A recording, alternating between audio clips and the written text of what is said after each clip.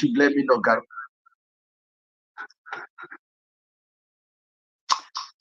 Can you guys hear me on YouTube? Hold on.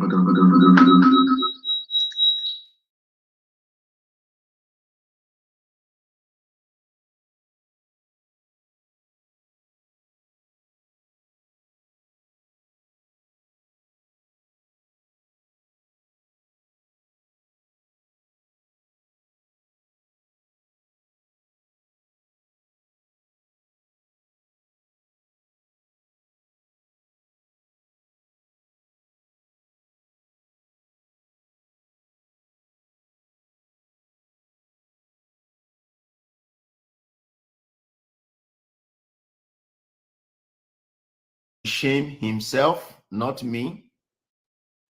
That being said, let us start with the facts. I have a guest that I hope to bring here. He will speak for himself, but we need to say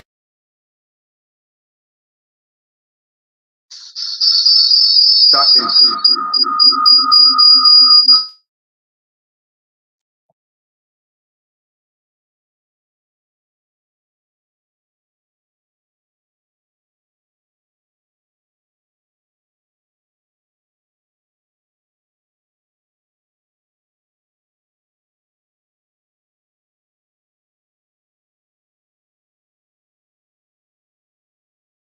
number 3.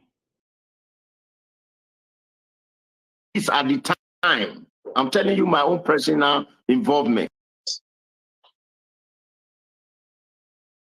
From the selling, eliminate blessing out of this now. From anywhere overseas. Pin fact number 2. This is very important. He's wifeless.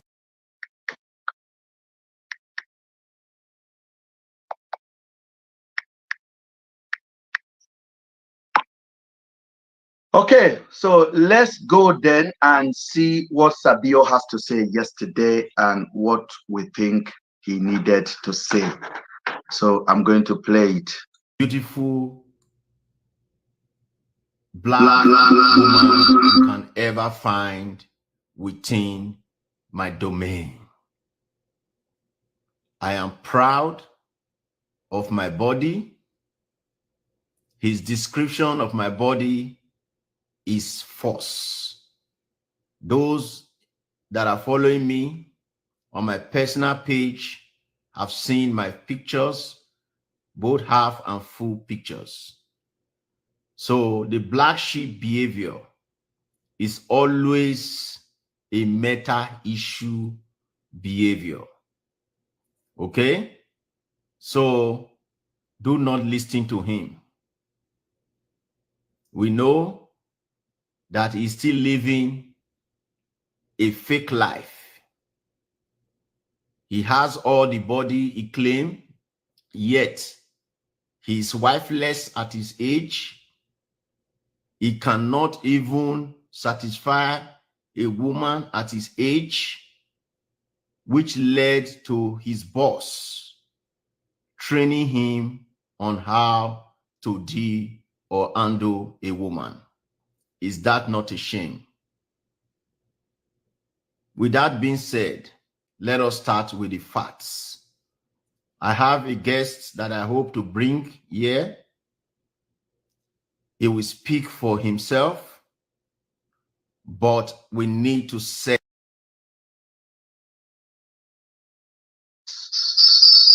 That is.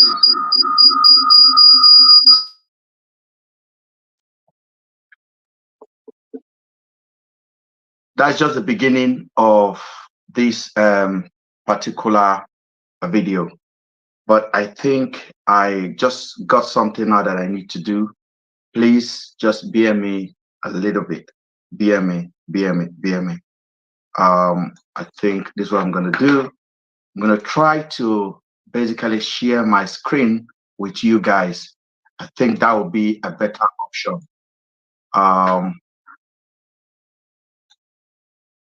That's what I'm going to do.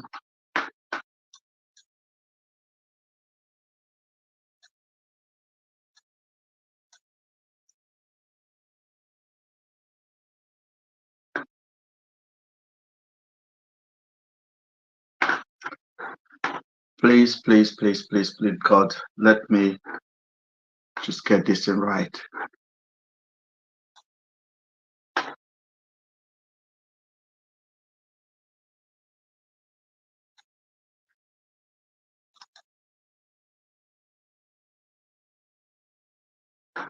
Okay.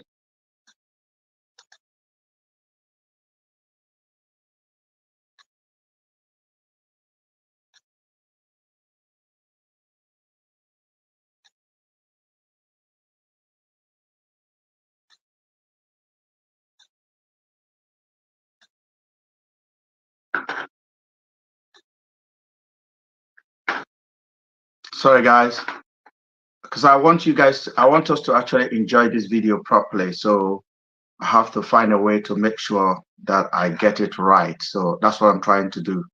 Make una no verse for me. As I say, recent.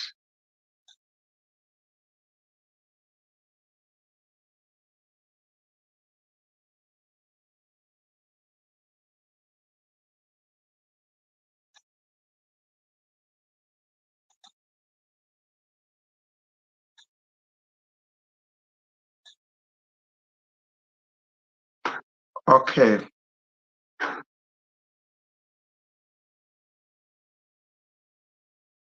Yes, you guys can hear me. This is lovely. So let me just.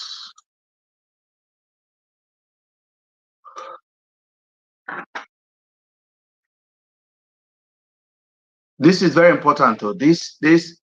Nothing can stop me showing this video today. This is what I'm going to show. The video is going to be out here.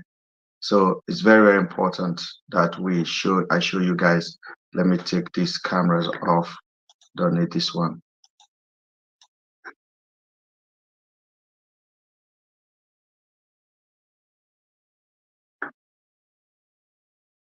All right, you guys can also. Okay, that's good. So I'm here.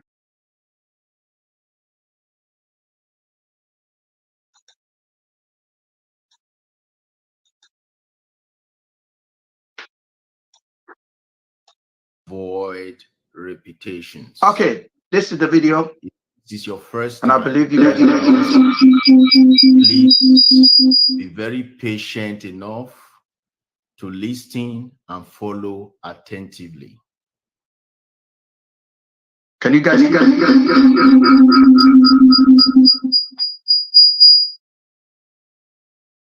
Can you hear me? Can you guys hear me? Yes, I've got the video and I've been able to share the screen with you guys. So I'm gonna try as much as possible to show to the TikTok people, or you guys can just hear the voice. But the people on YouTube are actually enjoying it. So what I'm going to do is I'm going to turn the TikTok people to also watch the video in a second. This is very, very important, guys. We have to watch this video with every attention on it.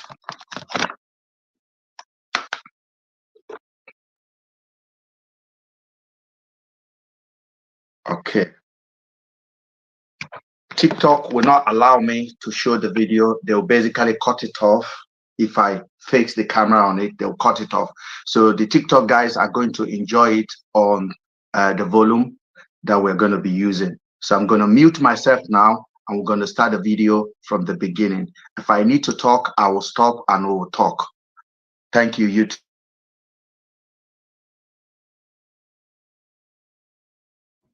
We have previous live sessions that we've had, and those who are my followers already know where we are today. With that being said, today's topic is very simple. Your good will not hurt you. Okay? Today's topic is your good.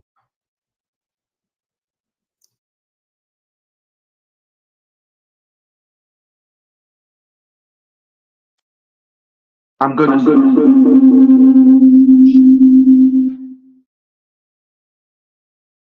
I'm going to skip it forward a little bit, so no worry about it. I'll skip it and then I will uh, come back again and play it if I need to. That is a clear indication of the kind of fellow we are dealing with.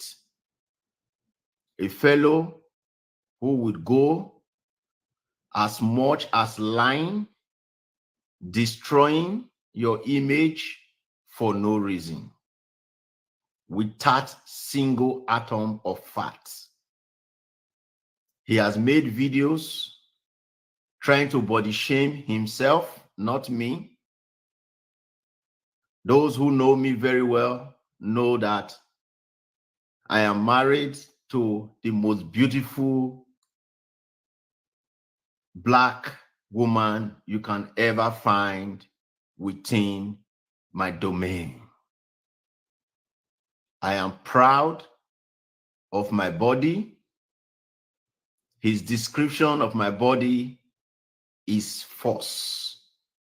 Those that are following me on my personal page have seen my pictures, both half and full pictures. So the black sheep behavior is always a meta issue behavior. Okay? So do not listen to him. We know that he's still living a fake life. He has all the body he claimed, yet he's wifeless at his age. He cannot even satisfy a woman at his age, which led to his boss training him on how to deal or handle a woman. Is that not a shame? With that being said, let us start with the facts. I have a guest that I hope to bring here. He will speak for himself, but we need to set the ball rolling. Here are the facts. Fact number one, writers in the house. Harrison was only invited into this case after Big Head Andrew had already done whatever he must have done to the girls. Okay? So any discussion regarding Harrison is an after event. Okay? That is fact number one. Fact number two. Harrison is not the party that invited the Black Egg police officers. I have heard his testimonies online where he clearly stated that he was invited into the case and he sent his boy first to go and do preliminary investigation. And that while his friend was doing the preliminary investigation, that was when he got to learn about the police letter that was purportedly sent. Please take note, guys, because he's talking about Mr. Harrison, how Harrison got into the case, according to him. Don't forget, we have heard from Harrison previously on multiple occasions how he got into the case, who invited him. So you have to put your mind backward when you are listening to this famous investigator.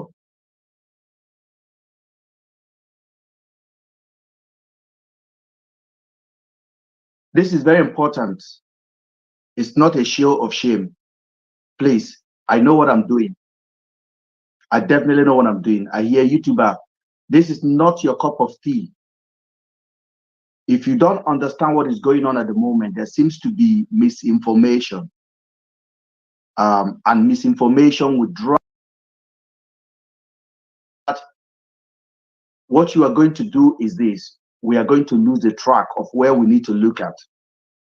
And I want you to listen very well. So if it's not your cup of tea, you can step out and then join us later when we are saying something that is your cup of tea. It's very, very important. I don't want to look at the comment, but I believe that we are working, we are doing things together.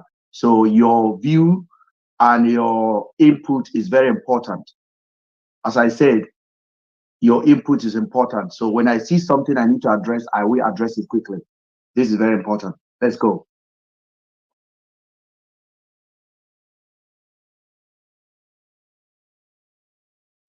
From Abuja. So therefore, Harrison was never a part and parcel of that team. Yes, Harrison did tell the officers that he knew. Thank you. Let me pin fact number 2. This is very important. You know, this is a learning place where you hear the facts and you learn. Fact number 2, Harrison is not the party that invited the bad egg police officers. Very good. Okay? So that is fact number 2. I want to make sure that is the right person I'm expecting that is sending us request. This is why I think it's important. He's saying now that Harrison is not the guy that invited the police. So what he's trying to do now, he's trying to separate Harrison from the officers that pick Andrew up. So that is a very important part of the conversation going forward. Because of what I said the other day, that is what they're addressing now. Okay? So I want you to pay attention. Put your eyes on the ball. You will see what I'm talking about. Just watch. Please, if that is true, go ahead and use your account. Okay? We don't want to bring anybody here except who we are expecting first. Okay? That is fact number 1 and number 2. Fact number 3. My dear fellow Nigerians, it is with sincere heart that I please appeal to you all not to listen to Ben Simon Itori or Toribuku, whatever his name is. Do not listen to him. Fact number 3, he is only fighting for his friend.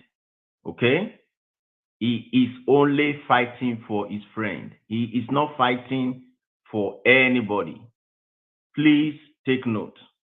He is not fighting for anybody. He's only fighting for his friend. The topic is very simple. Your good will not hurt you. Okay? Harrison's good will not hurt him. That is the title for today's live session. His good will not hurt him.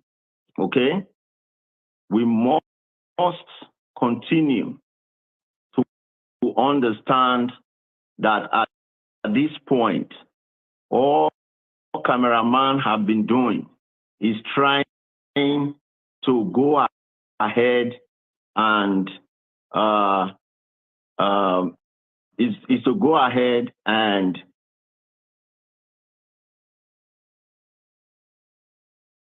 all he's doing is to go ahead and try to discredit Harrison. Why he's doing that, I don't know.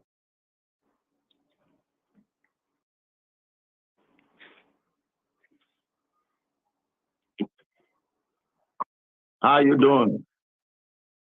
Yeah, fine. Yeah, very fine. Good evening. Thank you very much for taking out the time to join us. So I'm just going to take 3 minutes. I'm going to take 3 minutes to just tell you the facts that we know, and I want you to confirm if we are on the same page, because the first time I'm talking to you on the phone. So for the purpose of those who are just following, my name is Sabio, and I am part of the team that is working with Afiba's husband to see how we can locate Celine and Afiba. We know the following facts regarding Harrison. Fact number 1, Harrison was never informed about this case at the time Andrew did what he had to do to those girls. Fact number 2, Harrison was only invited to help in locating those girls. Fact number 3, Harrison is not the party that invited the police officers with that letter had claimed to be from the IG or Abuja. Fact number 4, Harrison, as usual, have worked in a lot of cases, and that made him to know a lot of police people. And once he got to understand that these officers were sent from Abuja, he told them, well, I know whoever is in Abuja, but that does not mean he was part of them. Fact number 5, Harrison was only trying to support and educate the masses during the course of this investigation, and somehow may have given some details based on what police told him, not his personal accord. So therefore,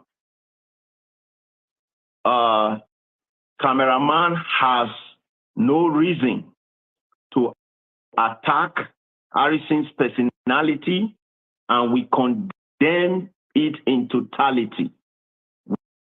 We do not support his approach because the same approach he has been using from day one. So without wasting more of your time, I want to first guide Harrison that this is just to set people in the right direction. We do not request you to give any details regarding police investigations, as we are not interested on that issue. Okay? Thank you, Harrison. Please go ahead and tell us something first, if there is anything you want to say before we ask any questions that we have. All right. Thank you, Sabio, for the awareness you are creating on this matter. In fact, I must appreciate it, because for me, I said I will not post about this case for now. Yes. Because I'm waiting for the police to drop their full details on their involvement with this Andrew of his stuff, what transpired with Andrew. I don't know Andrew from anywhere. I don't know Afiba. I don't know Celine. I don't know Blessing. I got a call, I think around 10th of May. Right? I think yes, around 10th of May, thereabout. That time, yeah. It's Celine in-law who lives abroad got me involved. Our sisters are missing. My sister is missing with her friend. Now listen. It is now Celine in-law that live abroad that contacted him. Previously, on more than 5 occasions, this guy told everyone it was Celine's sister that contacted him. We have the video. We have everything. Now, it is now Celine's brother or in-law that live overseas that contacted him. Just keep going.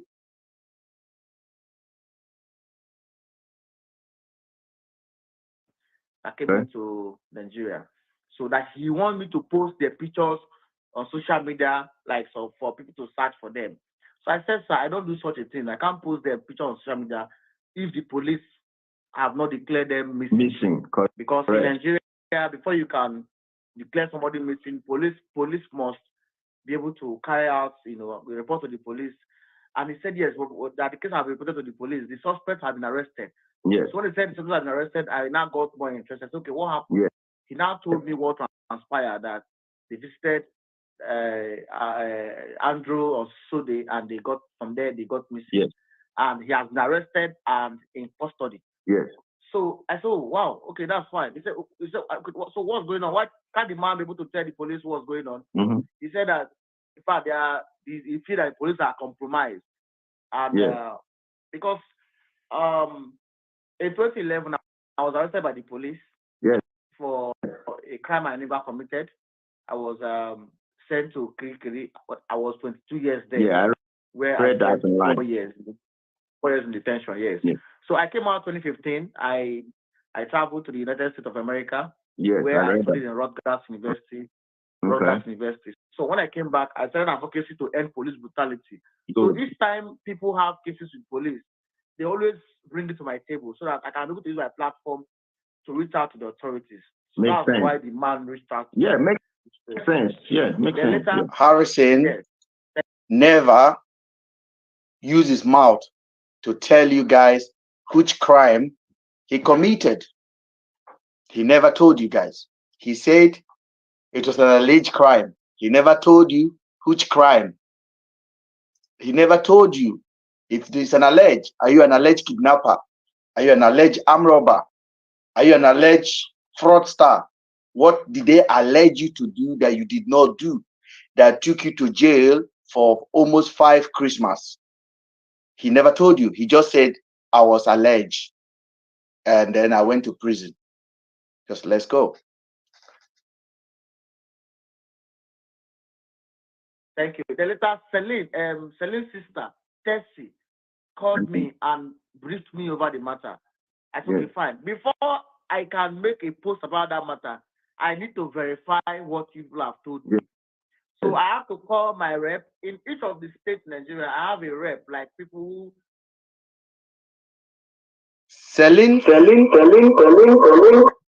Celine's sister called him to brief him.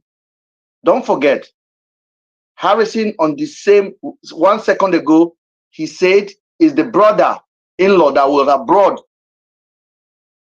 that reported this matter to him. He has never measured that man before. We've never heard that Celine brother-in-law from anywhere overseas involved Harrison. The reason why this is very important, you guys really need to understand. When you don't plan your lives, this is what happened. And if you're on TikTok and you have gift in your wallet, please give us gift and click likes as much as possible. That one is free of charge. Just drop a lot of likes because our enemy is doing overtime. The Bible said that it will be very, very easy for a needle to go through than for some people to go through heaven. The majority are not always the truthful one. We are few, but we are powerful. You need to understand. Whatever I do on this platform tomorrow is all over. I could be alone talking here tomorrow, all over social media. It's because people listen to us. Our platform is not big. The people that are listening to us, their platform are massive.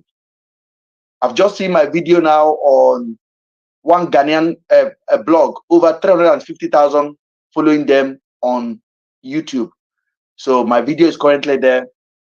So you have to understand, people want to hear directly from people that have fact, not fictions.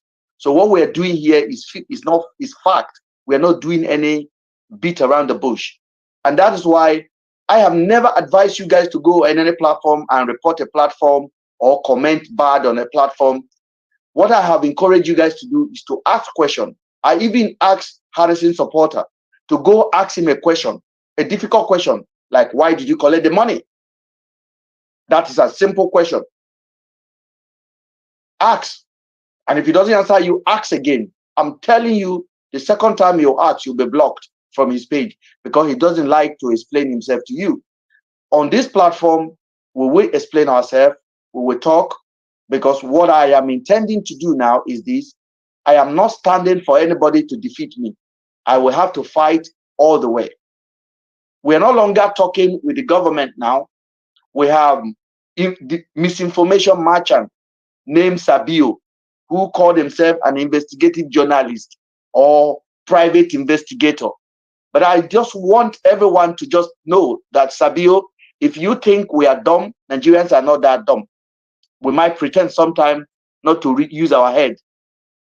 I want you to listen to yourself. Put your own broadcast on your own TV, on your own YouTube. Watch yourself.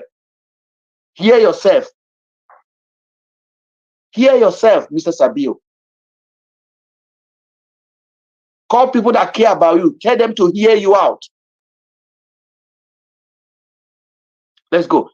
This is very important. I'm sorry, guys, that we are dwelling on this, but it's very important, because there's a lot of stuff that Harrison said on this interview that will shock you to your bone.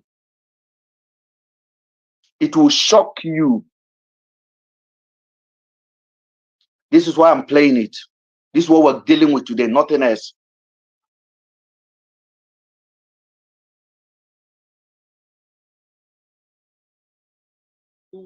Assist me for cases of child abuses and the rest of child abuses, sexual abuse, and police issues. So I have to send a member who is in the Abia State, Marvelous. So please go to the Umuahia kidnapping office to verify, to know, listen, they are saying what's going on.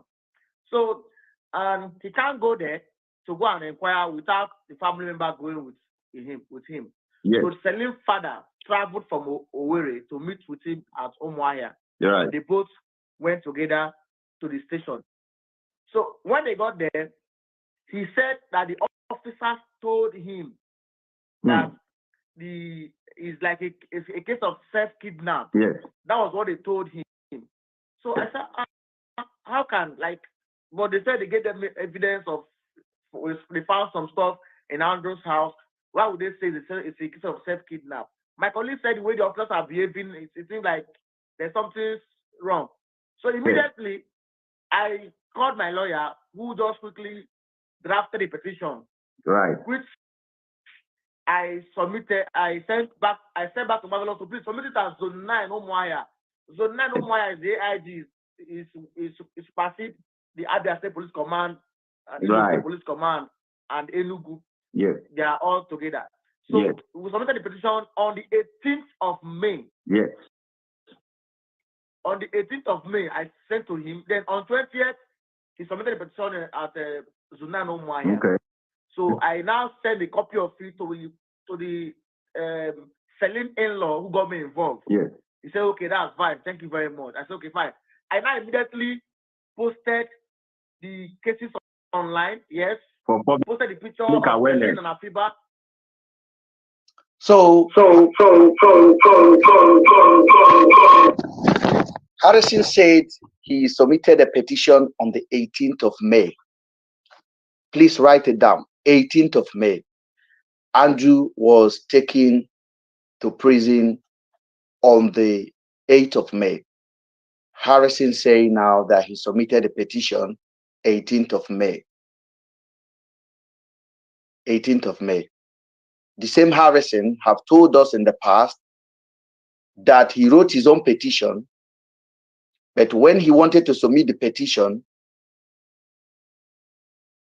Selim's sister now say she has submitted a petition. Selim's sister.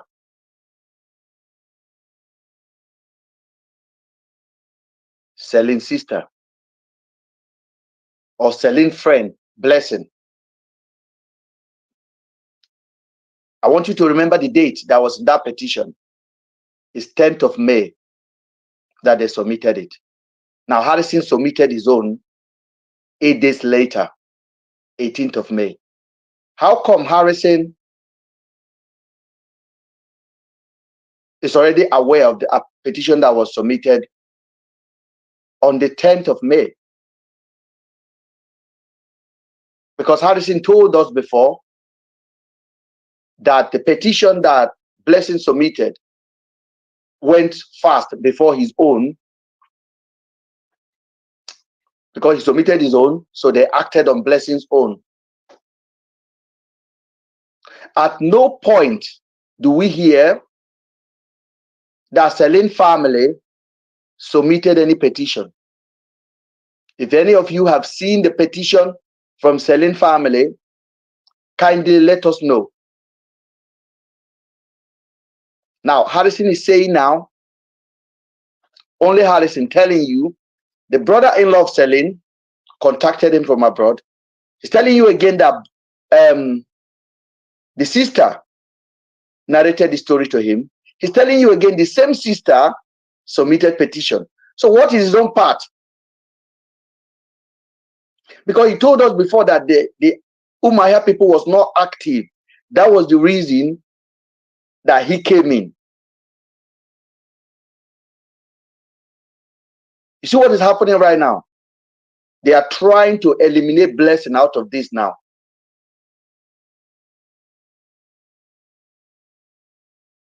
They are trying to take Blessing out of the conversation. But I do believe that if they really want somebody that can basically help them to spin story, Sabio is the wrong person. Sabio is just chasing cloud. Let's go. But that they are missing. Anybody with useful information to know anywhere they are should please reach out. That was what I did. Yes. On my Facebook and X. They later to Instagram, on Instagram. Yes. So from there the thing begins, a lot of calls were going on and rest of them. So on the 22nd, I got on the 20th, 21st, 20th and 21st, I got a call again from the Celine in-law and said that he doesn't know what's going on, that some team from Abuja. I don't know why you guys are telling me that I'm dragging Harrison. I am reliving what Harrison said. It's not dragging. You guys have told me that I am not helping in investigation, that I know where Celine and Afiba is. So I am telling you now what Harrison said from his own mouth. So don't come and attack me. Go ask Harrison why you have so many changes. Why? What is going on? Don't come and attack me. Okay? I don't want to block you. I want you to be part of the team or part of the conversation going forward, but you're not going to distract me. You are making comment on my page now.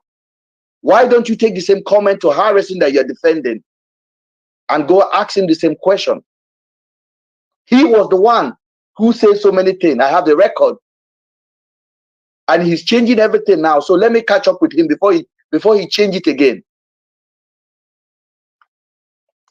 Abuja said they came to Umuahia to pick up the case file.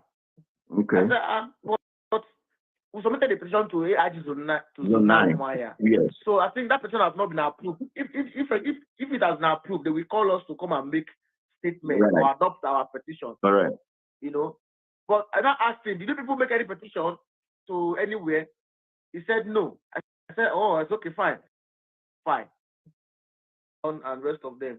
So on the 22nd, I got on the 20th, 21st, 20th and 21st, I got a call again from the Celine in-law and said that he doesn't know what's going on, that some team from Abuja said they came to Umuahia to pick up the case file.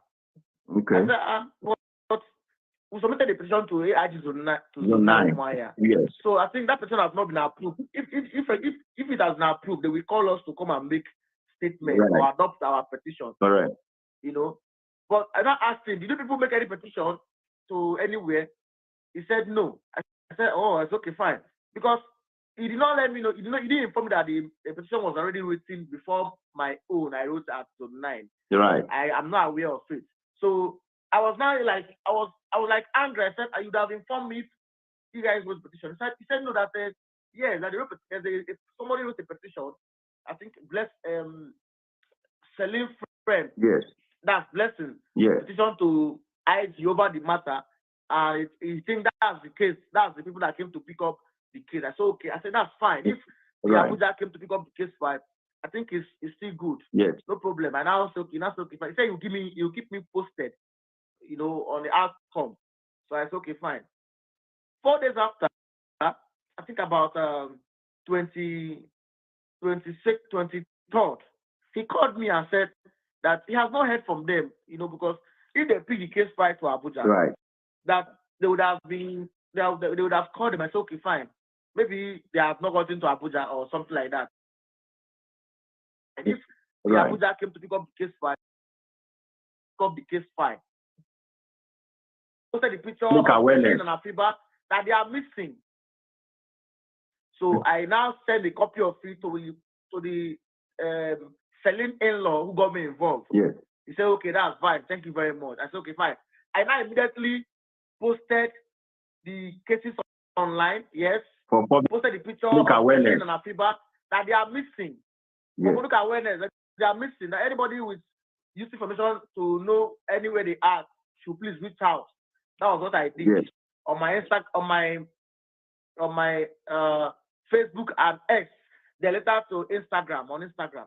Yes. So from there, the thing began, a lot of calls were going on and rest of them. So on the 22nd, I got on the 20th, 21st, 20th and 21st, I got a call again from. He submitted the petition on the 18th. On the 21st, 18, submitted petition on the 18th. Let's look at the 18th. Somebody check me 18. Which date was that? Which day was that of the week? Please, it's very important. Can somebody check the 18th of May that he submitted his petition? Which day was it? Was it Wednesday? Was it Thursday? Was it Friday? Was it weekend? Very important to know. This is called investigation. This is why I am the Washiwaju of this matter. They know.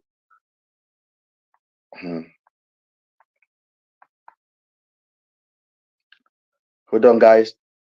Can somebody check for me? It was Saturday. So, I am coming. Let me confirm. So, are we agree it was Saturday? 18th was Saturday. 18th was Saturday. Okay, great. It was Saturday. Saturday, 18th of May.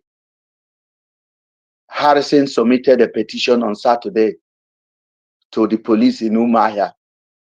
Harrison, we want you to post the petition, because once you submit a petition, they will stamp it for you. You have a copy. Post it. Who collected it from you on Saturday, on a weekend? Let's go. Very important, guys. This is right in the verse. From the Selene in-law and said that he doesn't know what's going on. That some team from Abuja said they came to Umuahia to pick up the case file. Okay. I said, but we submitted the petition to AIG to Umuahia. Yes. So I think that petition has not been approved. If it has been approved, they will call us to come and make statements or adopt our petition. Correct. But I now asked him, did you people make any petition to anywhere? He said no. I said, oh, it's okay, fine. Because he did not let me know, he didn't inform me that the petition was already written before my own. I wrote at zone 9. Right. I am not aware of it. So I was now like, I was like angry. I said, you would have informed me if you guys wrote a petition. He said no, that yes, that if somebody wrote a petition, I think Selene friend. Yes. That's blessing. Yes. Petition to IG over the matter. And you think that's the case. That's the people that came to pick up the case. I said, okay. I said, that's fine. If the Abuja came to pick up the case file, I think it's still good. Yes. No problem. And now, so if I say you keep me posted, on the outcome. So I said, okay, fine. 4 days after, I think about 26th, 23rd, he called me and said that he has not heard from them, because if they pick the case file to Abuja, Right. that they would have called him and said, okay, fine. Maybe they have not gotten to Abuja or something like that. He said,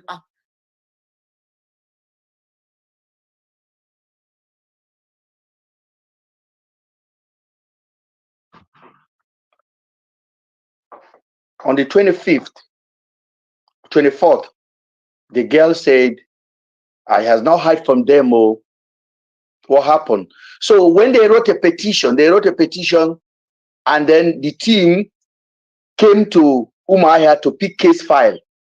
They pick a case file. They didn't pick Andrew. They only pick a case file. They did not pick Andrew. They did not pick the suspect. They only came to pick a case file. They picked just a case file. They did not collect Andrew. This we've never hear. So they wrote a petition and they came to just pick a case file. But I can authoritatively tell you now, there was nothing like this. There was nothing like this. It's zero. When those officers arrived in Umaya, they came with this letter that I've been showing to you guys. That was when Harrison now said, that's when they say, oh, Abuja have come to pick to remove Andrew. Then he was like, what happened? Is that my petition they acted on? The videos are there. The catalog of video, Harrison produced it. I documented it. Is there. I don't know whether he forget what he has said before. And that is why it's so difficult for them. You can't ask them a question. Because they can't repeat the same truth or the same lies.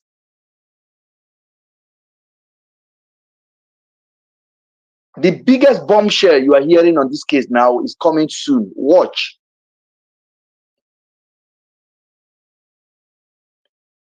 I don't understand why Nigerian police have allowed this case to be taken by Harrison, to be spoken about by Harrison. Somebody asked me, Ben, what about you, Ben? It was me that make this case to extended. So not what about me. I am the engineer that started the case. As far as you and Harrison is concerned, this was an extra job, unexpected, unbudgeted for, unplanned. According to the script they got, when they discover Andrew's body, the next move was to discover a human body, and they did. But they didn't know there was a third party listening to everything. Mr. Ben, the cameraman. Mr. Ben, the black sheep. I agree. Any name you called me now, I take it. But can we stop lying and ask where are the girls? If una don't pay them, make una give the body out. Because this lie is giving me headache. It's giving me headache.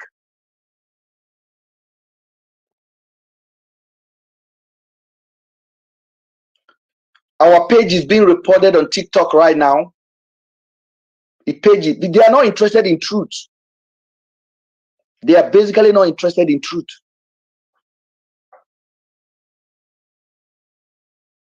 They are not interested in truth. They are not interested in fact. They want us to stop. They want to do automatic funeral for Celine and Afiba. They wanted them to accept a body that does not belong to them.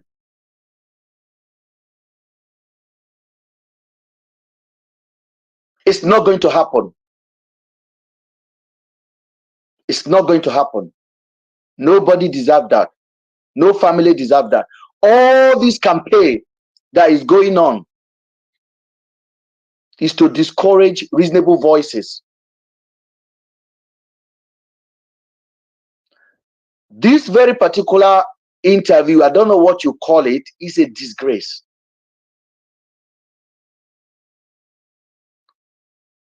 It's a disgrace. Let's go.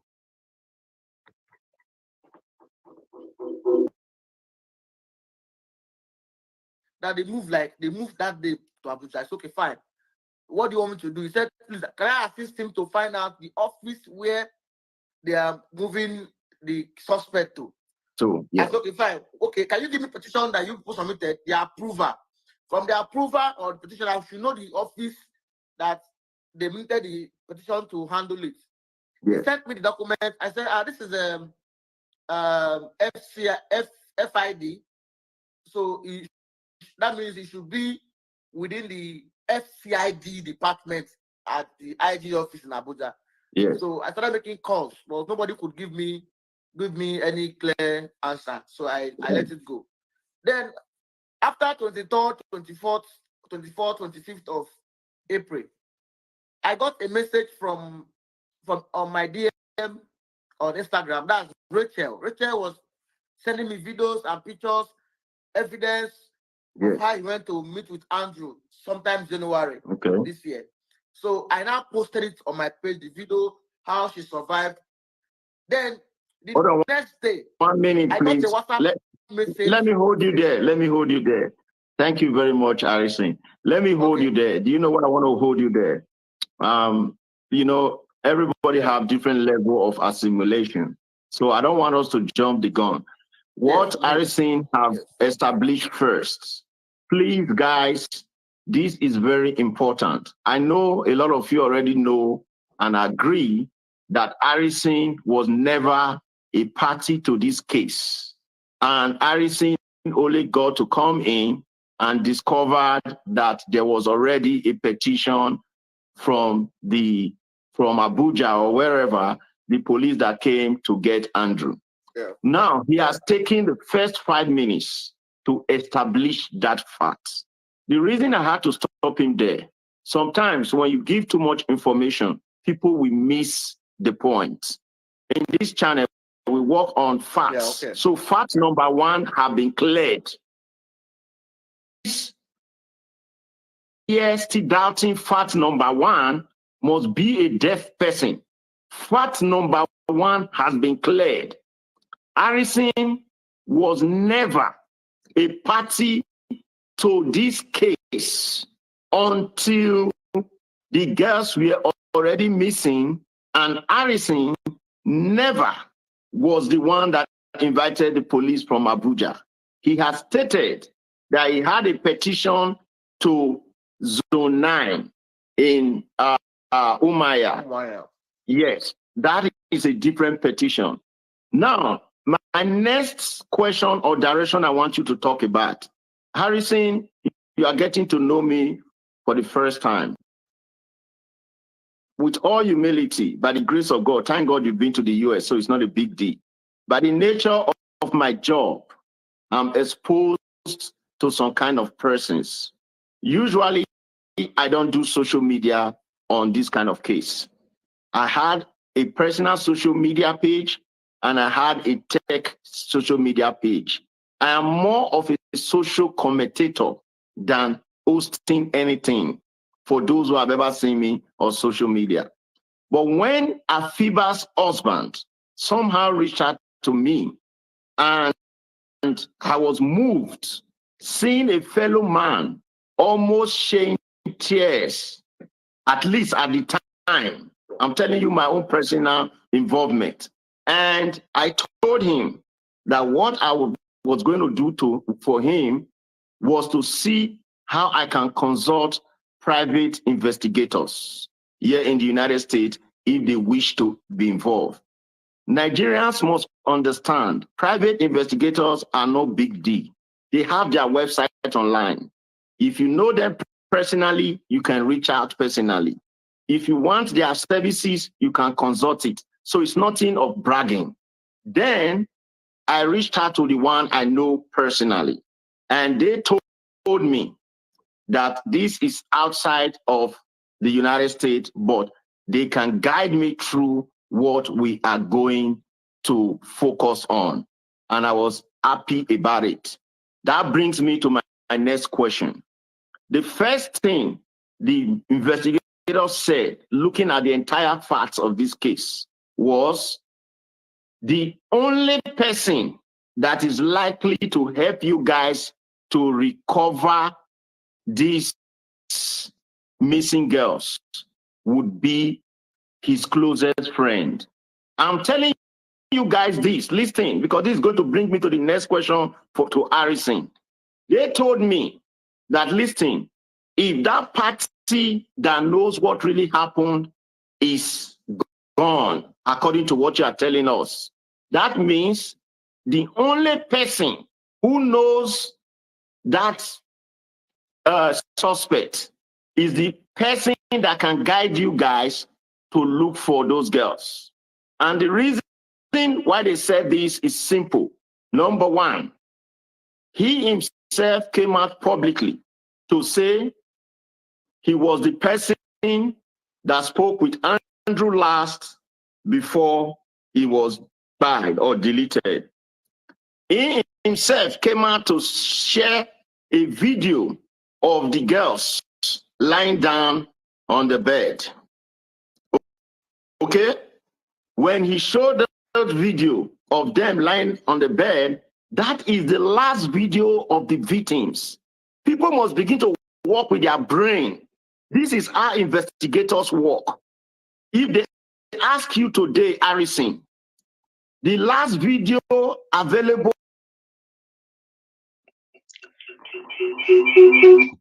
It is on a public knowledge that Afiba actually sent a video to Blessing. Where is that video? I got the video and I shared it. Where is the other video that Blessing received? You see, this is a case. This is how Nigerians spoil cases. They will bring misinformation. They will bring insult. They will bring name callings just for people to take their eyes off the message. This is what they're doing. And I'm basically seeing it happening live. And their main audience are Harrison followers, but it will soon expose because I got them like this, like this. They will lie. They'll keep on digging themselves. Even on this, you will see how much digging he did for himself. Just watch.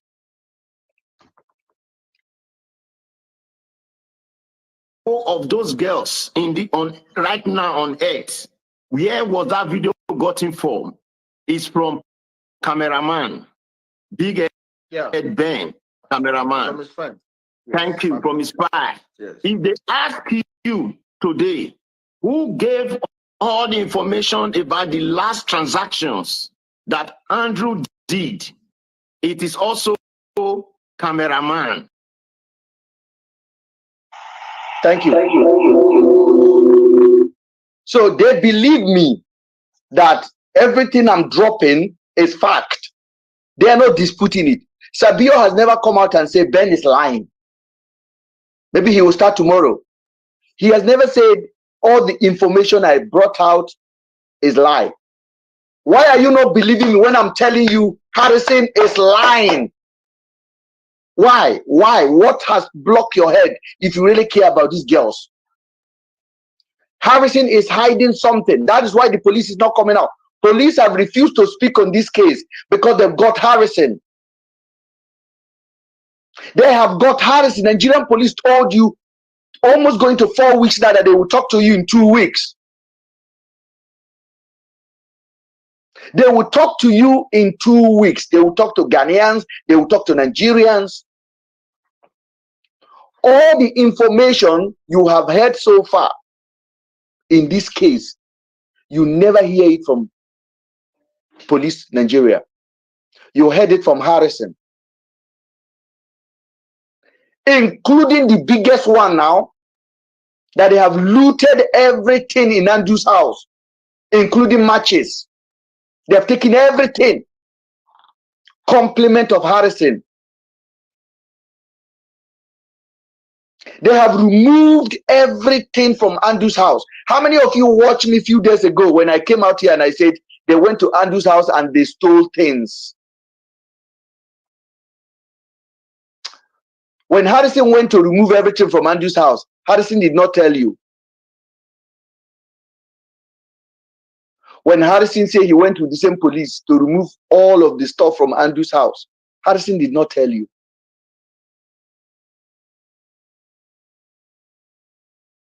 Harrison has been visiting Andrew's house like a family member. What more do you want? I was here, I was telling you, I said, Andrew have expensive stuff, hard currency. I was telling you that they stole things from the house. Now they are not just stealing things now, they have taken everything from the house.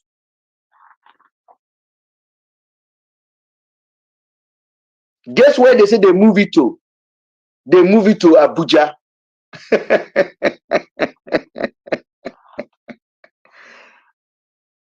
What concern Andrew content and property with investigating a crime? You guys are happy. You guys are happy. You guys think it's okay. Oh, Mr. Ben, forget about this matter. Go and rest. You guys are happy. That did not come from me. It came from Harrison on this interview, almost crying because I got them. Because if they are one step ahead, I'm 2-3 steps ahead of them. I told them 3 days ago that they have stolen things from Andrew's house. Louis Vuitton, things, shoes, money, properties that are worth money, designer stuff, belt that were 3,000 pounds.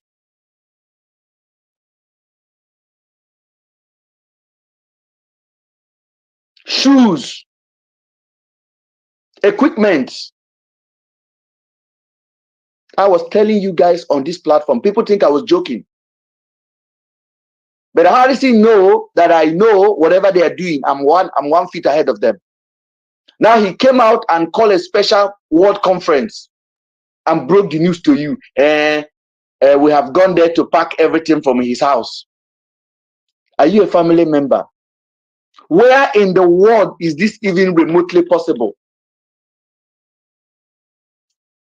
Where in the world is it possible? Now you go collect money where they give police. Now you go they recover body. Now you go they do autopsy. Now you they travel up and down, they identify body. Now you they speak for police. Only you. It is you now that now went to supervise the removal of Andrew's properties. But you have not gone to Blessing House to remove Celine and Afiba's property that is there. Their suitcase. You have gone. Andrew is a suspect. This is why you guys are angry when I tell you guys the fact. Andrew is just a suspect. A suspect in English is different from somebody that has been found guilty. He was on his way to face trial, but you guys never allow him to arrive. You guys took him out before he arrived there. Then you did not just take him out. After you took him out, you returned back to his house and loot his properties.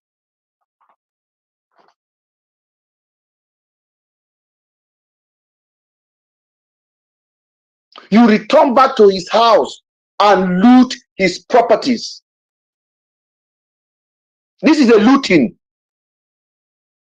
And that guy is supposed to be a human rights activist.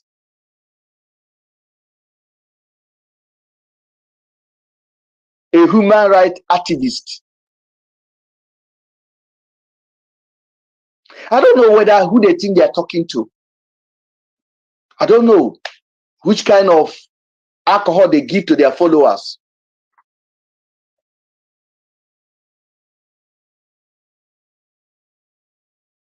I don't know. It's beyond my imagination.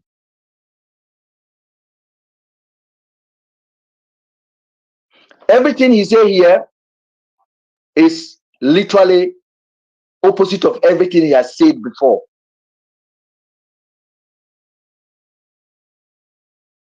This is why I've been under attack from them. That they are even willing to pay YouTubers to carry their false news. But I can manage them. Nobody should pity me.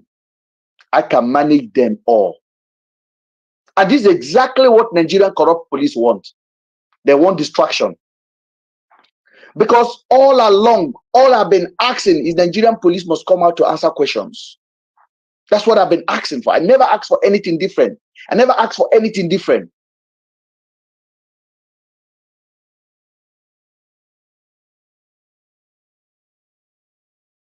They remove his properties.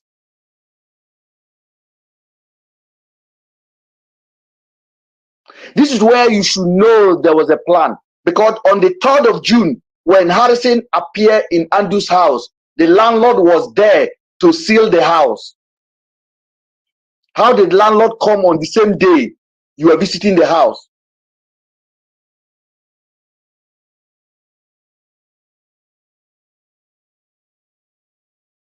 Now, are you beginning to see what I have been looking at?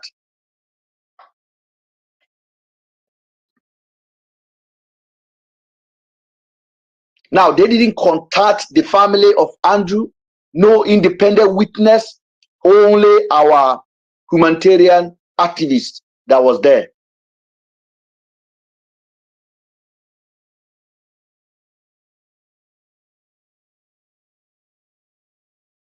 Did you know this information before? You didn't. So the reason why they called me cameraman is this. I'm ahead of them. And I basically wear that badge of cameraman as a badge of honor. I know what I'm driving at. If you guys can open your eye, you will see who knows who is hiding the truth about where Celine and Afiba is. You will see it. It's clear. You can see it, except you don't want to open your eye. And all of you guys, dumb people that are asking me, Ben, you know where they are. You are in Nigeria. You have the whole police department in the whole world. Go find it.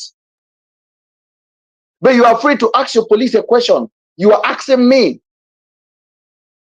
that is in the UK to come and tell you where Celine and Afiba is. You see how low you think of yourself.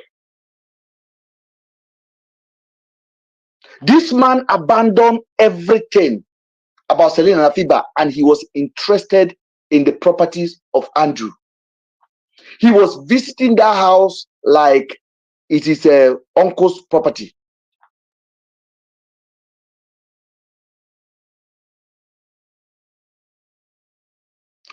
Harrison said he made a video of it. I'm going to play the video for you. I'm going to play the thing for you. Harrison said he made a video.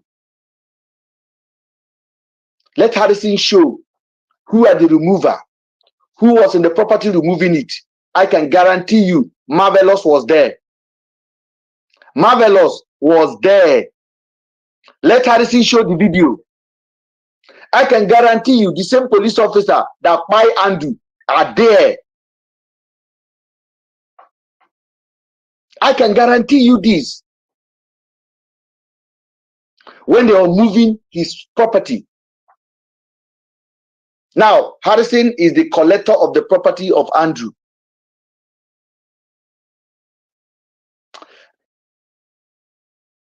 The police in Aba are not aware that Harrison came there to remove Andrew's property. They were not aware. And I don't think the IG of police will authorize such an operation. Who did? Have you ever heard in the world Andrew did not commit any financial fraud?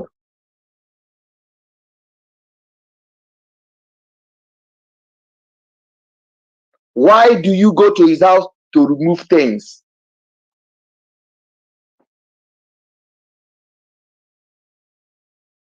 This is criminal enterprise aided by Nigerian police. And their biggest audience and the people that are clapping for them, go on, go on, go on, are Harrison follower on his Twitter page, on his Instagram page. They cannot ask common sense question like, oh, Oga, what concern you with somebody else's property? First of all, you go collect the money when he pay.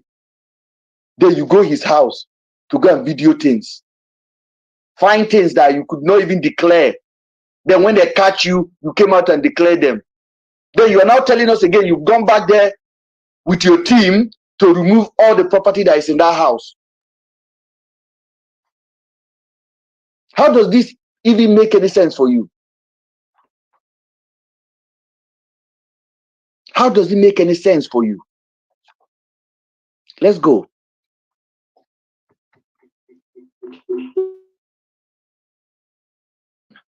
Right? Yes. If they ask you who was the last person that spoke with Andrew before he died, is also who?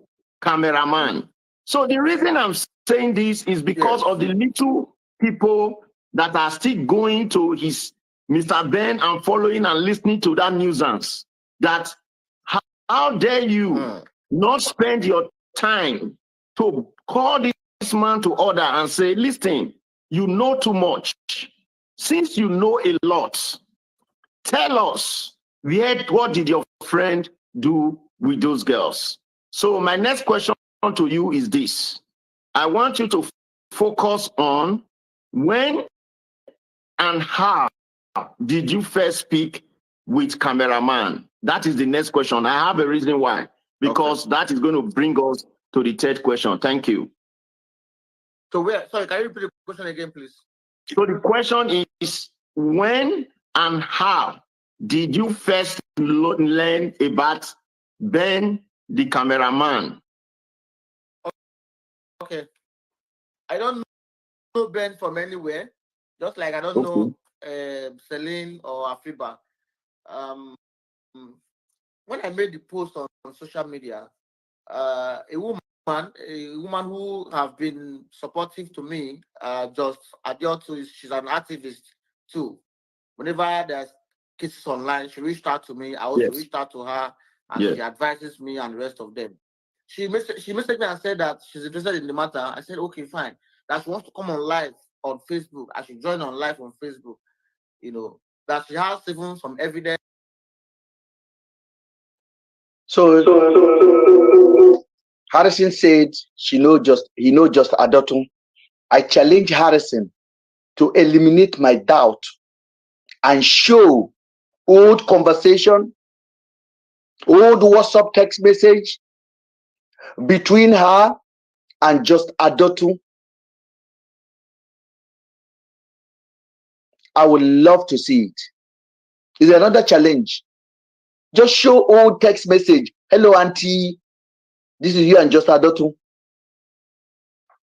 Or Instagram message between you and just Adotun. And don't try to go and do a Photoshop because I'll catch you. Show picture of you together doing charity work together. Because when I show the video of Harrison to just Adotun, the woman does not know who Harrison is. Yes, it was me that showed the video. That showed this guy page to her. Then let's leave that one. Fact is very important in this investigation. Fact are very important.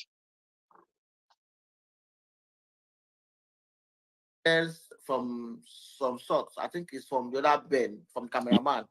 Yeah. So I now joined on Facebook Live with her on that day. Then he added the cameraman on live with us. So me, she, and the cameraman were on live. So the cameraman was now talking about how this Andrew has been sending him videos of these several women, you know. Whatever this guy is going to say here, It's been said already. So I'm going to skip it a little bit further so we can get to where we need to get to.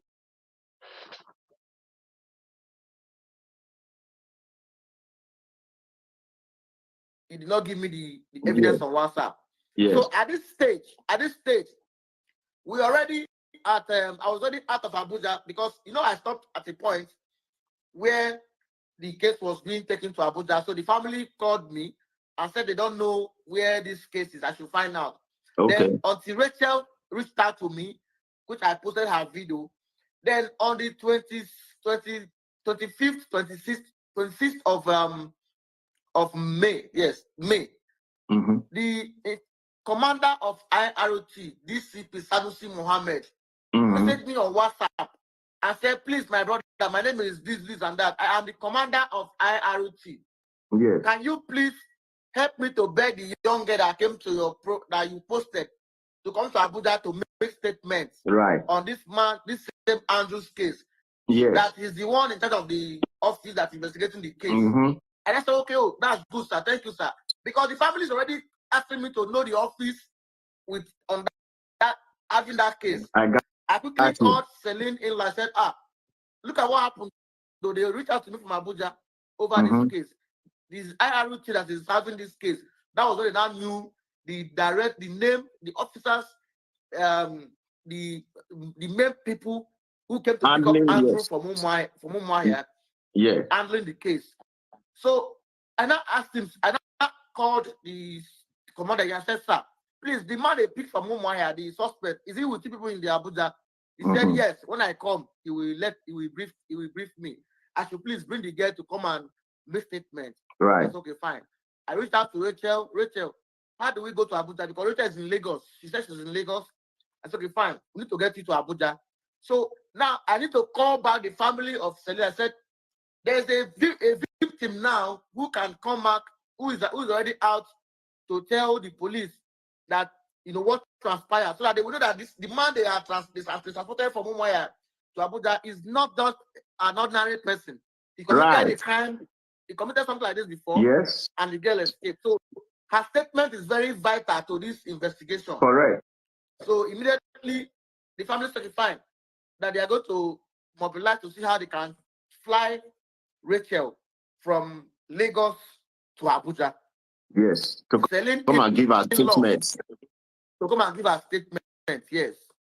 And we Celine flew in.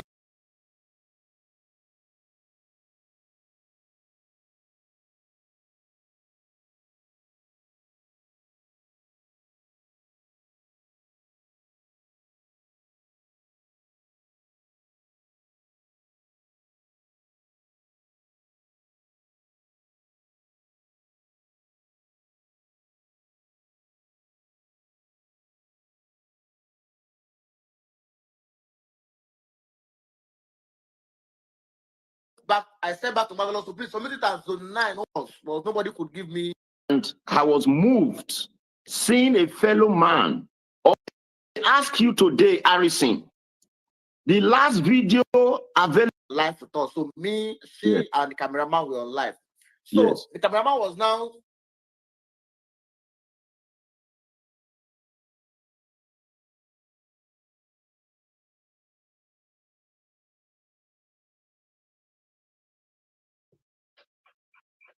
talking about this. Andrew has been sending him videos of this several women, several of Andrew's, women and rest of them. That he has the videos, this and that, and he said it on that first live video on Facebook. So I even kind of tackled him. I said, why will you be comfortable and this man send you such videos and you never reported him to the police? Yeah. That you said that this man is being wanted in the UK and you are communicating with him without even reporting to the UK. He said, who will I report to? Is it the same police in Nigeria I will report him to? That was his defense. That he was scared. Why will he report? I don't scared. And I asked him, okay, fine. Why are you coming out now to come and be saying all these things? Okay. Why are you coming out now to to attack this same man that you said you were scared of. He said because the man has died, reason why he's coming up. I said, oh, okay, that is, he said yes. I said fine. That was what our discussion. So at that first point, I tackled him. I said, I queried him. I said, this thing you've done is bad. So from that day one, I was being careful with him. Right. I didn't even know he was even more closer, more tight to this man at that point. Tight. That is his brother. That is his blood brother, not tight. Yes. Please, he's his blood brother. Yes. Blood brother. So I didn't know.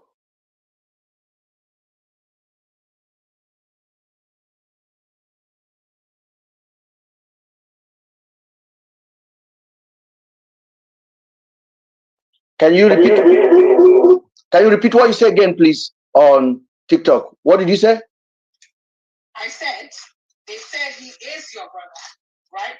Mm-hmm. And you have categorically said that he is your friend you've known for 11 years. Mm-hmm. I would want you to clarify the fact that they said he is your brother. Nice. It's not necessary. This is the dumbest people. I know the question. No, I got your point. Let them be. They are there to distract. These are the dumbest people that followed him, so they know what to tell them.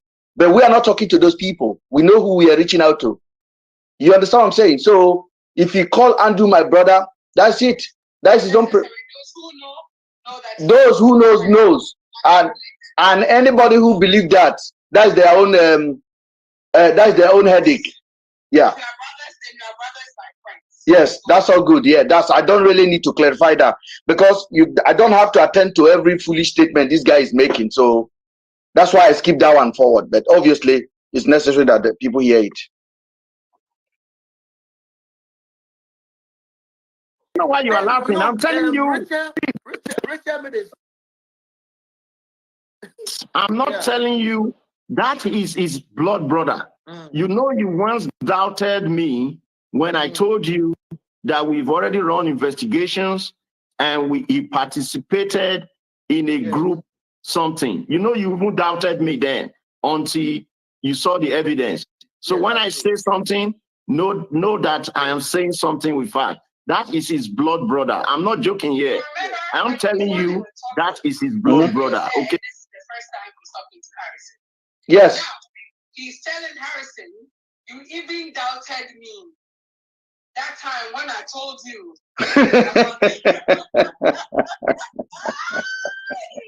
No, you see, when we started this, I want you guys to take your pen and paper.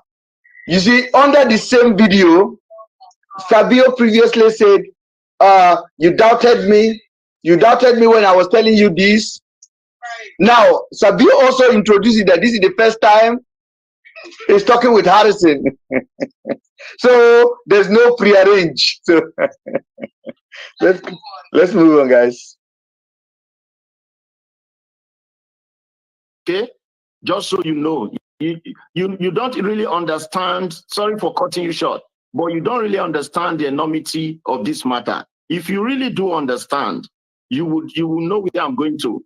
Let me tell you something. Cameraman has taken a oath and has vowed to fight you. I'm telling you this. Yeah. Just know this today and have peace. Not like he can do you anything, but I'm telling you, he has made a vow to fight you because he is not interested in selling an afiba. He's interested on who deleted his blood brother. So just know that this is not like. So when you are referring to him, don't just. I just want you to really get the position, because if you understand what is before you, you will understand how to tackle it. You might not have gone to see all his videos. In case you are not aware, he has presented your records as far back as from when your mother gave birth to you. I'm not joking. Am I saying the records are correct? I'm not saying they are. So please, when you are referring to him, this is a serious matter on his side. I know he can't do you nothing, don't get me wrong. But I'm telling you what he has vowed to. to do. And the members of the Black Sheep movement, they are seriously supporting him. I'm telling you, we are already discovering that there are 3 of them right here in the United States. You hear that? And this is no joke. This is very ridiculous. So the members of Black Sheep movement are supporting him. This is very, very ridiculous. Like, it's actually very sad, you know, because the 2 girls are missing. But hearing these kind of things is like, it's just, I'm actually. No. Let's go, because I want you guys to. No, you haven't had the rubbish show. Just keep waiting, because I keep on telling you that people that are following Harrison, they are all the same people that are following Sabio. People want the video to continue to the end. They don't want no interaction. So I'll keep. No, tell them they cannot tell me what to do. If you don't want interaction, go to your Harrison and go and watch it. Go to Sabio. Don't come here and tell me how to run my show. I don't need you here. Let's go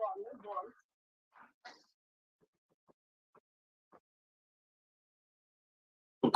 So they are vowed and they are trying to put their resources together. So you can write on, but I just wanted to make sure that you tackle things when I asked how you knew him, because I want to establish that fact that you had nothing personal against him, if that makes sense. No. So please go ahead, please. Yes.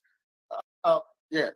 So the first encounter was with Jos Adio. So the way and I tackled him over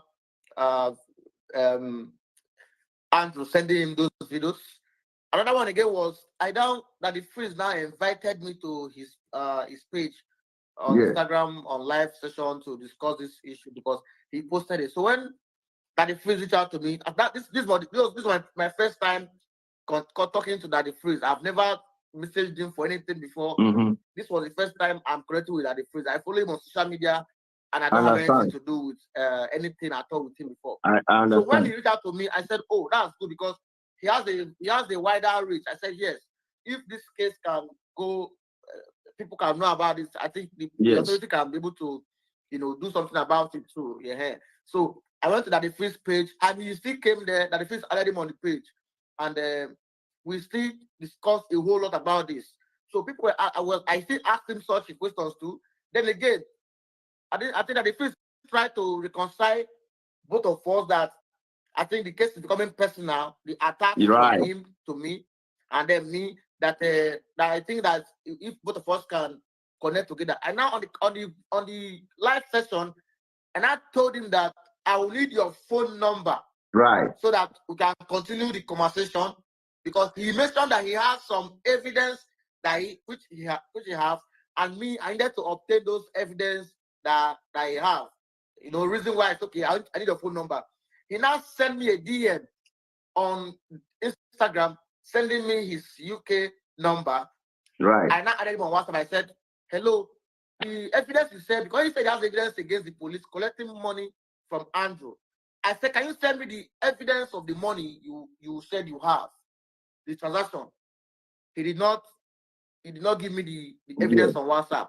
So at this stage, we already I was already out of Abuja, because I stopped at a point where the case was being taken to Abuja. So the family called me and said they don't know where this case is. I should find out.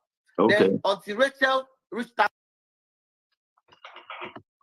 So all along, Harrison just made it clear here, which I've already know, that the evidence I say I have, he need them. Because every time I send him something, he quickly will call the police and tell them. He will tell them. At one point, I sent him something, and the police called me like 4 times in one day. 4 times in one day. 4 times. But I'm smarter. I am not a fool. I'm not dummy. The police will call me. Their Oga Patapata will call me. And they are not calling me to challenge me for the fact I have. they are calling to litigate why I must reduce the damage. But when I pass it anything to Harrison, Harrison take it to them. But sometimes I will intentionally pass things to Harrison, and I'll be waiting. And the next thing you see, my phone will ring. Guess, Popo they call. They are begging. I said no. I said, Una must talk where those girls are. Because if you guys lie like this, then those girls may be somewhere. What about if we accept the lies and Andrew indeed did not pay these girls? Whoever wanted this girl, anyhow, anyway, we go and use them for whatever they use them for, and they will just give body away. First of all, you lie for the body, you lie for the joining, you lie for the money collected, you lie. It cannot make sense. It cannot make any sense. What about if the girl, they are somewhere? Because Andrew told me that the girls left his house. Andrew told me they left his house. The police told Andrew this is a self-kidnap situation. Harrison confirmed it. That's what they told them. Now, if the police told Andrew it's a self-kidnap, and Andrew told me he says this is it, the girls left, it's a self-kidnap, that's what the police said, and then you now pick Andrew up, go to his house, eat something at his home, help him load, begin to drive, give him his phone, carry his GUN and put it in the car, sleeping in a hotel along the roads, eating food together, drinking together. Are you thinking about self-kidnap now? Like, it's like the police know what they know, that these guys are not missing. Because there's no priority, there's no urgency in the case. There's no priority, there's no urgency in the case. If your daughter is missing and you're going on a date with your boyfriend, then your daughter is not missing. It's probably with your grandmother or with your sister or with the stepfather somewhere. It cannot be. Even if you tell somebody my daughter is missing, but I'm quickly going to watch movie, people will look at you like, what are you talking about?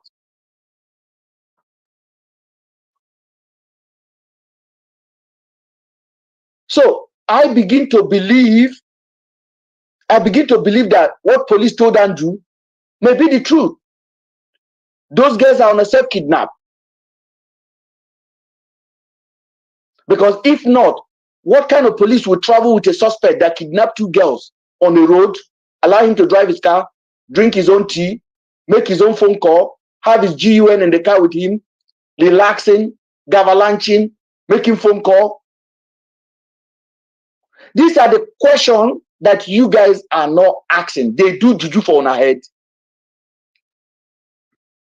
Somebody carry juju put for on our head. Tomorrow we're going to blame Tinubu. We're going to blame leaders. We're going to say things are expensive. Oh, this Nigeria, our leaders are bad. You are bad. You are wicked than our leaders. See story. How you go believe this kind of story? So now, if you are the one they told this girl was a self-kidnap and you are monitoring the story, and then they pick Andrew up, instead of flying Andrew straight to Abuja, slap him, put him in a prison, begin to ask serious questions, begin to check phone record, who did this man call, where did he go in the middle of the night, what was his joining, where are those girls, what time their phone, or begin to connect everything together. Like put in all the seriousness. You will say, okay, the man did it. But if the police take the man and begin to do a tour, watching museum and watching movie, enjoying a nice car, they're driving, they're sleeping along the road, they're toasting their girlfriend, how would you feel?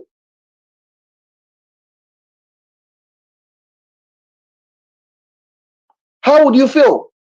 And there's a concrete evidence to hold Andrew down indefinitely. There's a connection because money left Celine account that went to Andrew's account. That's enough connection to hold Andrew down and give him a full suspect treatment. But you did not do it. You keep him in a bus, in his own car, and driving and sleeping along the road. If I come to tell you the story, you'll be like, they're joking, they're just playing. That's what you think. So I don't understand what is so difficult for you guys to understand. And some of you guys are asking me, oh, Mr. Ben, you know Andrew for so long. Why didn't you report? The police have him for 2 weeks. And Mr. Ben, let me make some clarification. Yeah, go ahead. In Savio's video, he said when he contacted private investigators here in the United States to help him with investigation, they told him that it is not within their jurisdiction. So they can't help him to investigate this case. Which should tell you that the people that were asking you to go and report to the UK police, it doesn't work like that. Let's use their example to match up what we are talking about. Thank you. Jurisdiction does not allow that to happen. They know.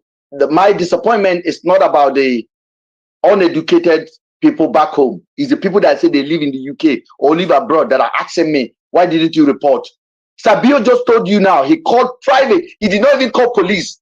Private investigator can even travel abroad to do something. They say they are not doing it. It's outside their United States jurisdiction.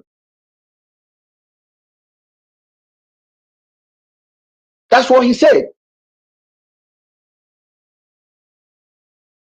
So the people that are oblivious to the fact that we are presenting are so angry because they don't have any fact to counter what we are offering.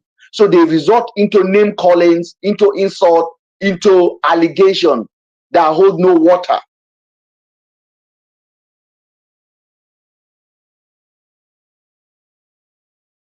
Whether you like it or not, Andrew was not convicted. Our constitution, what governs us, is not your moral mind. It's not your Bible. It's not your Quran. It's not what you think that will take you to heaven or what you think is right. There's a law on the ground that said you are innocent until you are proven guilty. There's a law. There's a law. You are innocent until you are proven guilty. In the court of jurisdiction, in a competent court of law.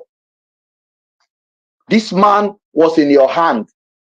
The two girls were still missing. We don't know where they are. The only man which these girls accused of taking them is in your custody for 2 weeks.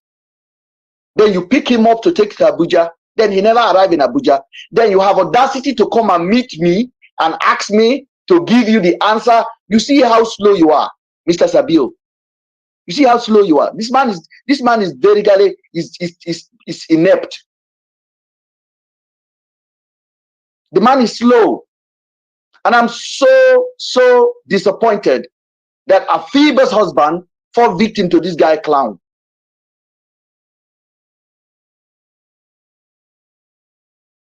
This is Afiba's husband is a victim of this man now. Misinformation. What sense does he make? What sense does it make to Mr. Tony not to see this man for who he is? Oh, Mr. Ben know where these girls are. Mr. Ben should tell us. Look at clownish statements. Diverting attention from every failure that they are contributing.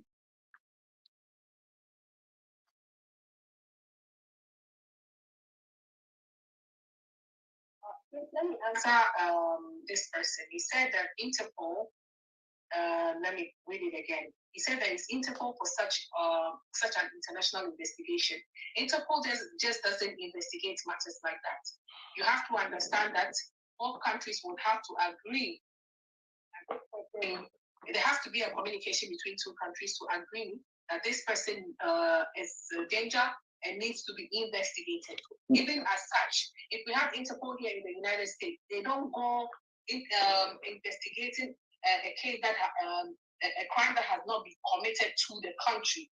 They are representing America, they are not representing Nigeria. So if a crime is happening in Nigeria, Interpol will not be interested in going, Interpol in America will not be interested in going there to investigate. These are local crime. Hold on, please, my sister. Let me just explain to that person, because I believe if I begin to talk now, they will say I was insulting person. On the same interview, Harrison said here that Port Harcourt said they are not to investigate a case in Abia State.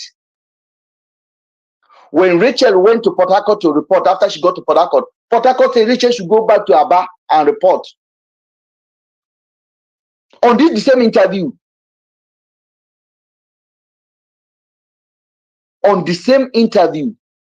some of you guys, I think you guys don't really want these guests to be back, or you don't want justice for them. You are just sold out like FC, a hero worshipper, because it's so glaring. The facts are there. You think if these people have facts, they wouldn't have defeated me since last 3 weeks. Do you know how much attack has been to? They are still struggling.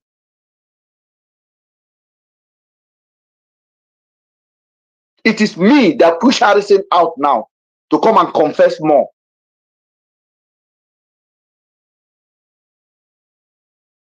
Harrison is as a man.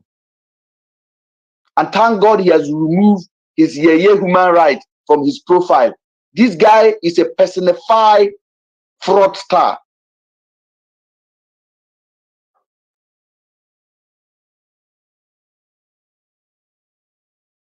How do you justify what you are hearing from here if there's any iota of a common sense in you as a human being? You just put one or two together and said, why is this? Why is the story going like this? It doesn't make any sense. You cannot even connect me with a crime with a tiny finger. The only way you do that is social media, comment section. That's it. Legally, you cannot. But legally, police in Nigeria have Andrew on their hand. There's a money tray.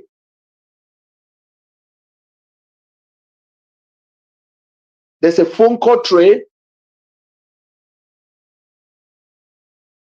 Up to now, the police in Nigeria did not arrest anybody else. No driver, nobody arrested. And you are there on social media looking for me. You see something no day for your head does cosco. You see your head does cosco. You they look for me. Go submit yourself and come to Nigeria and answer question.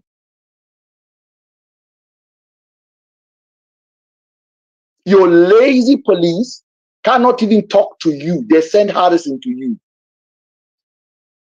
They cannot even bring the phone call connection. You can do tracking of 6 months.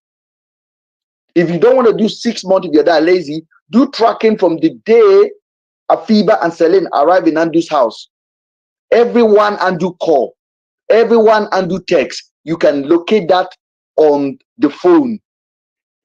You can connect all the call data out. You can talk to WhatsApp and they will release all the data for you, including the deleted one. You can arrest everyone Andu connected to. Driver, cook, delivery, taxi, anybody that Andu make a phone call to, anybody that Celine and Afiba make a phone call to, within that time, You can track Andrew's movement from his house 24 hours, 1 week, 2 weeks, where he goes, the location of his cell phone points. You can track it. Why do I have to teach Nigerian police what to do? They are so failed. They have to go and look for the most dumbest person in the world to be their spokesperson. That's why they tell him bullshit story. They've just told him not to come and tell Nigerians they have removed Andrew's property. And he came again to announce it to Nigerians. I don't know why you cannot basically phantom your knowledge around it and say, hold on, what is really going on here? And the worst thing is this, is Sabio that live in the United States of America, as he said. What lesson is it connecting from US to this case that you can see? If Sabio call himself an investigator, I know he's here with his fake account. Sabio can actually call Nigerian police, arrest everyone Andrew called. Let's trace the call recording of Andrew. Sabio just said in the video that we should forget about the police. No, I'm coming to that. I'm coming to that. I'm coming to that. Yeah, I'm actually coming to that.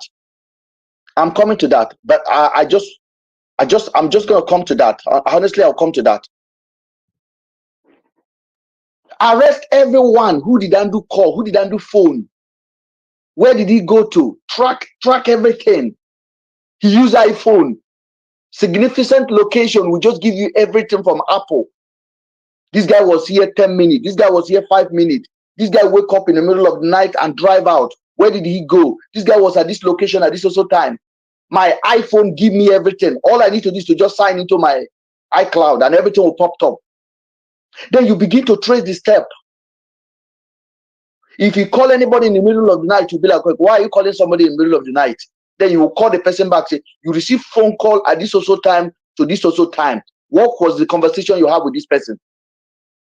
And then you can also track the person's phone. If the person moved from his own location to connect with Andrew, the cell phone point will be showing you when the person moves, when the person connect. You'll be looking at everything in real time. The technology is there. You don't need anything to find it. But you guys leave all of those things. You guys are asking Mr. Ben, come and give us where the girls are. You know, say you don't know, get ahead. That's why they tell you, some of on way they follow this guy, they don't donate on head. That's why he come with the story. But unfortunately, the internet is such an age whereby you don't have a group of people to share story with. We will hear it. And those of us that have critical mind will analyze it and will come up with a final answer. So some of you guys that are still debating, you're going to hear more revelation on this interview. You got nothing on me. Stop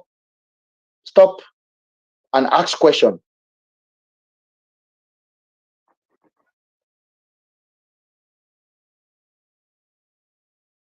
To me, which I posted her video. Then on the 25th, 26th of May, yes, May, the commander of IROT, DCP Sanusi Mohammed, messaged me on WhatsApp and said, please, my brother, my name is this, and that. I am the commander of IROT. Yes. Can you please help me to beg the young girl that came to your that you posted to come to Abuja to make statements on this man, this same Andrew's case? Yes. That he's the one in charge of the office that's investigating the case. And I said, okay, oh, that's good, sir. Thank you, sir. Because the family is already asking me to know the office with on that having that case. I quickly called Celine in and said, look at what happened. So they reached out to me from Abuja over this case. This IROT that is having this case. That was when they now knew the name, the officers, the main people who came to pick up Andrew from Umuahia, handling the case. So I now asked him, I now called the commander and said, sir, please, the man they picked from Umuahia, the suspect, is he with two people in the Abuja? He said yes. When I come, he will brief me. I should please bring the girl to come and make statement. Right. That's okay, fine. I reached out to Rachel. Rachel, how do we go to Abuja? Because Rachel is in Lagos. She said she's in Lagos. I said, okay, fine. We need to get you to Abuja. So now I need to call back the family of Celia. I said, there's a victim now who can come back, who is already out to tell the police that, you know, what transpired, so that they will know that the man they are transported from Umuahia to Abuja is not just an ordinary person. He committed a crime. He committed something like this before. Yes. And the girl escaped. So her statement is very vital to this investigation. Correct.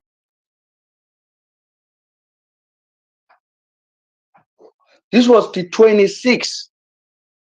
They left Umuahia. They left Aba on the 23rd. This was the 26th. Harrison is claiming that he's not aware. But Harrison is telling you now that he's telling them that the man they are transporting, so transporting means they're still on the way. But the same Harrison told you he was not aware of the movement. But he's telling you now that when they called him, when the man called him, Sanusi called him, Sanusi did not inform him. He says Sanusi is Oga in Abuja. Sanusi did not inform him about Andrew. Does Sanusi just say, oh, we saw a girl on your show. Could you bring the girl to come and do interview with us? Then he now called Rachel and told Rachel, oh,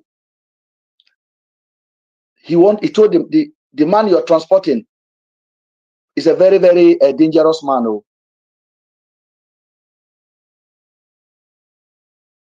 I want you to listen. Listen again. Clue is here, and I'll tell you why. Listen.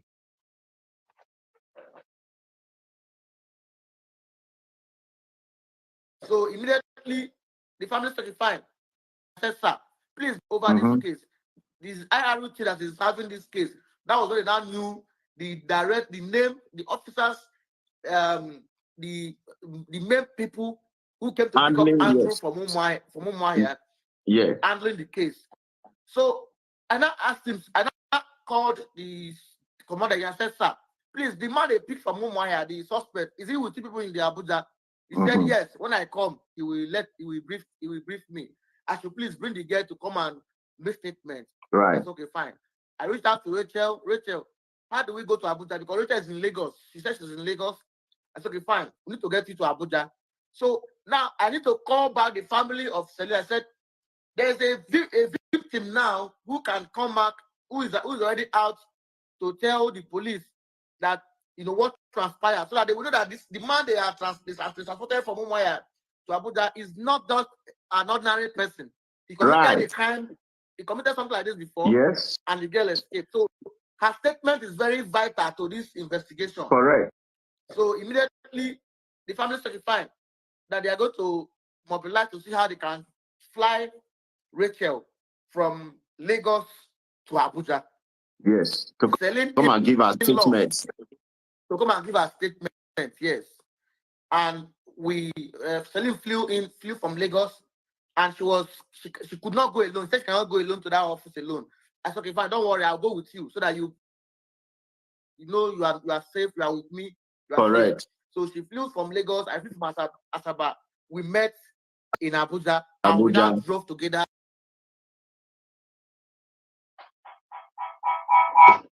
So Harrison told us previously that he flew Rachel. He told us previously. Harrison never told us he collected money from both family, Afiba's family and Celine family. He never told you that. Now he said here, because Afiba's brother came on my show and talked about how they paid for Rachel to come. Now, Harrison has to come and start confessing now. Follow the money. Follow the money. Open your eye. Follow the money.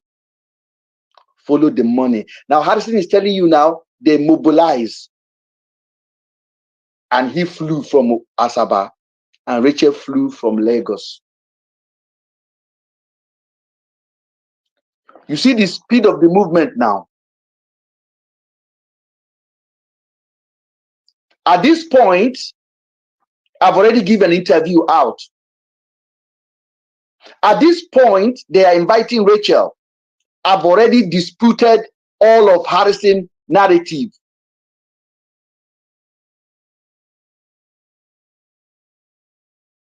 Listen.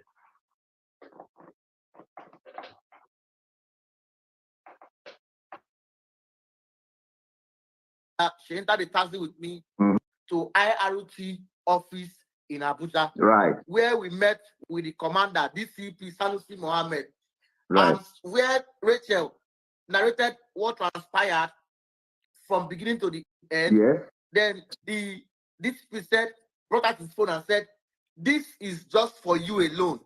He showed me the video of Andrew, already lying down in the car. Right. He showed me the pictures of him and said, "This is for your viewing only." Rachel was in that office. Rachel heard when he said that, but he did not show Rachel the video. The video, yes. Yes, he now begged Rachel to please to make statements for them that if she's scared at all that this man is not coming again to maybe do anything to her in the hair, anything at all, that the man has already by and rest of them. That was what transpired in that office. So while I was there, the Afiba's relative from Ghana came in. They came into Abuja, so they were calling me to that they want to come and know the officer. Yeah, this is the case. This is the officer handling the case. I think there are about 2 brothers that came in from Ghana. So I then told them to come to the IRT office and wait for them. So Rachel left to the office where she made her statement. While I went outside to meet with the Ghanaian brothers, Afiba's relative, who came in. So they came in there with blessing. They came in there with blessing at the IRT office. At that point, I don't know who Blessing is. I understand. I don't know her before. Yes. You know? Yeah, they came in with her. Then she left. She dropped them at the office. Then she left. So I discussed with the Ghanaian brother and I told them, okay, see, this case is here now. And I think you need to go meet with your with your consulate.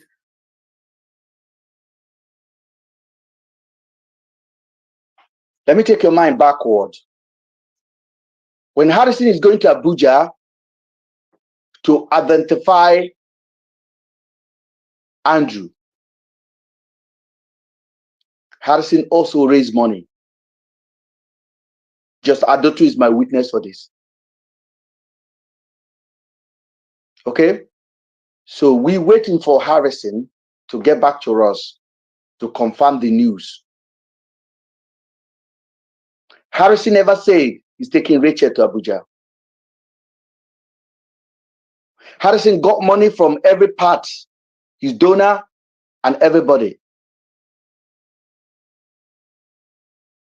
He went to Abuja. Harrison is telling you now he was not aware of Blessing. He don't know Blessing is going to be there. What a coincidence. So that was the first time they are meeting. What was the Blessing doing at the first headquarters? Harrison at the same time there. Rachel at the same time there.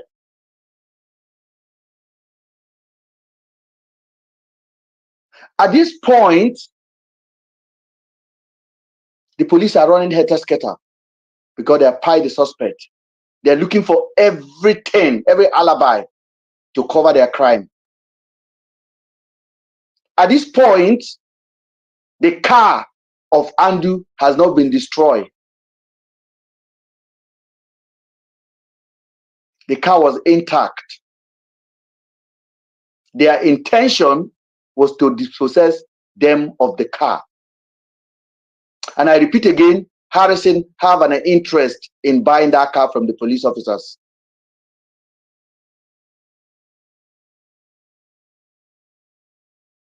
That include the Sanusi he talked about. You got to respect me. You may not like me, but I know I have fact. I'm ahead of these people with their lies. They know more where these girls are. They know. They can tell you more. The unfortunate part of this story is that Harrison has made himself basically a spokesperson of police. So police have no job to do anymore.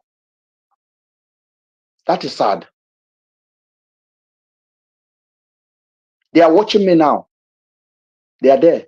Police are here. They are on YouTube. They're taking notes. Sabio is watching. The fake investigator with his as a man, spokesperson of Nigerian police.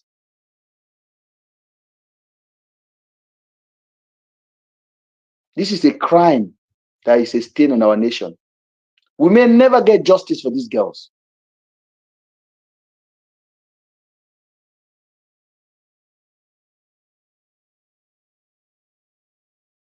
At this point, Harrison is doing all this thing. Harrison is already aware that Andrew have shared the information with somebody. So they have to bring Rachel. I told you Rachel was conditioned to come and point finger at me on Daddy Freeze.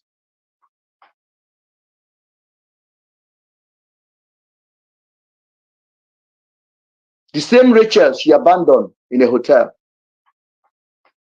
They start to take Afiba's brother to mobilize the girl to go to the airport and fly back to Lagos.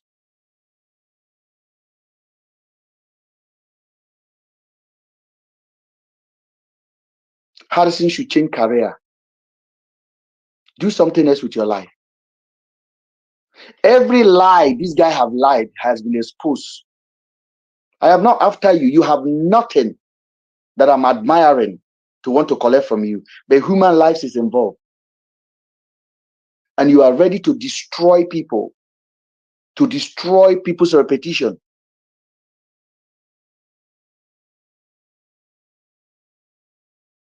I just want you to watch Sabio. Take some time to look at the man. I told you last week, I said, look at the man eye to eye.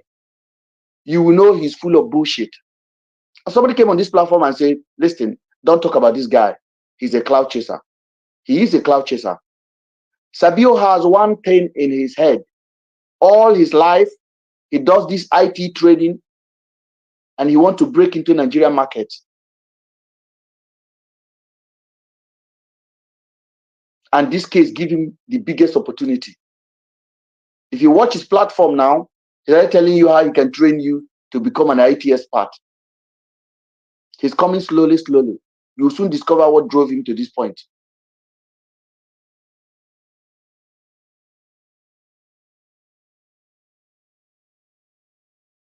And we are still missing the two girls. Sabio wanted to be my friend. He's already defeated Harrison.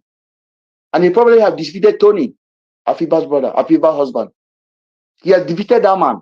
Because the first day I saw him with the man, I told Falila here, I said, Sabio will finish this man. And I mean it. The biggest mistake you make, Tony, is to identify with Sabio. Sabio is a weapon fashioned against any justice from you. Nobody can do me anything. I'm not being arrogant. Legally, you can do no shit to me. So I am at liberty to tell you fact without anything.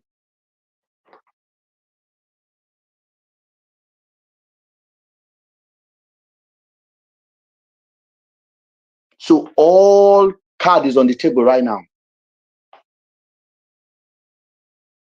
Because every day, Harrison is digging himself deeper and deeper and deeper and deeper and deeper. You call me cameraman, yes, but I am the one that make this case to be going. I am the one that put question mark on the dead body you went to buy. I am the one that put it. I am the one that question your Janjaweed petition that is literally fake, which Blessing can't defend. I am the one. I am the one that told you you guys were lying. And I have never lied in this case. Go ahead and check. Never drop one lies. Never, not one lie.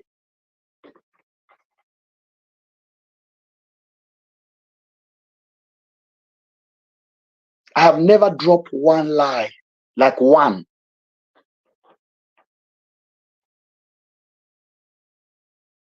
And I've always maintained that the police need to answer questions, not Harrison. But when Harrison have a platform of myopic, he goes there and dropped it for them. They were ready to even start bribing YouTubers. You want to give YouTubers money to talk for you.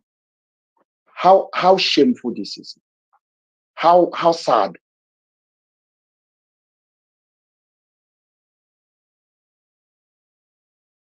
I want to give YouTuber money to condemn Mr. Ben. You have told my followers or people that follow this page, I don't have followers, please. I really need to correct that. I do not have followers. I do not have fans. And I do not want person to just be on my platform. If you want to go any other place, go enjoy. Make a comment. Come back. Compare and decompare. You have told them, don't come to his platform. You've attacked people that come to my page to contribute. You posted their picture. You've laid allegation against women. Your wife should be ashamed of you, Sabio.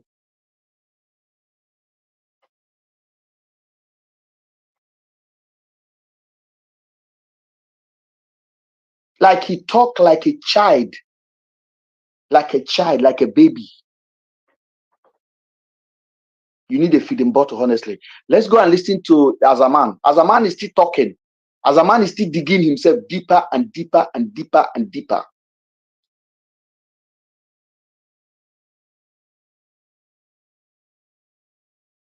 Azaman, you are done.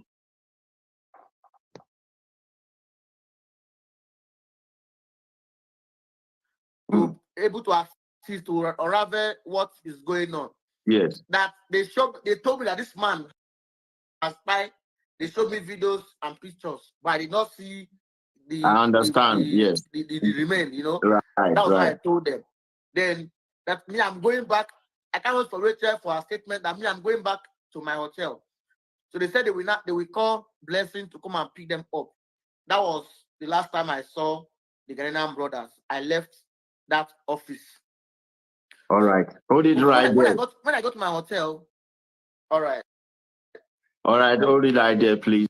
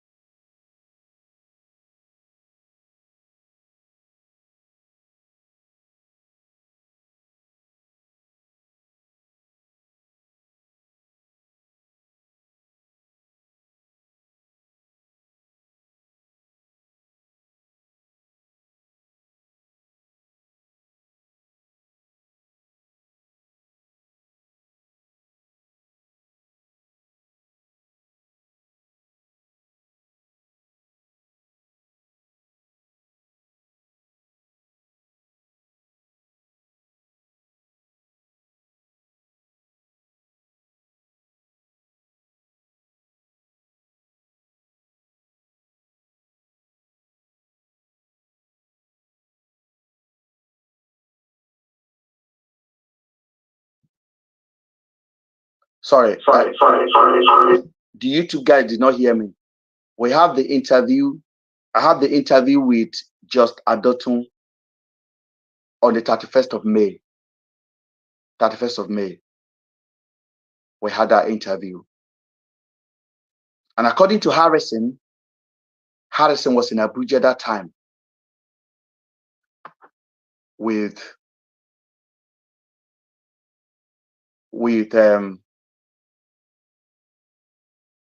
Rachel. I just want you to put that in somewhere. Let's go back to the video again.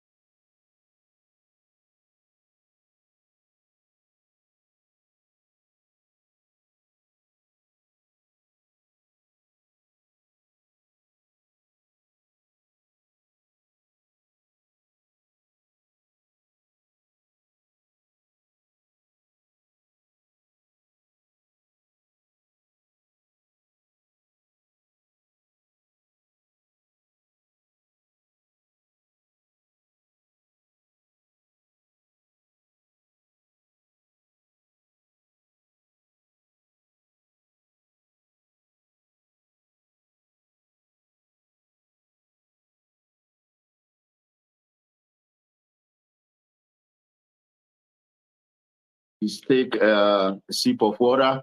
Thank you very much, guys. Like I said, we're going to be breaking it down so that we make sure that we clear all the facts.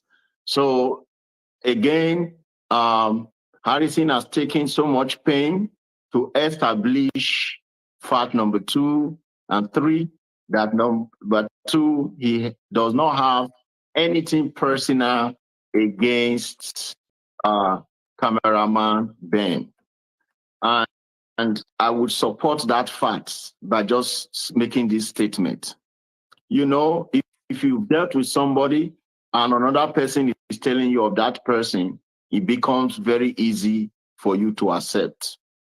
If I had never met with cameraman on my DM, I've never spoken to him on the phone, he doesn't have my number, I don't have his number.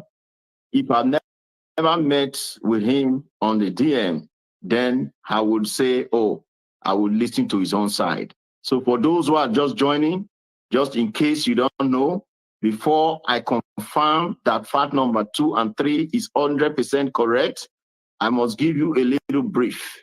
The YouTube station that he just mentioned, the owner of that YouTube station is actually my friend, okay? And honestly, I was the person that brought Afiba's husband for the first time to make statement on that channel. I was the person Afiba's husband messaged. Now, here is it. When Afiba's husband messaged me and I spoke with my friend, I said, please, this lady they said is missing or whatever, this is the lady's husband. And before I did that, I make sure that I confirm. I asked him to send evidence that he is the husband of Afiba. He sent me 2 identity cards, which I still have to date. The marriage certificates between him and Afiba. Afiba's identity card in UAE. I have them to date. Okay, I have to mention this. Now, when that happened, at that point, the whole world was against Ben, the cameraman, that he had a friend at the time and never reported him. I went straight to that channel and I was the only person, please guys listen to this. This is a deal breaker.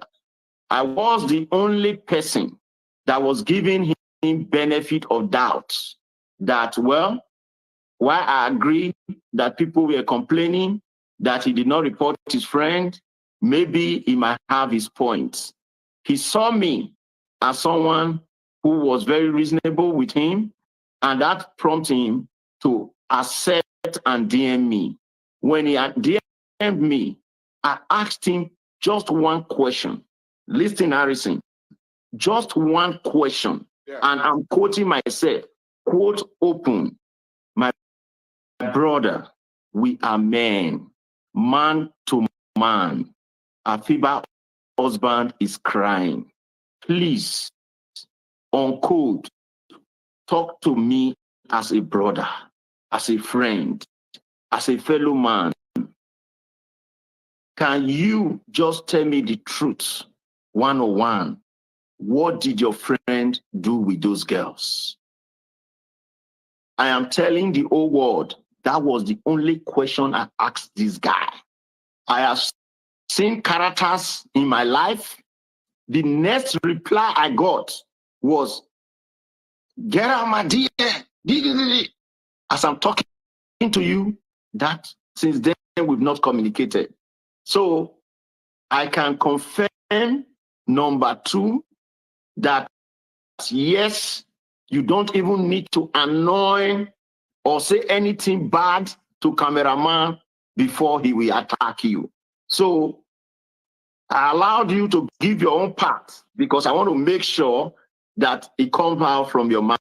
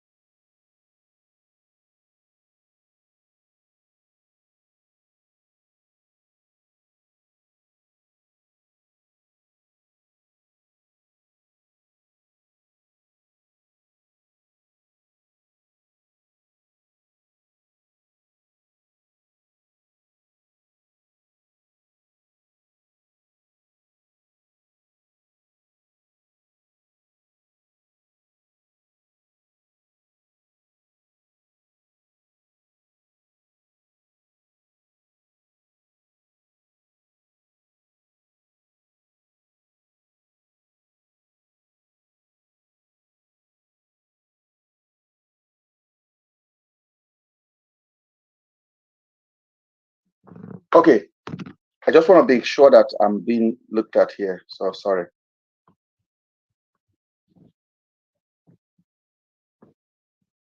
Seven something, he wrote me. Then he sent me picture of a post of the signature that he wanted people to sign to, which he was charging £8 per participant. He sent it to my DM. Demand justice for Afiba and Celine, victim of kidnap and police corruption. No Andrew name was mentioned here. I look at it, I ignore it again. So he sent me the link. Then at about 10:05, I said, I shared it, sir. Just one line. I shared what you sent, sir. Then he said, thank you, my brother. Thank you, my brother. I didn't answer. On the 17th of June, 9:35 in the morning, he wrote, "Hello, Mr. Ben. Trust this message find you well. I want to first thank you for speaking out and helping to find the missing girls. Since I made it public, some information about Andrews and others have been brought to my knowledge. Do you have the name of Andrews' auntie? Do you have the name and the contact information of the female police officer he was dating? The reason we are looking for these people is that we believe Andrew said something, at least to someone, whether he did it or not during his arrest. He said something, and you spoke with him during his last minute. I was expecting you to release his statement about these girls. Even if he didn't do it, he should have told you how they left his house. Please, I'm not asking you for anything other than the truth for Afiba husband. He's in pain." Then I said, "Good morning." He specifically told me they left his house. They left his at early hours in the morning. Doesn't mean I believe him, because I have been saying I don't defend him. And I honestly, initially, I was like certain that he did something to these girls. But with all the lies that follow after his death, my 100% belief that he did something has dropped to 60% because of the lie. I still believe we should still push to get answer from those police officers. That was the message I sent to him. That was the longest message I sent to this guy. I said, I believed before Andrew did it 100%. I said that belief has dropped to 60% because of all the lies. And I said, on the officer he dated, that was in Port Harcourt, not Aba, I noticed you made a mistake on your broadcast. I corrected him. I said, it was not in Aba, it was in Port Harcourt. Then he wrote me, yes, I know it was in PH. I know she was always begging to see Andrew. At this point, the girl who spoke to Sabio, the girl that I said I participated when Andrew was having private time with her, I came there. The girl called me already, and the girl said she wants to talk. I told the girl, you could talk, but don't talk on my platform. Talk to anybody, talk to Daddy Freeze, tell them everything. I recorded the call. Because once you have the truth, you have to guide it with everything in you. I told the girl, I warned the girl, I said, listen, if you go out there and speak, it's very good for you, but you have to be prepared because there's going to be a backup. And I told the girl, do not lie. The date I recorded the call, everything is here. I said, do not lie, speak the truth. What happened to you, your experience. The girl asked me, what about when you came into the room? I said, you invited me. Did I do you anything? Were you forced? She said, no. She was excited about the experience to let another man watch her. I'm like, great. So say it to anybody. I said, speak it out. Don't hide it, but don't lie.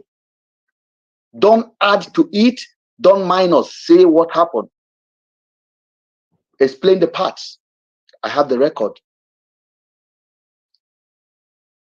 Then the guy told me Sabio is nice man. I say, yeah, it's nice. But in my head, I've already clocked Sabio. From Daddy Freeze, I clocked the man. And I told somebody about it, that I clocked the man. Hold on. Can you come up on TikTok and tell them what I told you after I watched Sabio on Daddy Freeze, please? Falila? Let me unmute you. Please, can you come and tell them, Falila? Yeah. Oh, the baby is crying. Sorry. Yeah, Falila is actually busy at the moment. It's a mom. Bless her. I told her, because, oh, Sabio is such a nice, calm man. I said, that man is a fraud. I said, the man is a fraud. I said, the man is fishing. Even Falila was like, what are you talking about, Ben? I said, the man is fishing. I said, he's working for the popo to destroy this case. In advance, so then he said, I said, so you have seen the I said the relationship, okay, we are talking now. So we're talking. I told him, I said, I have no doubt something happened. Let me go back again. I said on the officer he dated, that was in Port Harcourt, not in Aba. I noticed you made a mistake. Then he quickly come back to me. Yes, I know it was in Port Harcourt, and I know she was always begging to come and see Andrew. How did she know? How did this guy know? It was the girl, Andrew's girlfriend, that told this man. Because I told Andrew's girlfriend to tell the man anything she wants to talk.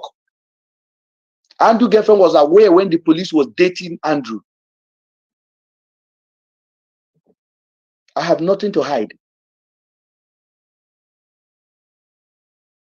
He said, on the officer he dated, that was in Port Harcourt. I said, I noticed you made a mistake. He said, yes, I know it was in Port Harcourt, and she was always begging to see him. I did not answer. Andrew did something to those girls. I did not answer. Since the video of Afiba and Celine is in bed, is already available on the internet, please send it here for a clear quality view so we can analyze it and see it properly. We need the names of the cream. If you know, let me know. I don't know what he mean by that. We need the name of that cream. It's a cream, he said. If you know, let me know. I don't know what he's talking about. I just ignore him. So I reply him at 1 on the 17th. We are chatting. I reply him at 1:38. I say, you mean the police woman video? I say, it's just a video of her in Andrew's house. And I have no doubt something happened. Then I'm replying him now about the guest. I say, I have no doubt something happened. He denied on many times I asked him, including the last moment of his life. So my thinking is that something, I say some other person may be involved in covering all these things up. Please, there's so much lie and it's frustrating.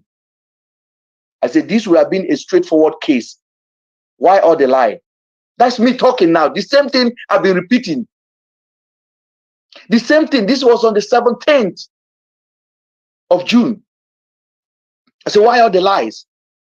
The guy committed a crime, straightforward. Let's investigate and catch him and do it. Why all the lie? I said, why they planted blood at his house? And I wrote him, why do they have to plant blood at his house? I asked Abio. He got angry. Where is the video of the police woman in that bed, in the bed? Let us work together to solve this case. That's him now. Then I sent him this picture, the screenshot of just Adotun asking Harrison, when you get into Andrew's house on the 3rd of June, please take the picture of the room where there's blood. I'm like, he asked me to send the picture of the police. I am sending him evidence of conspiracy of why would just Adotun ask Harrison to send the picture when Harrison has never been to Andrew's house.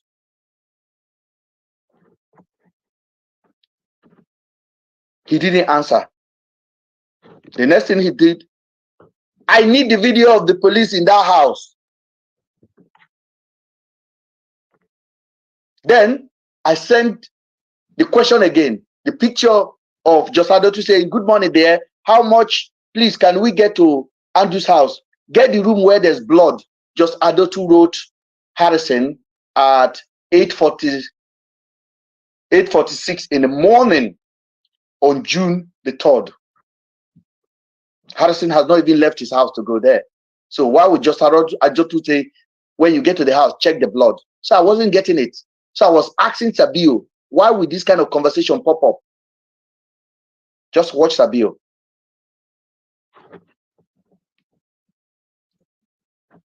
Then I wrote him. Then he asked about the policewoman. I said, the policewoman has no business in this. Read the question I sent to you up. Then I put sign up.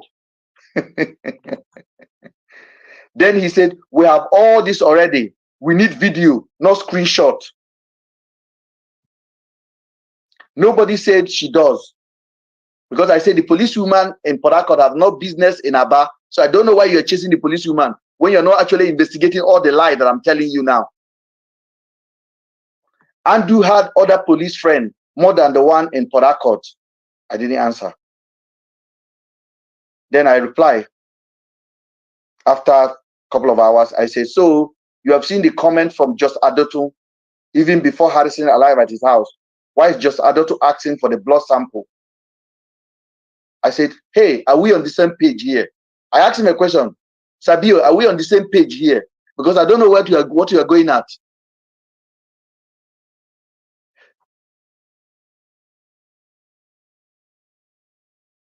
Then he said, I have seen that. I need the video of the first search.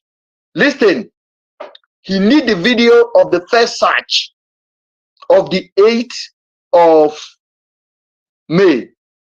He need the video. Now he jumped from the police. He need a video of the first search.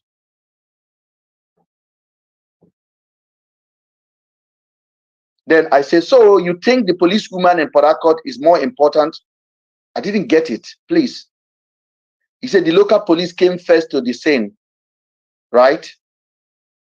Then I said, yes, the local police in, and he was arrested after over 6 hours. And the whole house was searched, fully searched. And on the 22nd, when the officer brought him to his house to Pakistan to head to Abuja, they also searched the house. I said the officer also searched the house and recorded it on a video. No blood. And suddenly, the same officer who came and searched the house followed Harrison back on the 3rd of June and they found blood. Are we together here? This is me talking to him. I said, things are not adding up. This is a message on his, you see the way he talk now, he said, Ben, just chase me out of my inbox. The man is a liar, a compulsive liar. Ben, just chase me out of my inbox. Ben said, get the F out of my inbox. I actually give him a chance. I gave him a chance. But I was on one lane and they were chasing shadow. My eye was on the ball. My eyes was on the ball. I said, things are not adding up. Then he said, I get all that. But the FIBA husband told us the police first searched around his house, but did not go inside. Definitely he was aware the police was coming back.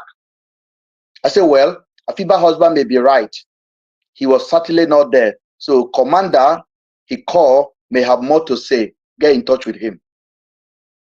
Because Afiba came on a live with us and told us that there was a commander. So I say you should get it. If you're an investigator, get in touch with the commander.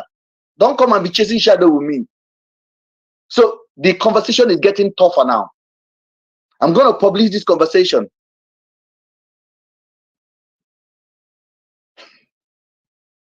Then I repeat again. I say the government should, as a matter of urgent, do an investigation into all this.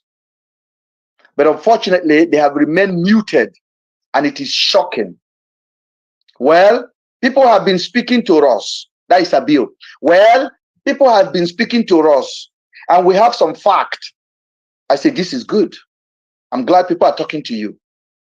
Then I sent him the video of Afiba and Celine. He asked for the video. Then I sent him the video. Undoctored. Nothing to do. I just sent it directly to him. Then he said, that was the video you posted, right? When I asked you for something, not that I don't have them or can't get them. Since our investigation, this is where the trouble starts. Since our investigation into this matter, I have opened my mind not to make a judgment of you in that public, in what public think, on what public think. But you seems to me not cooperating, then there's something you are hiding. The man is a baby. He doesn't know he's dealing with a matured man. I said, well, brother, that is what I shared with you. That is what I said. That is why I share what Just Adoto wrote.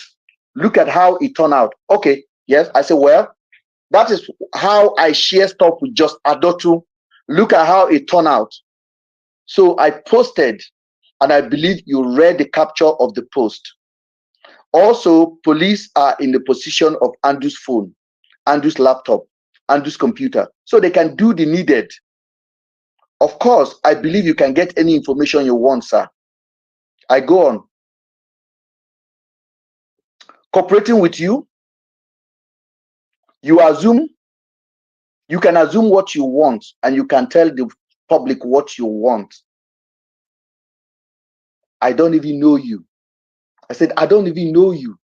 So I don't know what the fuck you're talking about. I don't know you. You can't bump into my inbox and expect me to talk to you. Who are you? You're not legit. I'm now finishing him now. I said, the whole nation think I'm hiding something. So you can be one of them. You are welcome to think as well. And of course, I don't care. I know myself very well, and I will stand on the truth. You can be judgmental as much as you want, if you like, but base your judgment on fact. I'm not into your investigation you are doing, so I don't know what you mean, our investigation, like I know who you are. Get the fuck out of my phone. I say, Oga, release whatever you have on me. Stop threatening. I don't care. Release whatever you have. I said, the girl that spoke to you, I actually asked the girl to come and talk to you.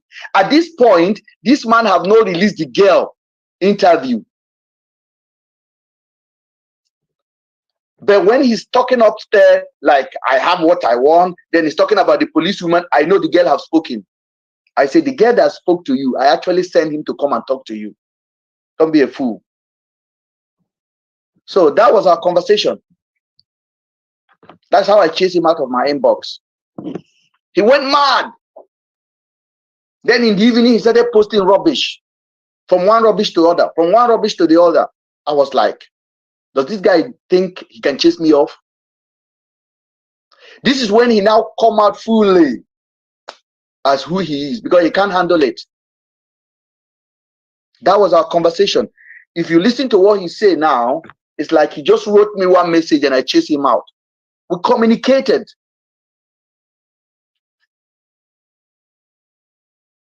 But because he think his low and critical way of doing things, he can come and rub it on me. I say, you may be good in IT, but you are not good at what I do. You definitely don't know. We can cook the same soup, or we can cook different soup.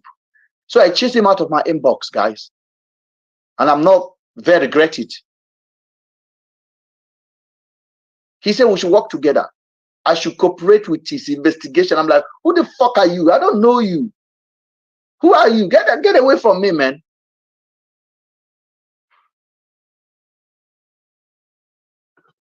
That is a bill for you. Full of lies. He's like a child, basically. He doesn't like to be scolded. If you scold him, he cries. So let's go and listen to his next explanation.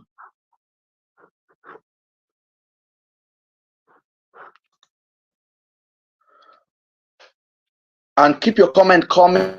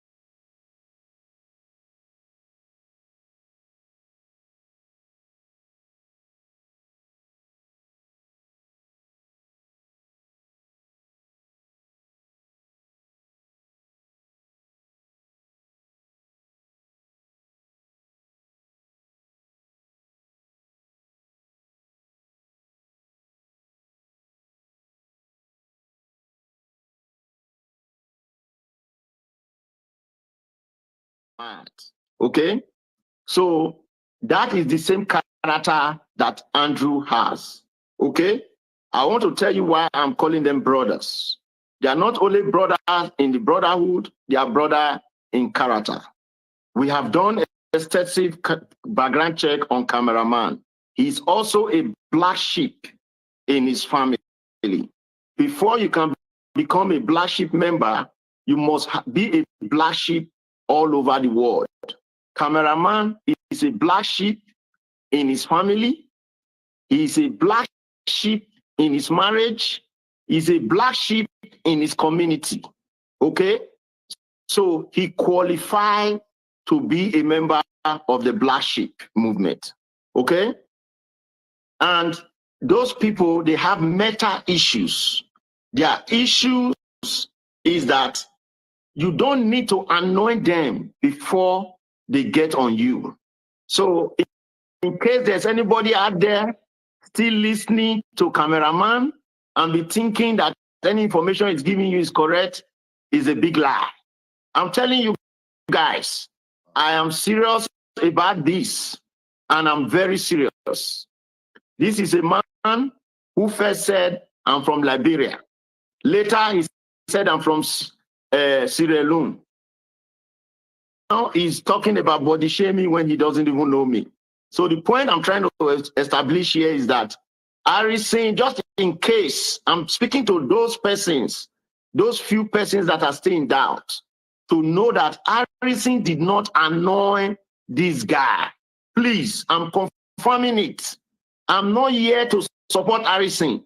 Harrison, if I have anything against that, I will tell him to his face. He's sitting right in front of me.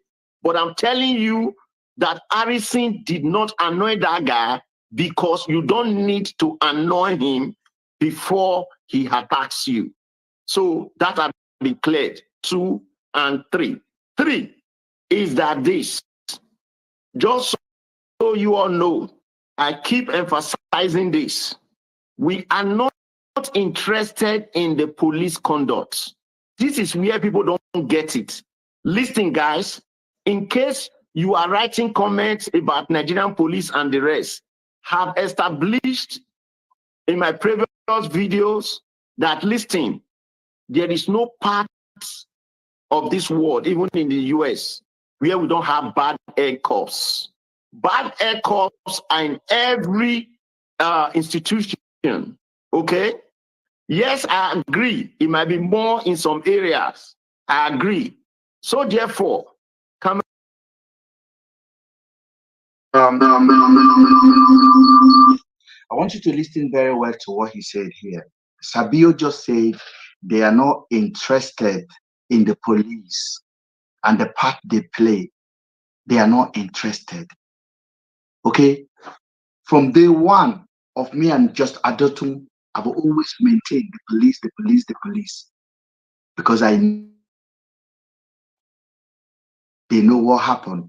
So the private fake investigator called himself Sabio, who has penetrated the 3 people that are supposed to have a say in this matter, the family or the 4 families, the 2 families, myself, Harrison, the spokesperson of the police, as a man, was supposed to push police. Now, the man is telling you now, the police part is not important anymore. Nobody should talk about the police. I just want you to understand how important that conversation is. He said the police part, nobody should talk about it. He's not interested in police. Just listen, because you keep on saying it. Cameraman trying to emphasize the news of bad policing or bad air cops in Nigeria does not help this case. It's a distraction. Sierra Leone. Now he's talking about body shaming when he doesn't even know me. So the point I'm trying to establish here is that Harrison, just in case, I'm speaking to those persons, those few persons that are still in doubt, to know that Harrison did not anoint this guy. Please, I'm confirming it. I'm not here to support Harrison. Harrison, if I have anything against that, I will tell him to his face. He's sitting right in front of me. But I'm telling you that Harrison did not anoint that guy because you don't need to anoint him before he attacks you. So that has been cleared. 2 and 3. 3 is that this, just so you all know, I keep emphasizing this. We are not interested in the police conduct. This is where people don't get it. Listen, guys, in case you are writing comments about Nigerian police and the rest, have established in my previous videos that, listen, there is no part of this world, even in the US, where we don't have bad air corps. Bad air corps are in every institution, okay? Yes, I agree. It might be more in some areas. I agree. So therefore, cameraman trying to emphasize the news of bad policing or bad air corps in Nigeria does not help this case. It's a distraction for this matter, as far as I'm concerned. The issue of policing, monies, or transfer of the black sheep money, those are the issues that the IG can handle, because he has the power to clean his own organization. This man live in the US, right? He live in the US. He basically spent maybe 2 months in Nigeria after 3 years. He's telling you now that the bad police, the part the police play in all of this shenanigan is not important. We should not talk about it. In short, he said we should not even talk about the money, that the IG will handle that. Just, okay, you see what I told you on the first day, that this guy is paid to do this damage. See, police who refused to go to the property, the police who did not carry out intensive investigation, the police who refused to listen to Rachel, the police who denied so many victims that Andrew have encountered, the police who hand over GUN to Andrew.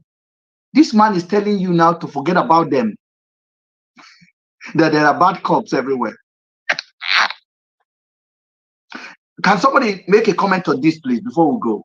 Somebody on TikTok. Mr. Ben. Yes. This is really unbelievable.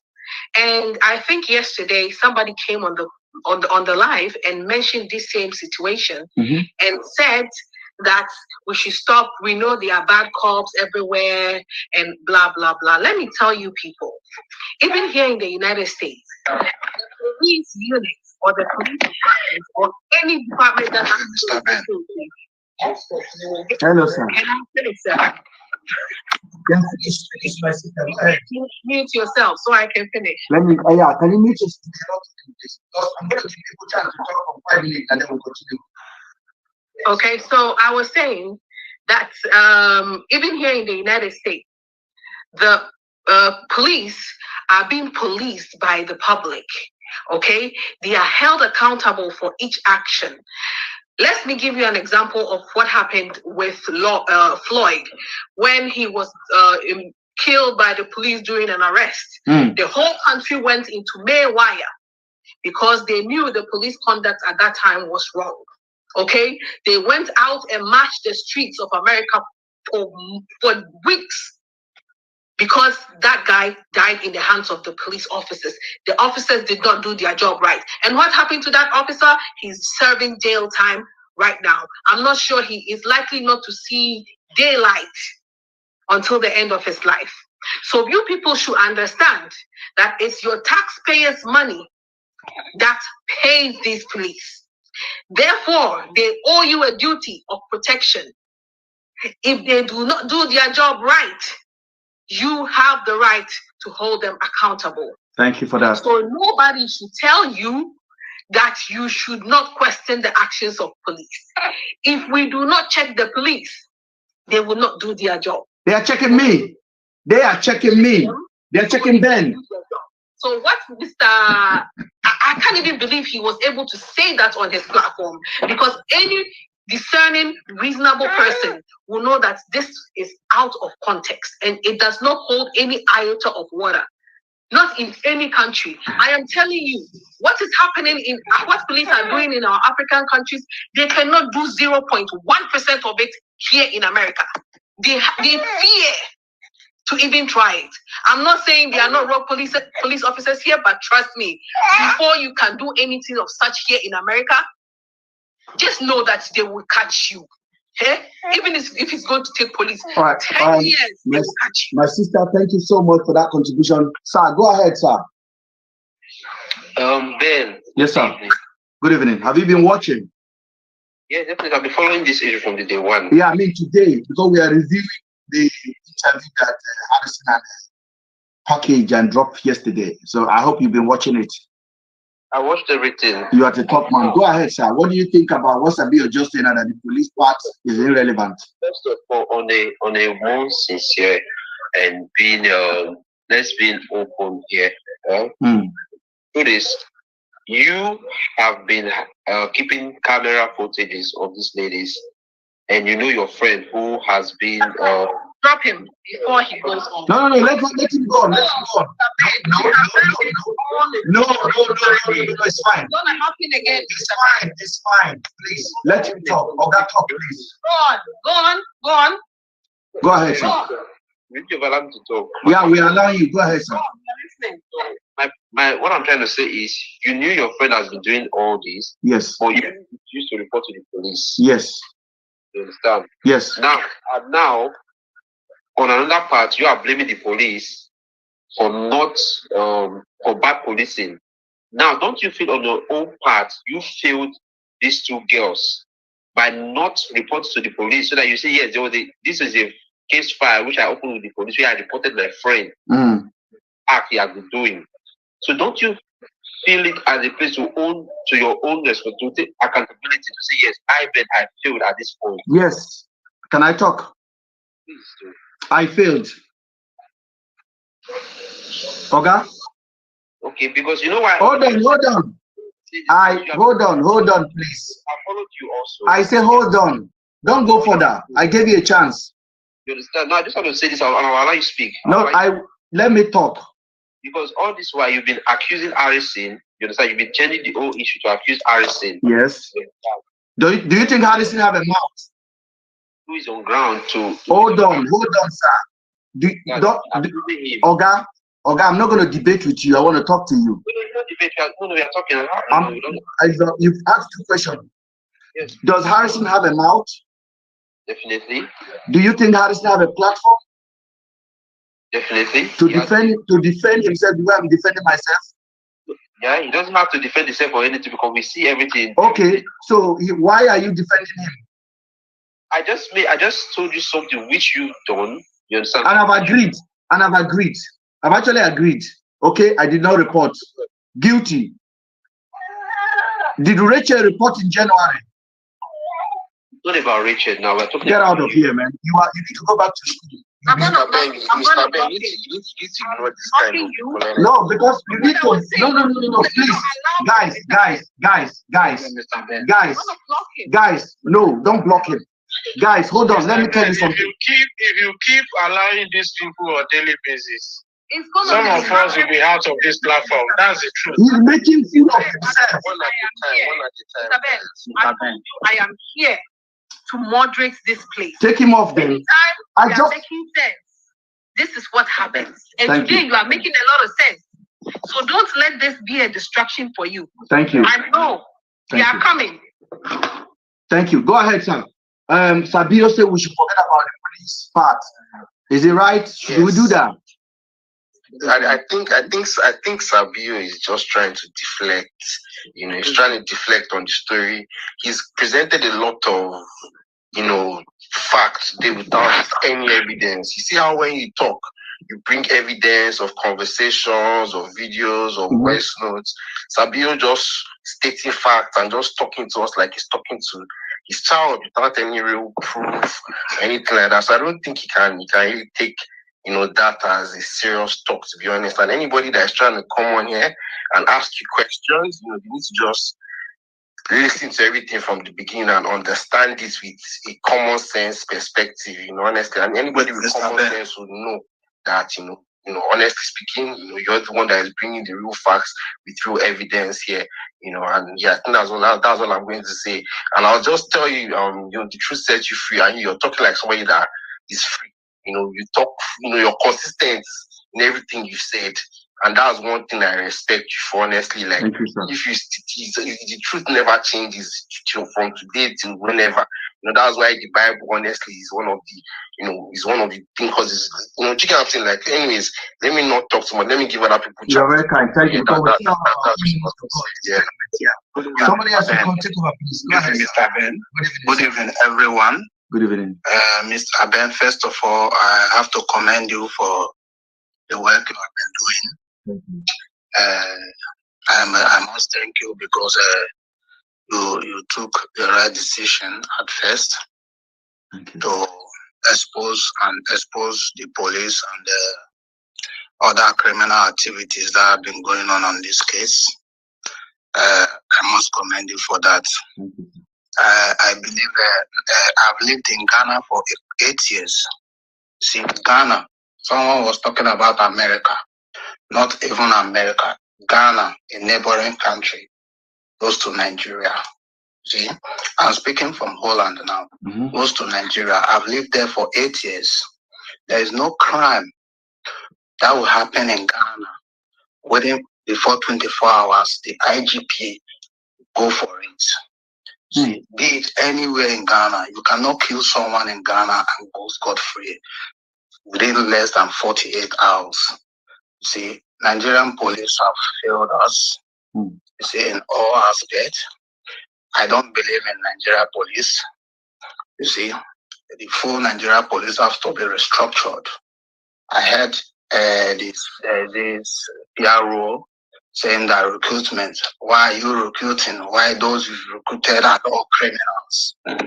See, that aside, Mr. Ben, I would like to ask you something. Go ahead, sir. For the sake of this case, I know you and Harrison. Hello? He's muted, Mr. Ben. Please unmute him. Oh, sorry. I didn't see that. Yeah, go ahead. Hello? Hello? I say you muted. Yeah, sorry. You just muted. I don't know what you said. Sorry. Go ahead. Yeah. You are talking about me and Harrison. You are saying I said you and Harrison. For now, I think you guys have to settle your differences so that this case will be able to concentrate on this case, because sometimes you calling Harrison calling you. I think we don't need all this argument at this point. Both of you are supposed to team head together and follow up with the police, because you calling Harrison calling you is like the attention. We are now diverting the attention to you and Harrison. See, when you come on this platform, it shouldn't be just Harrison. I think you have to focus more on the case exactly. Like, you should leave Harrison aside for now and follow up with the case. How are they going to get those missing girls and other things? That should be the main focus for now. Thank you very much. Thank you. Much appreciated. Thank you. I'd just like to address that, brother, please. Thank you so much for your contribution. But I definitely tell you, I have no problem with Harrison.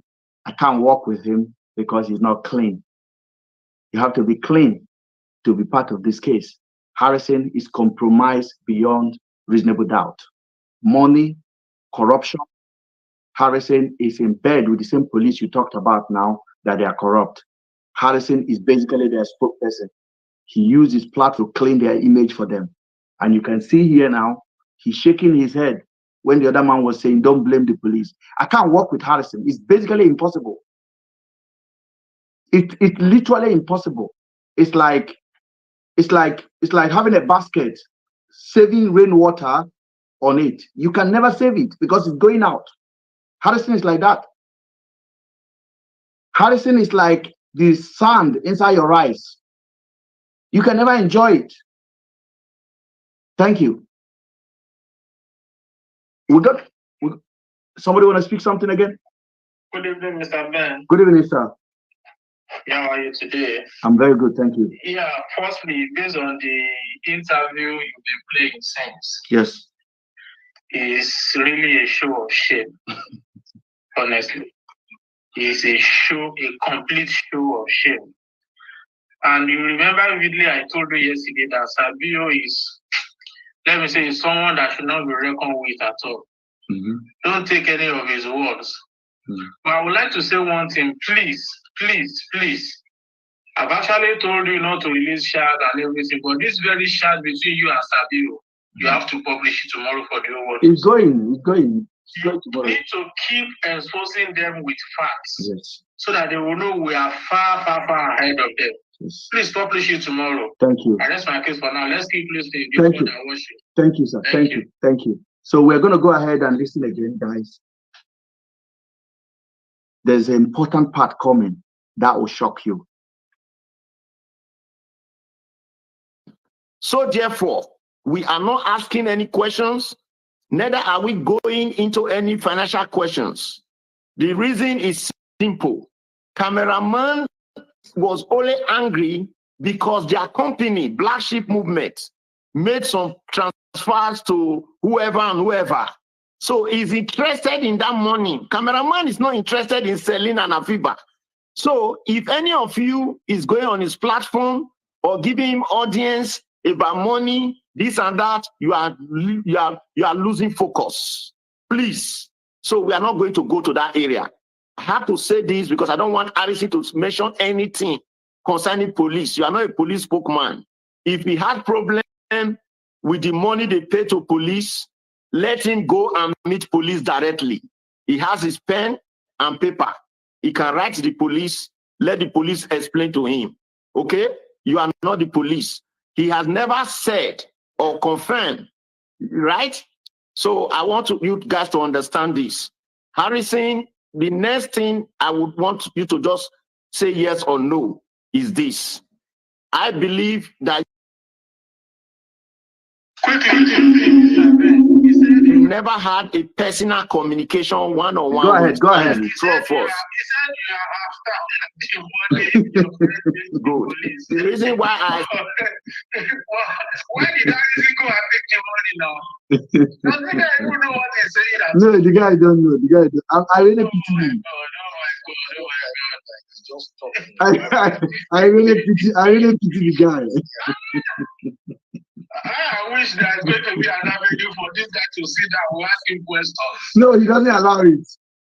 Oh my God. Can you hear him? He said, I'm only interested in the money, so let them not talk about the money at all. Someone that is sitting in front of you that can ask questions is the one. The same person that went for the money. This guy is crazy, man. Let's go and hear this out, please. It's very important. Ask that question is this. Because if you never had any personal conversation with Andrew, there is no way that Andrew would have negotiated or discussed any financial matters with you. So therefore, no, I know. Hold on, guy. You know, the reason I'm saying this is I'm playing the hair. Please, yes. We must be guided. Yes. Okay? We must be very guided. So all those nonsense he's talking about, money, Azaman, this and that, only him know. Where did he know that word Azaman? He does not know that that word Azaman is a key word by the Federal Bureau. I don't want to complete the word. Till today, there are secrets I cannot tell you. Words that they already know about. For him to know the word Azaman, that is what he does for a living. He's a YY. You know what a YY means? He's pressing piano. Yes. So that is what he does for a living. So for him to be calling somebody Azaman, he is the biggest Azaman. So that is another thing to mention here.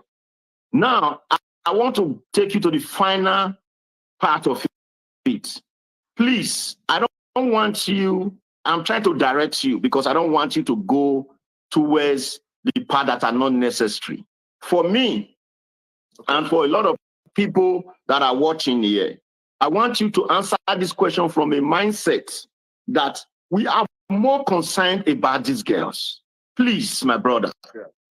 We know that many things happen. Police did this one brother did this one sister did this. We are not, don't see, those things are interested, but they are not the core issues. The core issues are the things that we bring or lead us to this, direct us to this facts of this guy. So this next question is this. I'm happy that you have spoken to one of Andrew's victims, Big-Head Andrew victims, and you have first-hand knowledge of how he operates.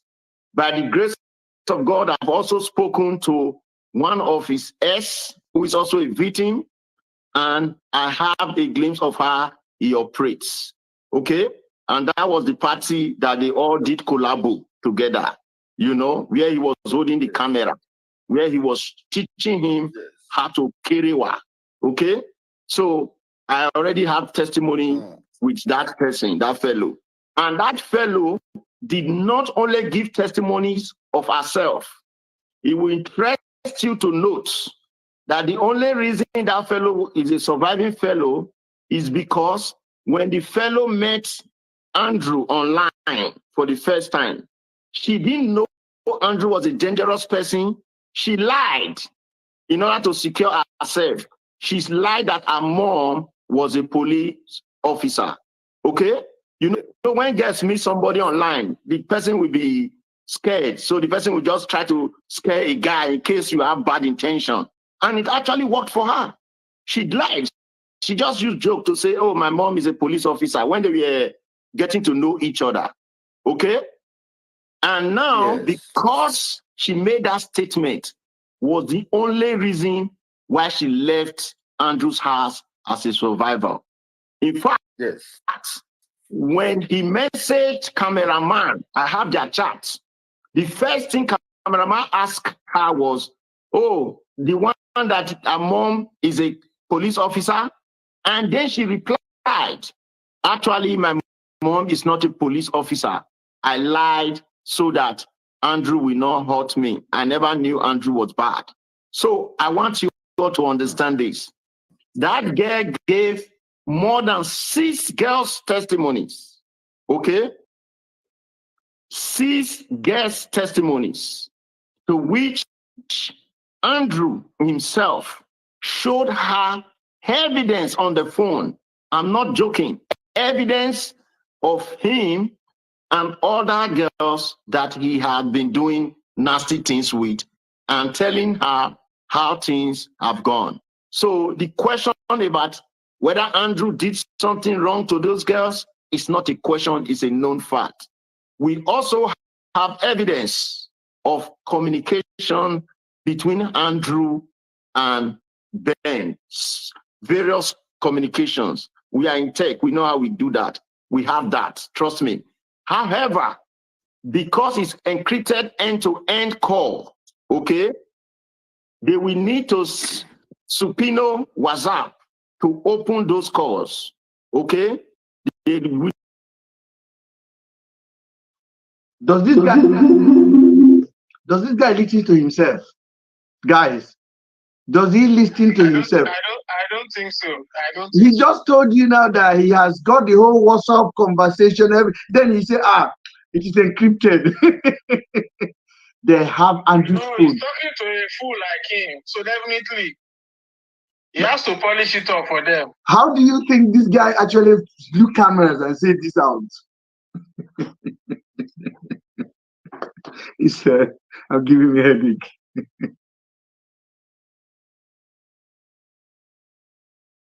You need to subpoena WhatsApp, because Andrew really gave Ben the cameraman serious details of what had happened. When the cameraman was telling you guys that the girls look like they were drugged, they don't look like they were actually given. Are you listening to me now? Please listen and listen attentively. If you go back to that video, a crime scene analyst have already written statement of that video. Okay?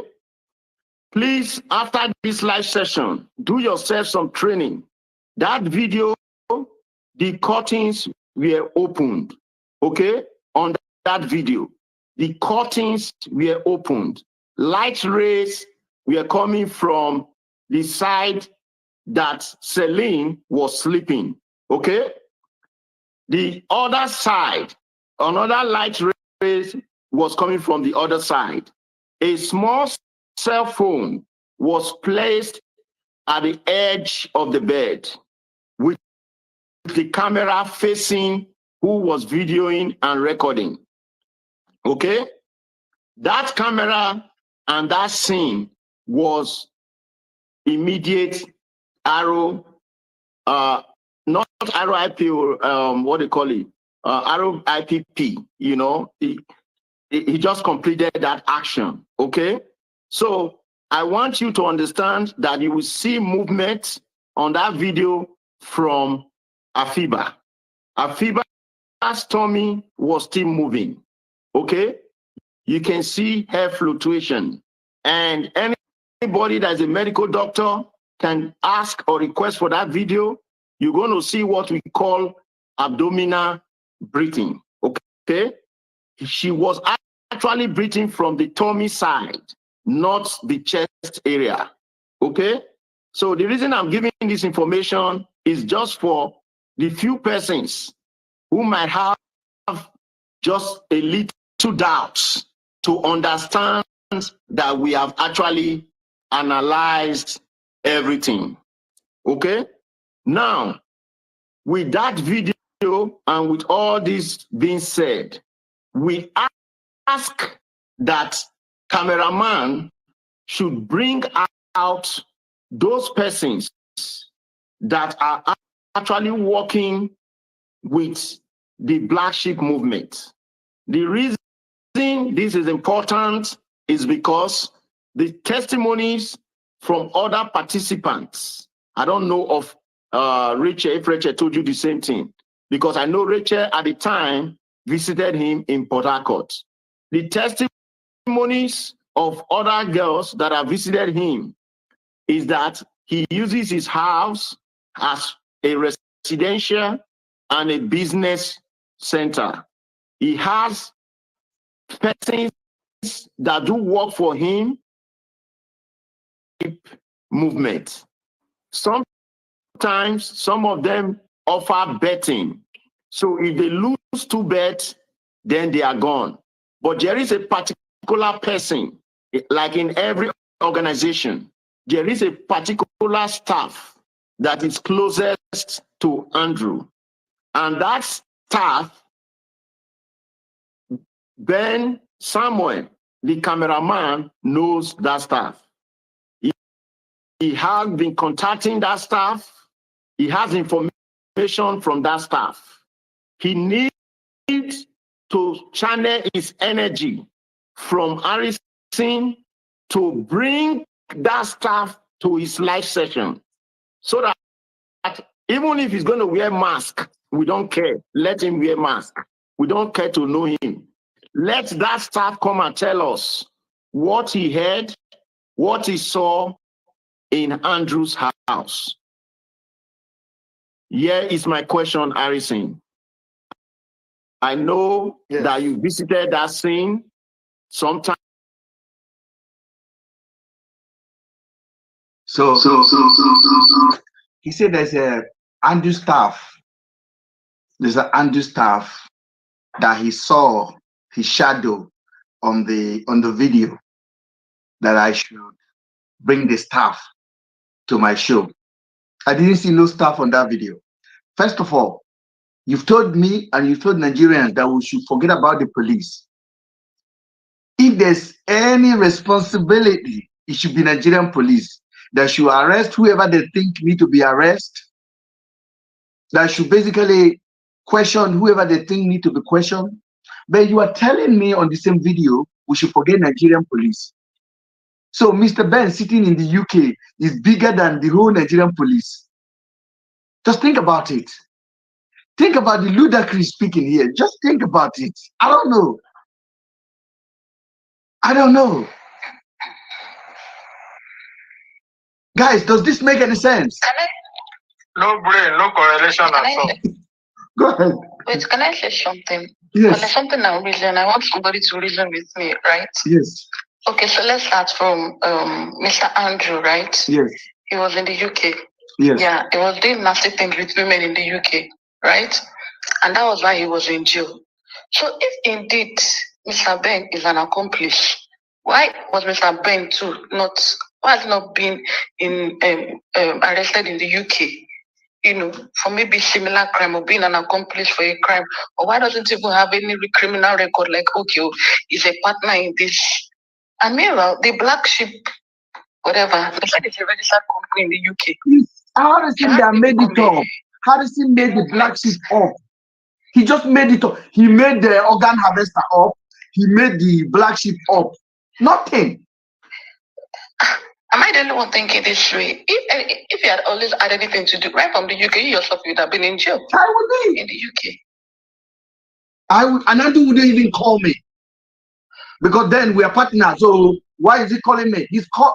I don't understand how some people are so low, slow basically. Mr. Ben, you need to slam a lawsuit on that guy. No, not yet. Firstly, he called you a blood brother to Andrew. That's one. Two, you are a black sheep staff. Three, archive man. He said that the black sheep of the family. He said it's the black sheep of the family. No, I'm still going there. 4, cameraman. 5, black sheep of the family. The business you do why? You are not legit fast. I don't know where this guy get their brain from, honestly. I find it difficult. So unfortunate. So unfortunate. Honestly, why are they treating Mr. Ben as if he's the only friend Andrew ever had?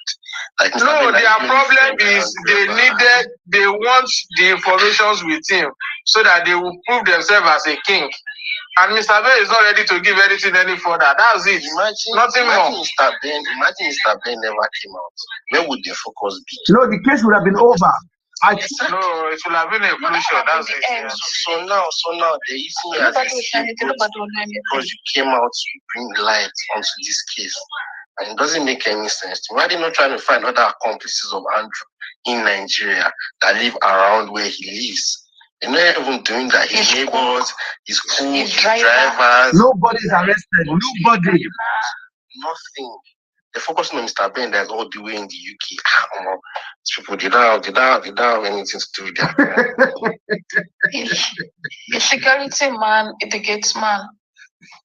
I said there's nobody that has been questioned. Zero.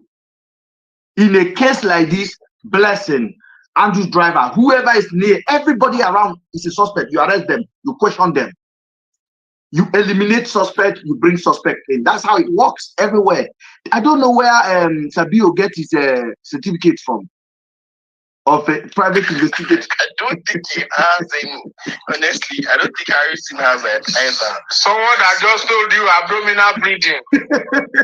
He said the doctor. He called himself cybersecurity. Meanwhile, it's like they have all the WhatsApp message, but it is encrypted.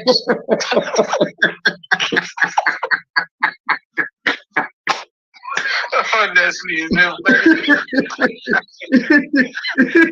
but it is encrypted. Especially when they run investigation. They are just contradicting themselves on daily basis. Oh, I'm done. They're the same person that said those videos were fine. In the video you saw, they were dead already. Now you are saying they are breathing abdominally. Which one should we now believe? Investigator. Private investigator will know how to break into a WhatsApp, whatever. You have it, but yes, they are saying that it's encrypted. Let me tell you something. When there's M charges, talking to Mughals. if even you as a private person, if you go on WhatsApp, how to contact them, they will put court, if there's a court case, Ministry of Justice, so you can write to them directly and they will release the information for you. And WhatsApp is very flexible with Africa. They don't really do all the data protection like that. because our country is run down anyway. They will give you, whatever you want, especially when there's M charges like this or something like this, as deep as this. But our police are lazy. Then they're using Harrison to do, and then Sabio is here telling me, I have the WhatsApp, but it's currently, I can read everything, but they're encrypted. We need to appeal. I can categorically tell you Sabio does not have anything. Sabio does not go to school. I don't think Sabio go to school. Absolutely nonsense. Sabio did not go to school. Nonsense. It's just shady shadows. Mr. Ben, He's fishing. Let me use Mr. Ben word. this case here is becoming a comedy. And that's what they want. And it's not supposed to be a comedy. But this is what they want. This is what they want from the beginning. This is what they want from the beginning. It's not. This is what they want from the beginning. They're trying to. Yeah, I think and they're trying to Let me tell you something. For you to know that the police, the Nigerian police, a lawsuit, they will know this is a serious case. But wait, do you even know that these people, for you to know that they don't even know, they're not smart at all. The only one thing they've been singing against Ben is, I'm sending videos. That's not a crime. Fact that Ben has brought out. No, they're trying to. How does video? How does but that's the only thing. Becomes a crime? They're trying to. Everybody receives one type of video or the other. They're trying to. I know that's doing. Do you know how many times have you said today? Don't listen to him. Don't. And it's the same video that I was asking Mr. Ben for in the comment section. Send it to him. Is it not the same video that I was asking you for? And Andrew was sending you videos. Let me tell you their plan. Let me tell you what their plan are. Their plan was very simple.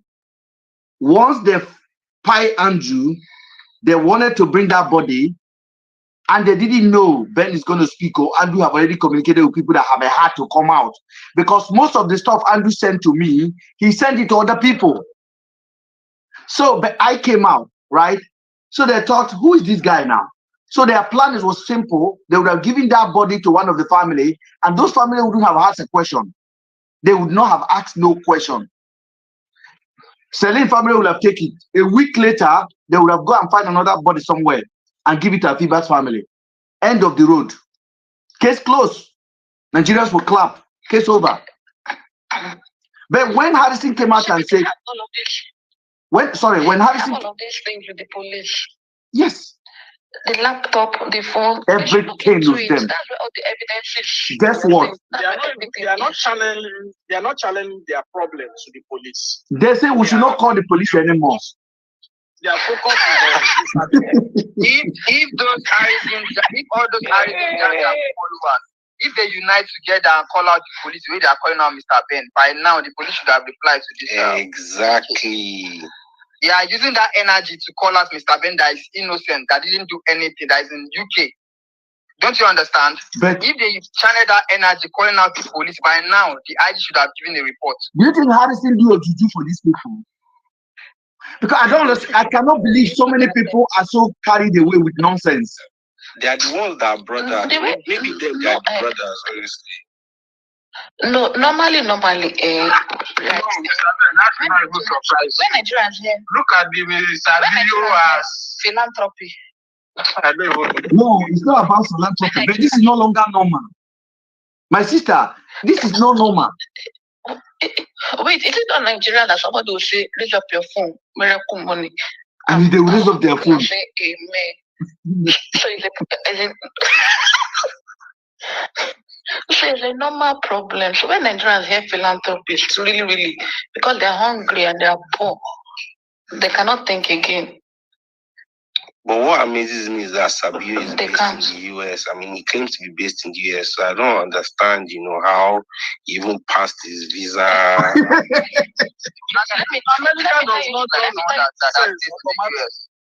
Let me tell you something about Sabio. Automatically. Wait, Sabio, I'm even surprised that he's in this matter, because Sabio normally is on one channel like that, Obodoyinbo TV, always discussing relationship matters. Hey. Another. So I'm telling you. So I'm surprised why he shifted, and he's always making himself known. I'm an IT specialist, cyber security, one. How he got into this matter is what I don't know. The last time he brought him on, I think. And I don't know. Okay, I'm going to. One time like that. They were enemies or they were fighting. I'm going to play one part for you guys. This part is very interesting, and this part is for Harrison. Hear what he said. Pay attention to detail, please. Very important. I want you to tell me and tell the world when you visited that scene, because it was already a tempered crime scene. The reason why I said tempered is because in the United States, there's what we call first respondent. The officer that responds to an incident is called the first respondent. The first respondent is crucial to every investigation.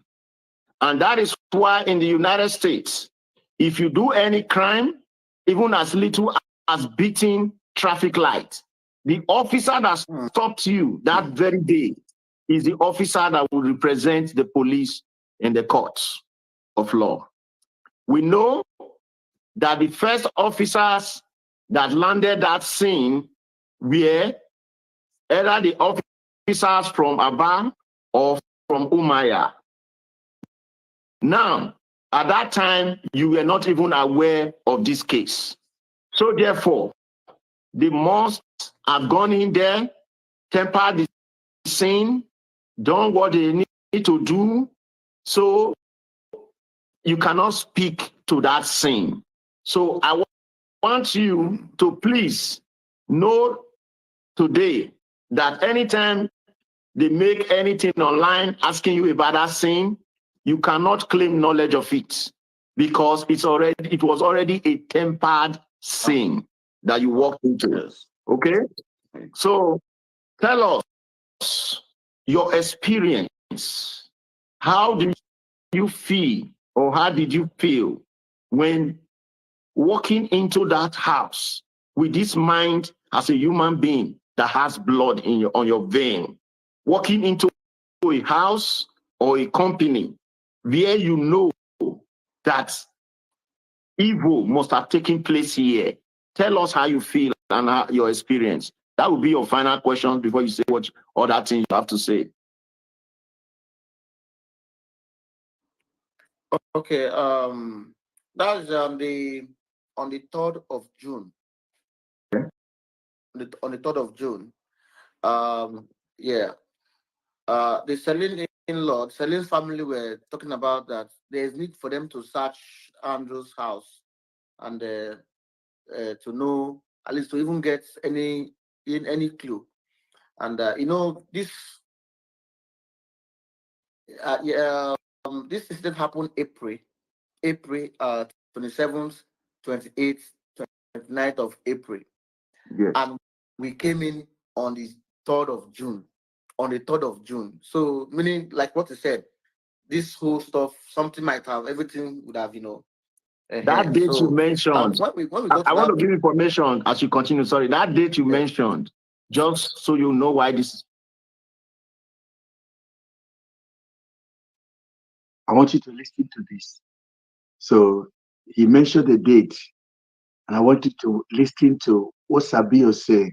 That showed you how immature this man is. He showed you, like, for real, for real.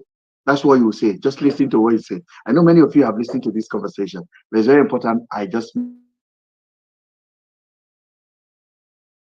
personal to me. I'm not supposed to announce my date. Andrew's house, and to know, at least to even get any clue. And this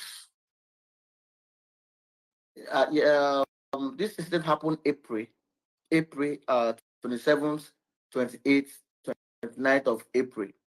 Yes. And we came in on the 3rd of June. On the 3rd of June. So meaning, like what you said, this whole stuff, something might have, everything would have, that date you mentioned. When we I want to give information as you continue. Sorry, that date you mentioned, just so you know why this is personal to me. I'm not supposed to announce my dates out there. My birthday fell within that date you mentioned. Okay? My birthday. When Afiba husband was mentioning the case to me, he mentioned my birthday. and I was mad. The reason I'm saying this is for those out there. Sometimes people ask, why are you so interested in this? Why are you taking it personal? So I just have to cut you. Sorry, sir. Go ahead. All right. When we got to that that place, you know, these officers are already the one investigating the case. I don't know much about. Sometimes when I'm laughing, people say I'm not serious.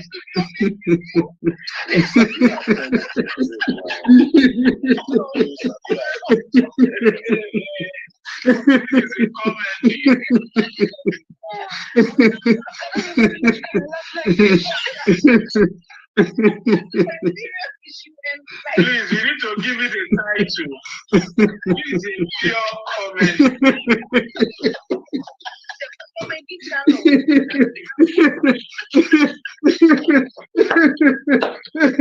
Oh Lord, oh my God.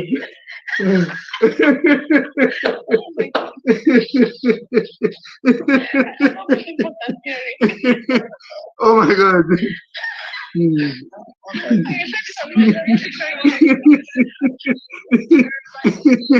Oh God, thank you, Lord.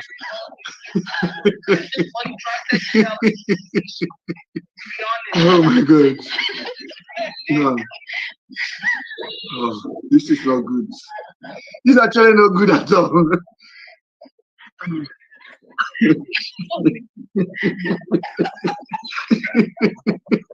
Okay, guys, stop. Stop. We need to go on. We need to go on. We need to go on.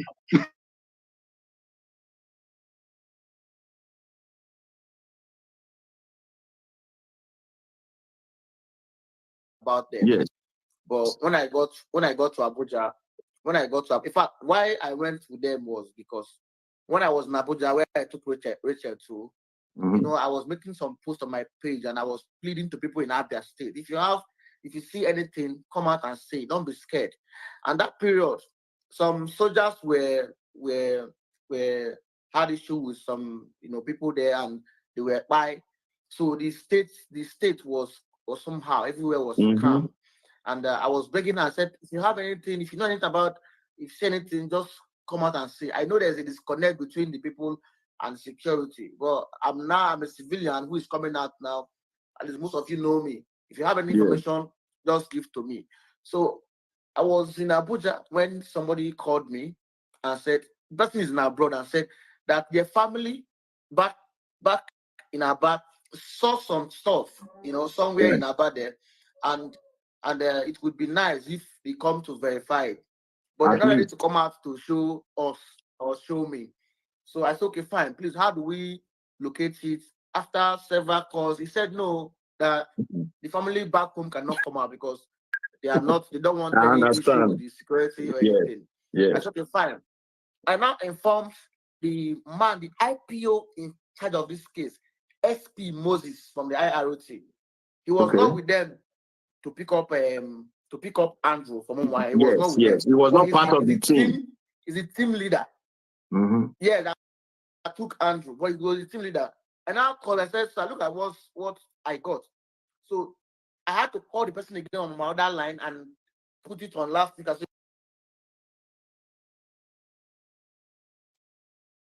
Take notice, ASP Moses is a leader, big boss. SP Moses is the top leader of the IROT team. It's like their Oga. Okay, that's a very interesting name. I know you guys are you have a memory. Please keep that name very close to your heart. I'll tell you something. That name is very important. You'll hear more. And Harrison say he doesn't know any of these people. He doesn't know these officers. But he know their boss. Were you guys not here when Harrison say he does not know anything about the IROT team? He don't know them. But he just told us now he called their Oga. Well, Mr. Ben, for clarity, their boss is DCP Sanusi. That's their boss.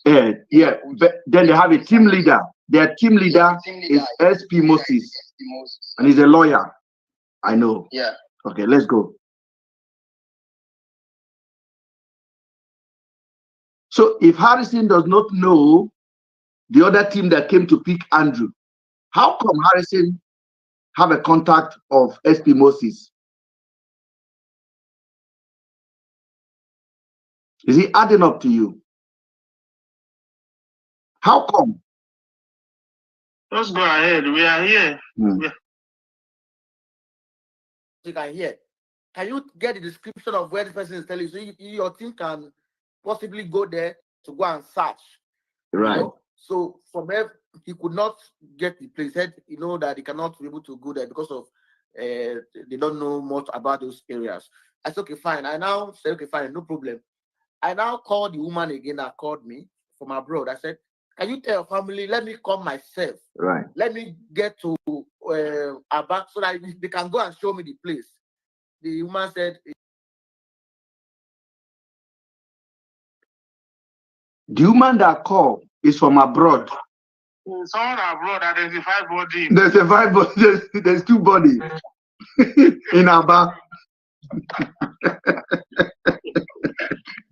I thought initially he said it was the community people that called him. Yes, it was from the community. That's what He said it was the community. We got that one fact. Now. Yes, hold on, guys. Wow. We're coming. We're coming. We are here.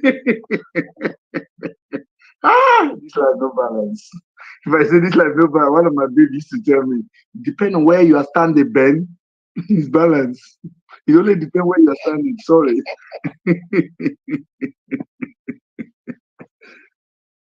So, for the first time, we're hearing that the person that called that there was a body in Aba is from abroad. Okay? We're getting close, guys.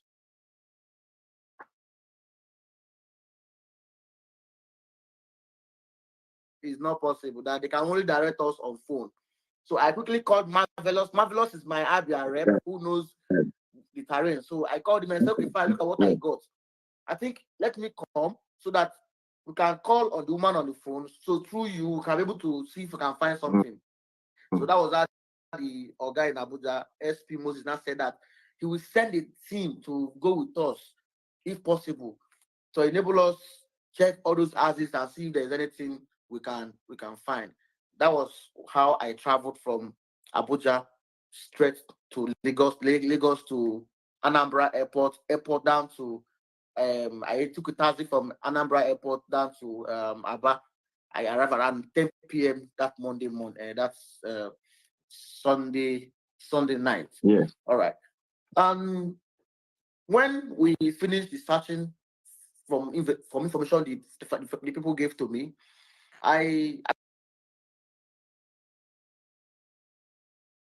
So Harrison has been telling you I flew those officers from Abuja to Abia.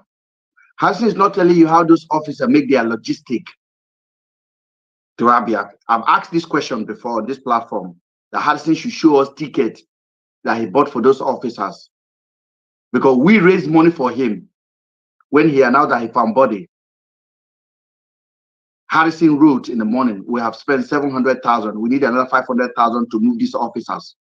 Harrison is now telling us now he flew from Abuja to Anambra. From Anambra, he moved there. How did he get the officer, the 4 officers that Pi Andrew? How did he get them to the location in Abia?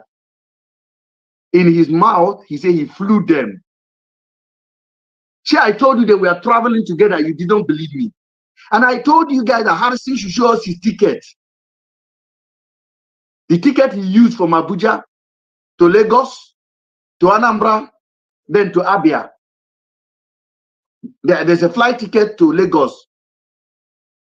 There's a flight ticket to connect to Anambra. And I told you guys a few days ago that Harrison was traveling with them.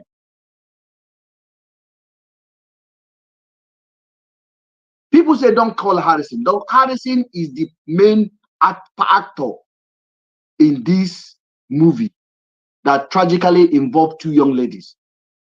In all of this, show me where Harrison prioritized the investigation of these two girls.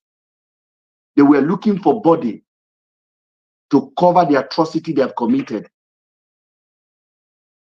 They are more interested in body. And the announcement Harrison made before he proceeded, because he said he flew from Abuja to that. We're going to watch that video again. He never mentioned he went to Lagos, to Anambra, then to Aba, then take a taxi to Abia. Only him. So we want to know from Harrison, did you travel with the police? How did you get them there? Because you say in your mouth, I flew them. You collected money from the public.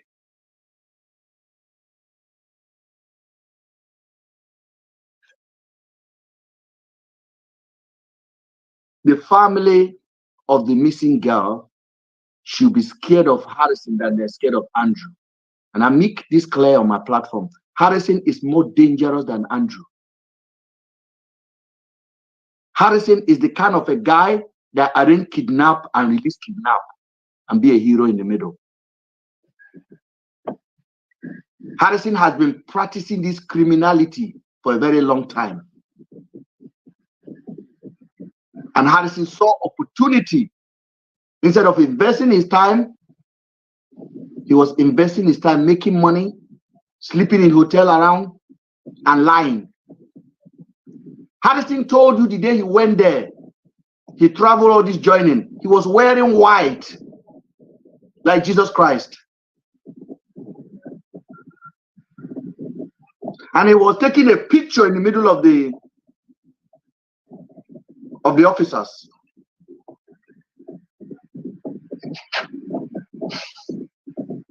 And now he's telling you that the person that called, there was a body in the community, is from abroad. So he has the phone number of the person in abroad. Because he said, I called. The person said, no. Guys, open your eye. Mr. Ben. Yeah. I think. Go ahead, sir. SP Moses. Eh? He's mute now. I don't know. Yeah, can you hear me? Yes. SP Yamu Moses. He has worked in Benue State Command before.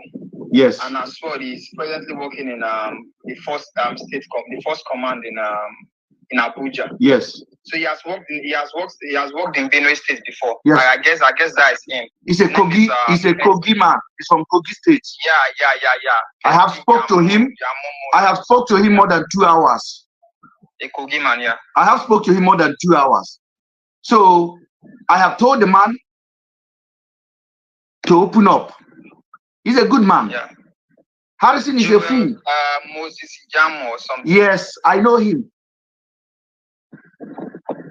Let's go ahead.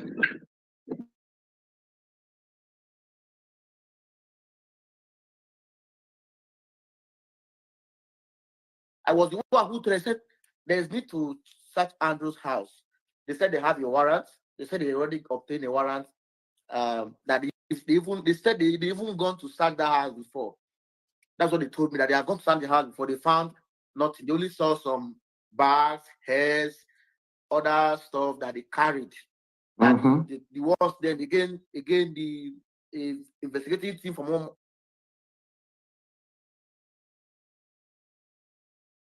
Did you hear what he said? He said the officers said they have searched the house before. Hey. The same officers who came said they have searched the house before they found hair. The same officers who transported Andrew on the 22nd from his house to Abuja, that finally find him in Benue, told him that they have searched the house before and they found hair, they found this, and they take it. So the same officer have searched the house before. Please write that down. But they didn't find blood. They didn't find. Hold on. Not only blood, even food on the AC. No. The same officers. You see why they say leave Harrison alone? Harrison don't cook him food. Now only I'm go chop him. I don't go join him. No, anybody who's supporting the guy at this time must be totally. Harrison, you are getting exposed. You are getting because exposed. the story has not been consistent at all. Harrison is telling us now, the same officer said we've searched the house before. No, they're not even consistent. You're hearing different things. So they're not consistent. You will change it tomorrow. Let's go, guys.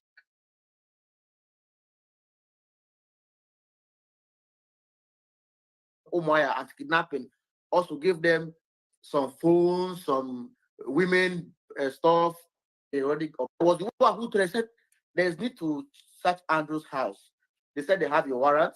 They said they already obtained a warrant. That if they said they even gone to search that house before. That's what they told me, that they have gone to search the house before. They found nothing. They only saw some bags, hairs. I need to repeat myself. They have gone to search. He said, I'm the one that told them we need to search the house. And these good officers who pie and you say, we've already searched the house. We found nothing. Hold on. Other stuff that they carried.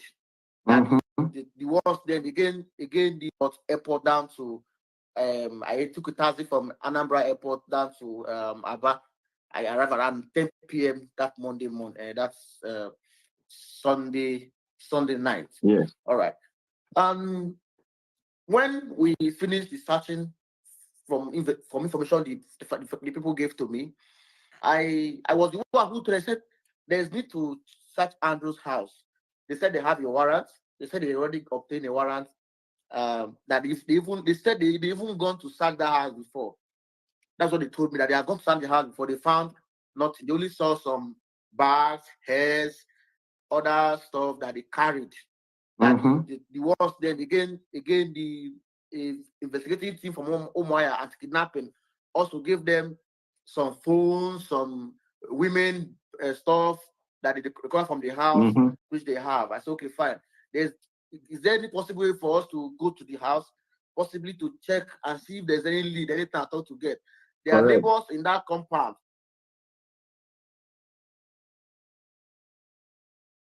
Guys, take notice. He said anti-kidnapping team in Umuahia gave them something they found. The phone. So don't forget, Harrison have consistently said that anti-kidnapping team from Umuahia or Abia did not search Andrew's house. So he's saying now that they searched the house and they also give what they found, the phones. Okay?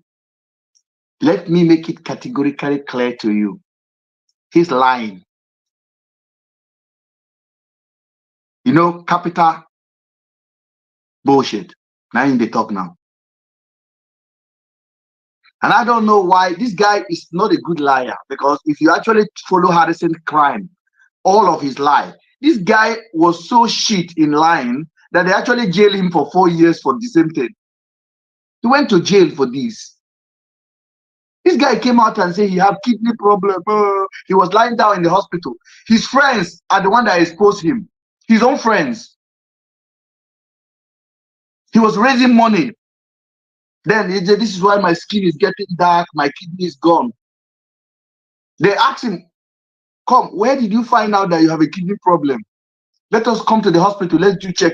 I'm not coming. Then he later came out and started crying. Oh, it was a mistake. I'm sorry. This is the guy you are dealing with. This guy is how do you call somebody that is a compulsive liar?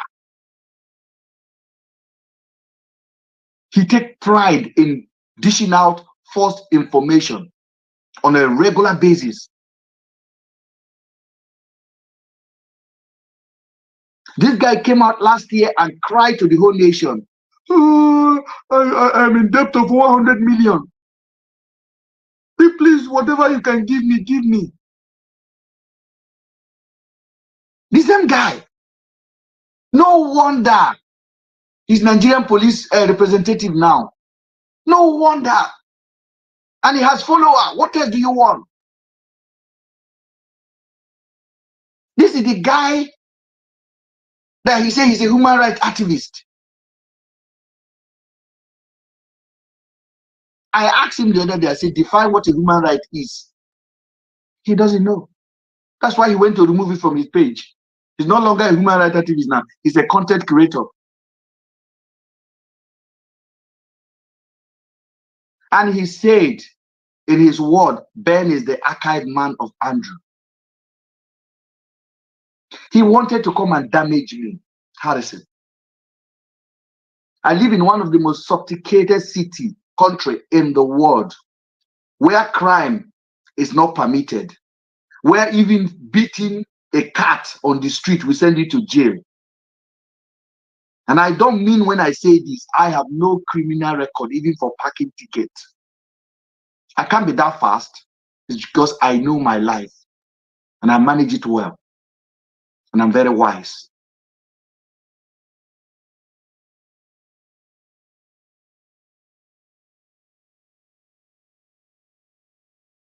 Just hear bullshit that is coming out of this guy's mouth.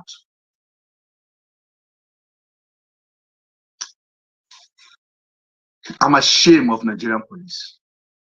Oga Moses, I'm really ashamed of Una. I'm ashamed of Nigerian police PRO. This is the guy you're working with. This is a shame of the highest proportion. Let's go. The back of the compound, who can even give information. Right. They said there's no problem. So, but they were taking instruction before they could allow me to go with them. They were getting instruction from their office in Abuja if I can go with them. It's okay. Yes. So as the man, the guy called me and said, comrade, he calls me comrade, please, you are a civilian that you're not supposed to be going with us going with them in this journey, but because at least you are the one who posted the case on social media from that day one, and yes, that anything I see, I should let him know, report to him. I said, there's no problem, sir. There's no problem. Let's just go. So we went into that place. Immediately we went into that place, I have to start videoing from outside. I videoed the fence. It was the number. I videoed it. We entered the compound.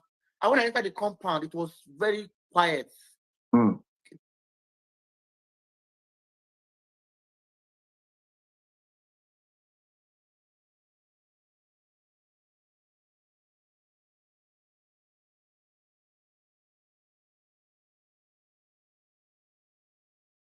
Very important. Very important. He said, I flew them after the discovering of the body. I flew them to Andrew's house. The video is on his page, please. I flew them to Andrew's house.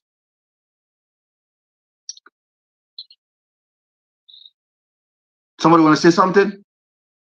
Yes, Mr. Ben. Yes, I want to ask you a question. Let me say something really quick. Yes. I think, did you hear what he said? He said the officer calls me comrade. Comrade, yes. You know when they call someone a comrade? He's the fellow of the team. He's a fellow officer. You will not just meet someone for one day and they will just call you a comrade. You must have known that person for a long time for them to address you as a comrade. People should think about it. Yes, I have another question. Did he say the anti-kidnapping squad tendered the phones and everything to him? No, he said they gave it to the police. Oh, okay. Yeah, he said they gave it to the police that also confirmed they've already searched the house and they didn't find anything. They only find one bag and hair and this. Okay, that was before he entered that house that day where he showed you blood.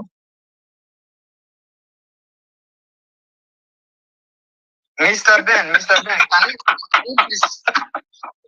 Hello? Yes, sir, go ahead. Ben, oh boy, can you please make this clearer? You said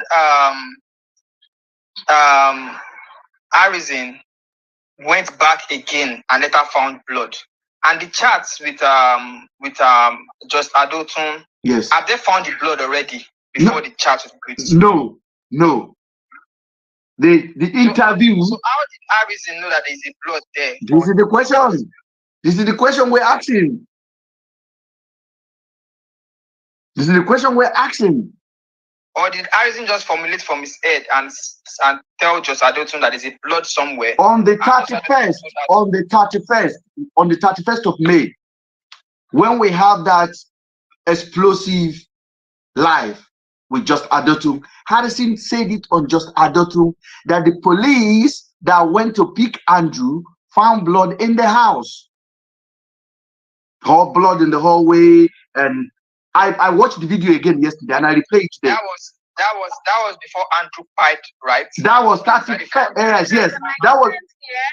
Can the Nigerians here confirm this for me? Someone said in Nigeria, comrade is used to address human rights. That's a lie. That's a lie. That's a palliative. No. You can actually use it to say comrade, but it's to say comrade to somebody. You and the person have to be in the same kind of.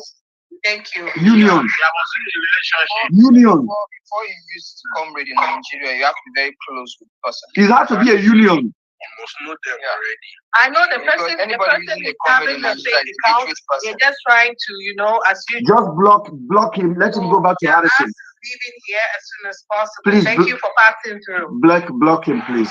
You don't need. I have a question, please. Yeah, go ahead. Sorry. And what I'm trying to establish here is that, okay, on that 31st, that was so before Andrew died, did the police claim that they found blood? No, in the house no, zero. When did they find the blood? And when did they find the blood? And when did they search the house again? The house. The same officer that came told Harrison they searched the house, because it was not the same officer that came from Abuja that was with Andrew on the 8th of May. The same officer that came from Abuja that fired Andrew was with Andrew on the 22nd of May. So did they search the house on the 22nd of May? They did. That's why they took Andrew to Abuja. They searched the house on that day, which I made it clear on so many of my videos that those officers that took Andrew searched the house. And the man that was holding the camera was the tall officer, which I always put taro on his head, searched the house in Andrew's house. If they searched the house on the 22nd, yes. How did they now know there's blood there for them to go back again? Because Harrison planted the blood there. You guys don't understand. Harrison will say it now. Just watch. He will say it from his own mouth now. Just keep watching. Say when you are lying and you think you are saying the truth, you don't know when you vomit it. Just keep going. Wait, may I have a question too? Yeah, go ahead. May I have a question? If from that video of those two girls, right, they claim that, or just like they told whoever claimed that those girls have fight, right? Mm-hmm. So at what point, because from there was no blood, there was nothing. So if there had to be blood on the wall or whatever, that means there would have been a struggle, somehow or something. Yes. So at what point did blood not get on the wall? Hear me out. Harrison will have to explain. That's a good one. Harrison will have to explain all of this, but just watch, because there's something he's going to say next that will nail him. It will nail him. Wow. He's finished. I told him to go call a lawyer. I've been telling him from day one. I text him. I said, bro, go get a lawyer. You're not good. I told him this. I said, bro, you are fool. You are fooling around. Just let's go.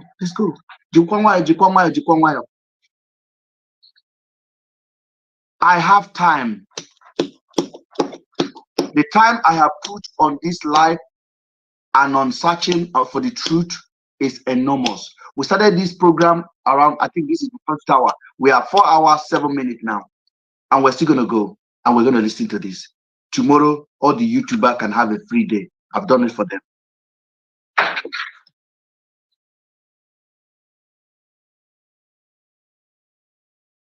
It was very quiet. So we could not enter the place, but this was locked.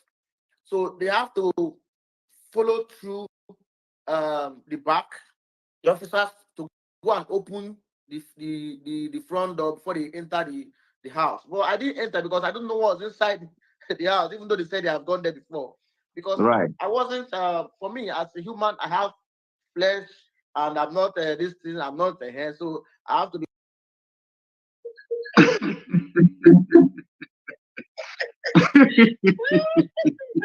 As a human, I'm not a head. This thing. He was the one that flew them there. He couldn't finish calling himself tomorrow activations. No, he couldn't complete the word activist. You remember Ben have told him never to use that word again.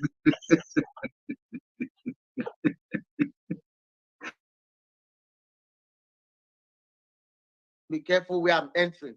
So Of course. I moved to the neighbor. I said, let's always ask neighbors question, I was asking them question, the old woman who lives in that compound. I said, this man living your neighbor, what do you know about him? He said the man doesn't even talk to. He said the man doesn't even talk to them. The man doesn't talk to them. That when he moved into the compound, he just hello. Even what he speaks, they don't hear. So they don't always interact with this man. But what he does is that he passed through his house, through their own compound, their own apartment to go and on generator, because all of them have a generator house together. And once on the generator is a big generator, it makes noise. Like, I don't even know what happens over there. Yeah. Everyone is just everybody mind your business. Business. Yeah. Yes. But one thing that she knows is that at night she always hear GUN noise at night. Okay.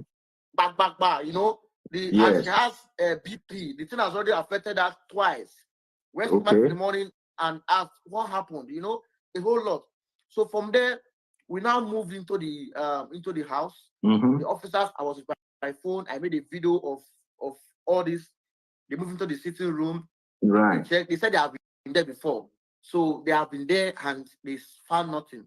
So when we moved into the room, the sitting room, from there to the kitchen, to the rooms where they found the room. There's a room they saw.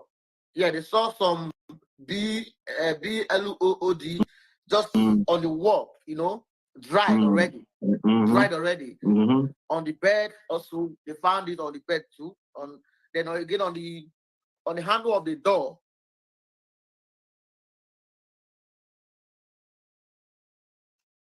The same officer who told Harrison we've already searched the house before, they are now currently in the house. Harrison said they were seeing BLOOD everywhere, on the door, on the bed. Are you listening, guys? On the door, on the bed. I think on the bed is the first time we are hearing that. Yes. So the last time he only said on the wall, the same officer who just told him on their way that they've already searched the house before, they didn't find anything. The same officers are now searching the same house again. So they must have come back to find those girls in that house. Are you hearing what I'm hearing? It's not Harrison supporter. This is not coming from me. This is coming from Harrison. So it's when Harrison went back there with them, they found blood. Yes, after they told Harrison, even on the same joining, that they've already been there. Because it was Harrison that said, let us go there. Harrison is the mastermind of all this, of the second search. So Harrison said he was the one that told them, let's go and search Andrew's house. Harrison have told us that he flew them to Andrew's house. Harrison said, when I told them, let's go and search the house, they said, oh, we have a warrant already. Okay, they have a warrant already. And then they went there. And then they told Harrison. They already searched before. They told Harrison, we've already searched before. There's nothing there. Harrison said, okay, they just went there. And then when they got there now, they now see blood on the wall, on the bed, on everywhere. He's saying it. I'm not the one saying it too. No, anybody still defending. No. I told you in a boxing match. Why is it the one asking police to go outside? Why? There's one thing in life. In a boxing match, when somebody knock you out, you have to give up. Harrison is down. He's out. He has to confess. If Nigerian people don't push this guy, which police is going to make him confess now? Because there's nothing hand in hand with they are together in the same bed, so it's going to be difficult to get him to confess. Let's go ahead there. Wait.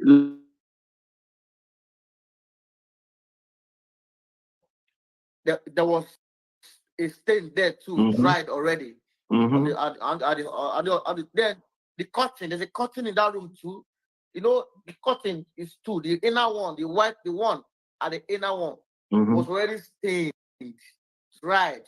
Also, which they obtained. They took them and took them down downstairs. Then there's a room that they said they did not access. One room, they did not access that room. So they had to call. They have to go back downstairs to tell the neighbor to please give them the phone number of the landlord to enable them break down that door, because you can't break down somebody's door without permission. So but at this point, they should give them landlord's number. Landlord, they now gave them the lawyer. Eh? When two ladies are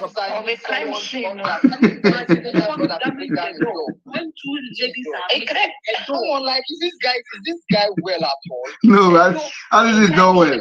There's nobody that will tell me Harrison is well. I know Nigerian police operate whenever they come to a crime scene. Look at when they went recently when they went to arrest this girl, hotel, who living in a hotel. I swear. Look at how they walk into those rooms and slap people. And that's not Nigerian police. So that's just EFCC. Talkers of Nigerian police. Hey! Anti-kidnapping and anti-robbery for that matter. So there was a room. You know what is sad in this situation? You know what is sad in this situation? If Afiba's or Celine's family is listening to this, it's going to be very disheartening for them. Because they trusted this guy. The amount of incompetence that happened, this is actually very hard to listen to. We on the outside, and I've been collecting money from them. Yeah, we might be finding some of these things funny, but I am actually feeling for the family. Even if they have the opportunity to listen to this, they will. But it's just that the police had the warrant to search the house. Why are they still looking for the number of the landlord? For what? Let me tell you. Harrison, and let me tell you, you are going to know the reason now. I'm keeping it quiet. You are going to know the reason why. This is a criminal enterprise that have a perfect plan for everything they did. But in about 2 minutes. Remember the last time, Ben, let me come in. The last time, he said when they went there, the curtain was dripping with blood. Yes. Now he's saying fresh blood. Right. People go back and see his video. You know, because we've been saying here that blood cannot be on the wall for more than 1 month. Now the blood it don't dry. Dry. It was not dripping anymore. And at the same time, the same officer, oh my God, who he say is with him, say they have searched the house, they didn't see anything. So all those blood, all those things, the officer did not see it. He just said it with his own mouth. And the room that was locked up, the officer did not see it. The curtain that was dripping or dry with blood all over, and the bed sheet, the curtain, the officer did not see it. Harrison, Wogwa Manushu, I am highly flabbergasted with you right now. The old woman. I am highly flabbergasted. Hello, can you hear me? Yes. Can you hear me, Mr. Ben? Yes. How come the old woman that I don't like mentioning his name though, that he met in the compound, used to hear the sound of GUN, but never went to the police to report? Does it make sense? Harrison. It was Let me go bury this guy. I think with the GUN, right? You know, when Ben had showed this video, okay, you remember he went outside and stood by his balcony and gave some shots. Yes. People do that. I know, like, let's say in Ghana, right? I know people that do that because they try to deter away either thieves or, you know, anybody that thinks they can come around close to the house. I had a landlord who used to do that every evening. He would just stand in the compound and just, you know, give some warning shots. And it's a sign of an insecure man. So I think maybe he did it, but they were scared of him. You know, they were scared of him. Yes. You know, but you. And But guys. I won't think that Harrison is mentioning all these things just to paint a picture. You know, I don't really believe it. Had Mr. Ben not shown us that video, perhaps Harrison would never have said that. He was just trying to paint that picture. Harrison never measured gun before. Exactly. Do you understand? He's just saying that now. All these things. I believe you on that. Okay, let's go. Please pay attention. Very important, my able panel. Oh, go ahead. There's something you want to say. They keep asking you.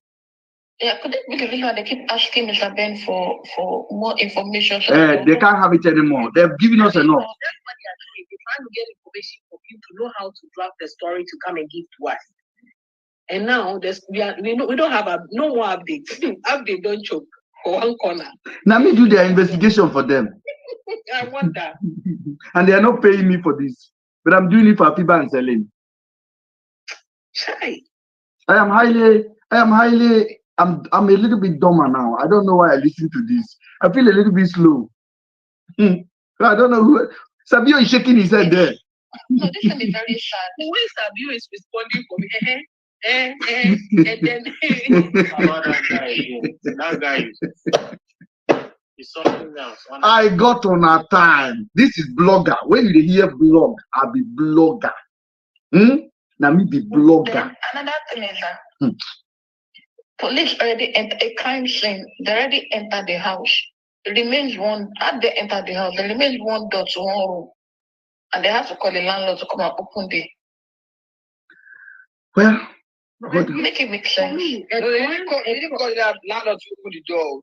They call the neighbor to get the landlord. They call the landlord so they'll be able to break the door, to inform him that they're going to break the door. How possible is that? Yeah. Property, and they now spoke to him that this is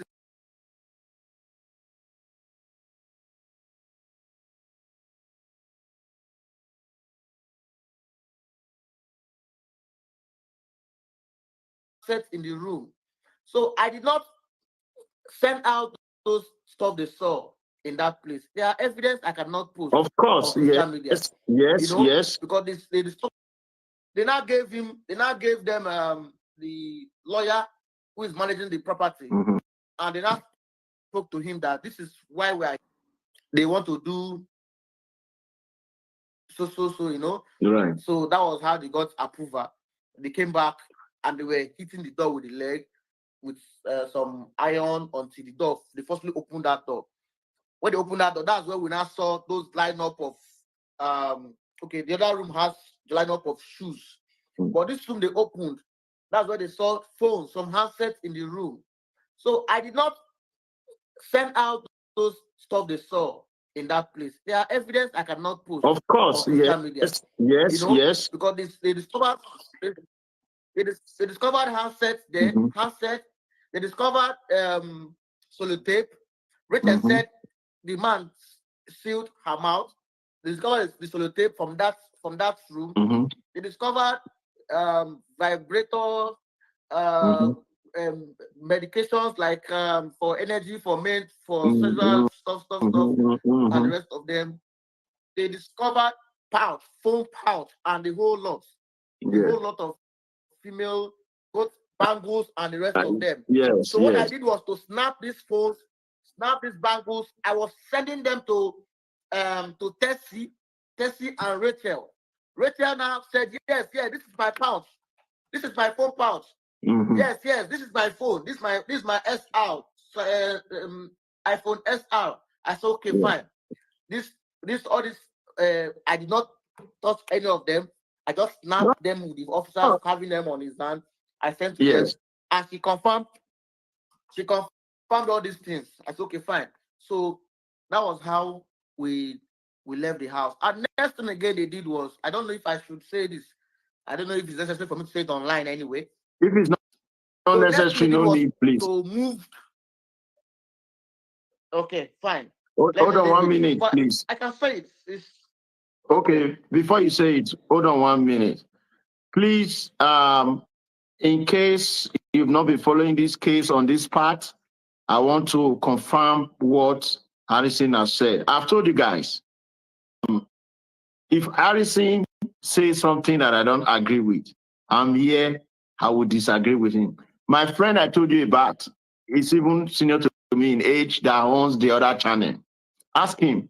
We disagree on his channel. Like this, me and him will be arguing. When you leave this channel, ask him. Maybe he must have told you. I argue with him live. That's my kind of person. So I want to say this clearly.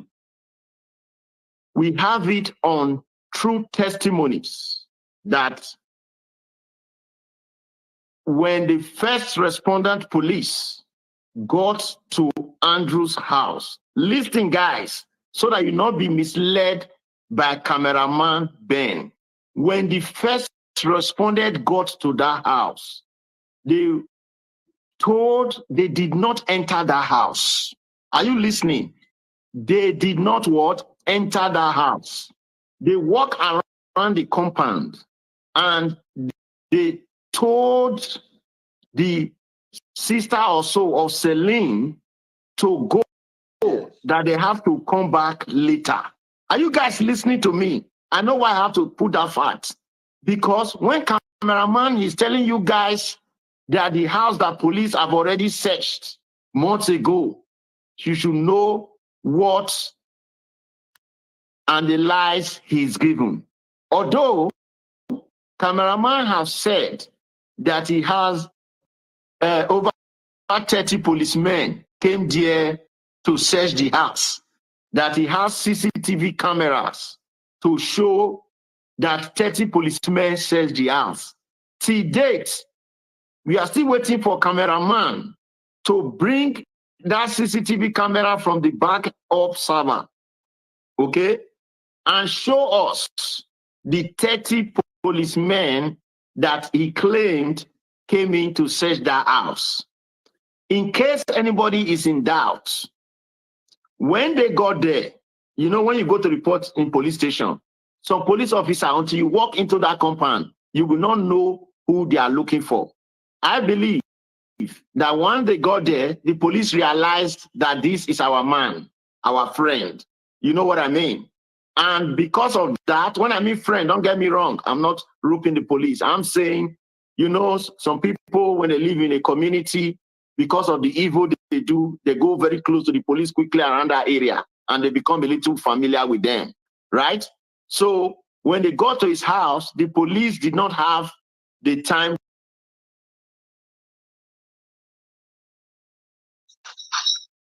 You see how he quickly tried to defend police there. Did you guys hear that, please? Yeah. Did you see how he quickly tried to defend police there? I'm not trying to describe. I also think that he's kind of scared. Yeah. What I so the police, it's the assignment. It is the assignment they give to them. They give them the assignment. He's playing a mind game. They give them the assignment. This idiot, they give them the assignment. Let me tell you guys something. See, every one of us that have stood for this righteousness, you can go to bed with happiness in your mind. And a Afiba parent, a Afiba family, Celine family must look at these liars as the reason why their daughter may never be found. These liars. I showed you a message today that was long ago. I emphasized the importance of stopping lying and looking for the truth. The message between me and this fake investigator on the 31st of May, on 3 occasions with just Adotum, I seized the movement and I addressed Nigerian police. Because I knew the lie was too much. I thought in my head, what about if these girls are being hidden somewhere? And I use example for you guys. When I was growing up, my father used to have small money. If you want to steal from my dad, what we do those days is you just replace the money. You don't take it out of his room. You just take it here and keep it here and watch his action. If you didn't find out, after 2 days, you go and take the money and go spend it. We are kids. That's what we do those days. People still practice it now. Even in bank, they are doing it. In businesses, people are doing it. It's a common method of depossessing people. You just take it like this iPod now, I put it under here, and then you look for iPod, okay, it's gone, it's gone. I come back to pick it. That's exactly what Harrison is doing. And I challenge Nigerian police to investigate me, to open Andrew's computer. They have done it. They have done it because after Andrew passed away, his trading line, he's got a trading line. His WhatsApp on trading line, one of Andrew's friends rang me and said that WhatsApp is going. The message delivered after Andrew died. That the number went at 6:45, and at 9 o'clock the number also went through. So the police have the phone. I called the number with my number. My daughter was writing GCSE, so I went to drop my daughter. She has exam at 10 o'clock, so I dropped her and I moved. As I drove off, I just parked. So I received a message from that young lady that said, Oga Ben, Andrew's number is message delivered. I picked my phone, I called the number. Nobody picked. 3 minutes later, 3 minutes. Guess who called me? Mad Dog called me. You know, you are watching me. All of una can't sleep. I got una. I no send una papa. I no send una mama. Mad Dog called me. I knew they have Andrew phone. Because I just called the number and nobody picked. And about 3 minutes later, somebody come, hey, bros, are you trying to reach us? This is me. I just laughed. I told you that day, I know you're watching me. I told you I'll call you back in 15 minutes that I dropped my daughter. I record you. You end up calling me, we spend 45 minutes. Go and tell your Ogawa we'll talk on the phone. It's recorded. I'm not playing. You guys have damaged a whole family, a whole country. And you guys try to stain my name. I just printed my criminal record 2 days ago.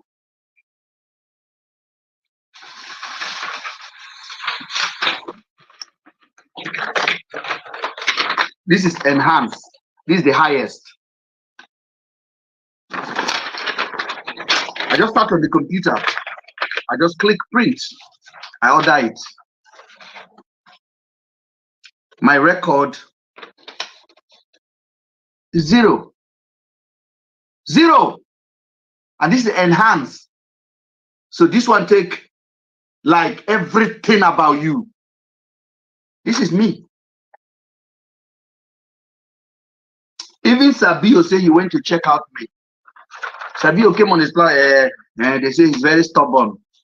His yes is his yes. That Sabio, that fake man said it. I was sitting in this office when I printed it out. I just ordered it and he came. If I'm going to rob you, I'll tell you I'm robbing you. I'm very calculative if I'm going to rob you. I'm not a fool. But I'm not robbing anyone. I'm telling you the truth. Small criminal like Harrison have messed with the wrong person. This motherfucker published my phone number. I'm currently using the number. Tell you, and your staff, that Harrison staff that called me on that number and told me about fake Harrison.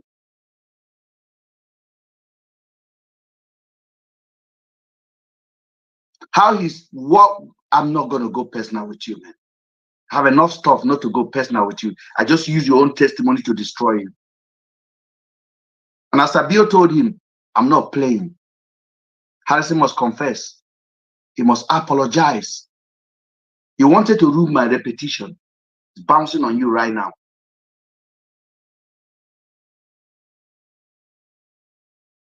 Do you think if I have anything to do with all of this, I'll be doing this? they send your papa. I'm a road man. When you mean road man, I'm strong. In this community that I live, that's abuse, I'm a black sheep. And I said it again, if there's 10 black men, it's not money. It's about who you are. If there's 10 black men, I'll be among them.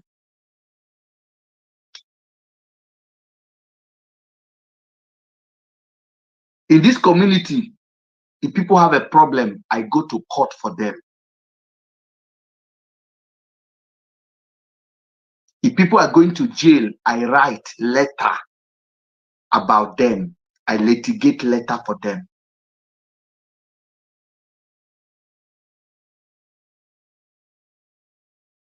I wrote MP of the community. The MP know me. The mayor know me of my community. They don't play with my name. The bar, the bouncers. If there's 20 bouncers in this community, 17 of them know who I am. Not black people, Oyibo. It's not the money. It's about knowing who you are. They know you got a repetition. I'm a voice. Sabiu, I'm a fucking voice.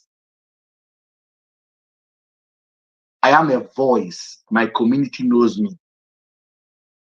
I'm not hiding. I don't pretend. I don't speak for me. I don't speak like I don't do it. I know the package. As many of you see me, I wear more native than anybody. In short, I have like 25 native clothes, Nigerian clothes that I wear all the time.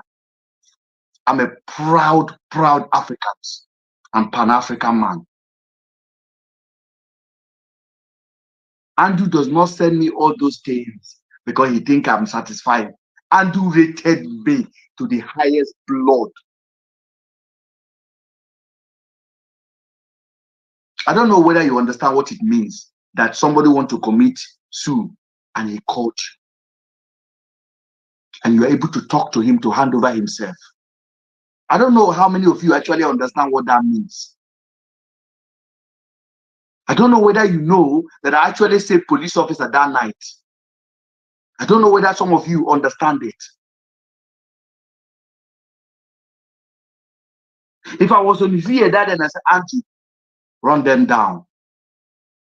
Run them down. I guarantee you, this will not be the story. I was begging him. I said, don't do something stupid. Hand over your GUN. Talk to them. Do you want me to call somebody? What do you want to do? Don't do something stupid. Please, please, please. Remember, it can be solved. If now money, we go make them back. He said he lost £2 million. I said, what's £2 million? We'll make money again. Now money. Money they come, money they go. I'm not a hungry boy. I wasn't following Andy because he has anything to give to me. I'm a hustler. I pay my own due. If I was Sabio was supposed to check who I am before he talked. He said he did. Oh, Ben, there was a time the wife of the president was like against Ben.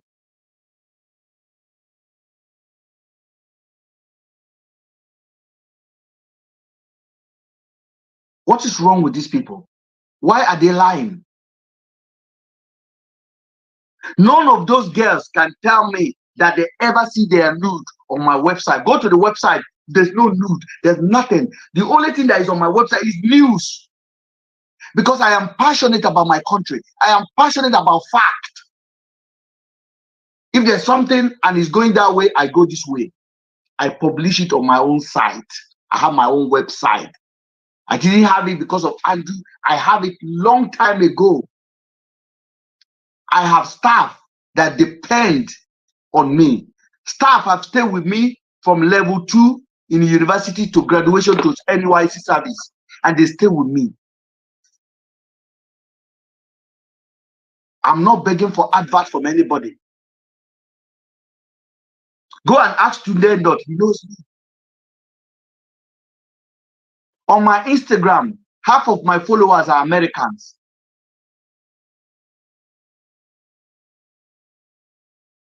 I am a deep writer. I'm a deep thinker. I'm a deep opinionist. Shaquille O'Neal wrote me and told me, yes, up your follower, because I went hard on him for something that he did. Shaquille O'Neal in America. Jamie Foxx was on the comment section on my blog, commenting, defending something. I would post it. I would screenshot it and post it. Shaquille O'Neal. Shaquille O'Neal sent me his net worth. Go look at my phone. Half of my follower on 924 News is Americans. It's internationals. If I come on you, I come on you. In the last election, Donald Trump people were DMing me to promote them.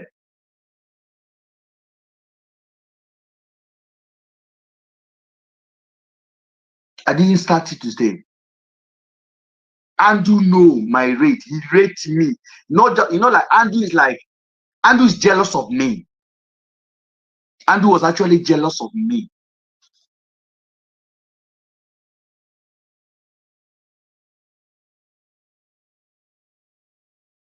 He was jealous of me. I am a man he wants to be.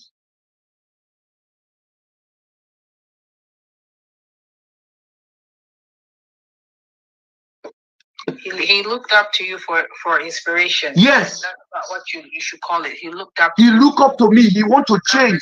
He feel like this guy. I have never. Let me tell you, my son is 18 years old.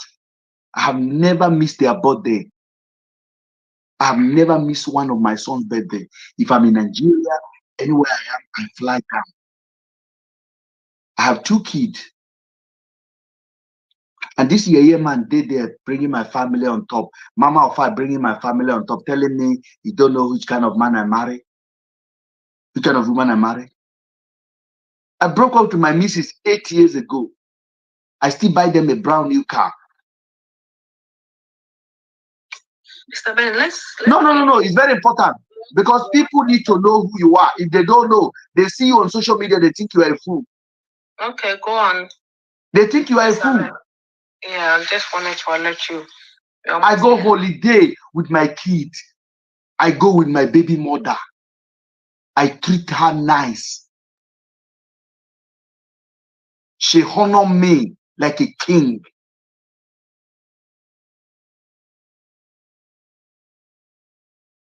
In my community, nobody think I am nobody. If they have problem, they come to me. If they have a letter to write, I have to approve it for them. Write it like this. And you know the kind of a man I am. So when I came out to speak, because I saw the failure that enables Andrews. Am I perfect? No, I like shagging. I love girls. I enjoy my life. I'm an independent man. I do what I want. I drive good car. I live my life. And you come with fraud. And you see your boss, you're supposed to respect. You're supposed to be, okay, that I'm not going there. Let just adult to talk. Just adult to talk one thing.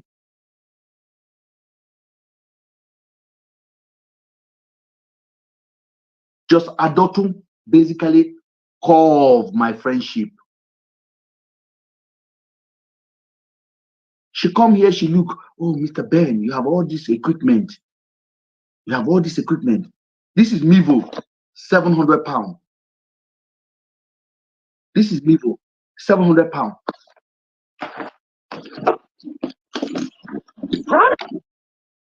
This is a camera that church used for the whole service. I don't even turn it on. Talk less of using it. I have a radio license in Nigeria and I don't even bother to go start again. To broadcast my own self in Nigeria. Because of this shenanigan that you guys are doing, disgracing the youth of the country, frustrating us. We can't dream, we can't plan. And a fraud like Harrison want to use his followers to depress me. Do you know what they have done to me? I want you to take a trip to YouTube right now and put my name and put yourself in my position. And now that the truth is coming out, all those YouTubers, they will just vanish. They're not going to come out and say, oh, Mr. Ben was right all along. They're not doing it anymore. They are gone. They have collected their followers. What are you gaining? So if I did not have my sight, if I did not have my voice, this is what you guys would do to me. You guys would have shamed me to death. Because I spoke out. Because I saw lies and I saw that these guys, they may be still alive. Why are they lying? Why did they not take this in serious if a human being is missing? And you guys turn it on me. Compliment of that lousy, dirty mouth, Just Adotu. Just Adotu, you are in my fucking city. I live here. I own life here. Before you move in here, you are going to move before me. Move away. If you see me left, go right. You fucking mad woman. That woman came and lied on me. I saw unalive people. Unalive. Do you know what that means?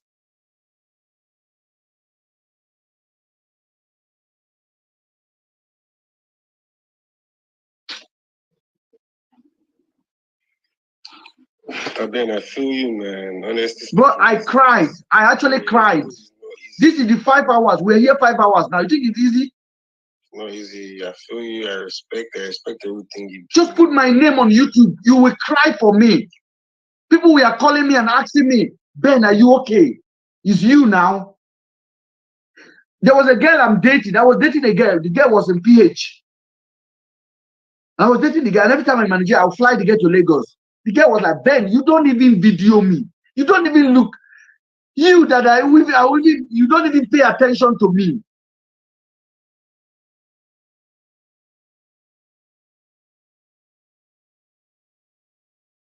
The girl was telling me, like, when he's reading all these comments, he's asking, was Ben hiding his behavior from me?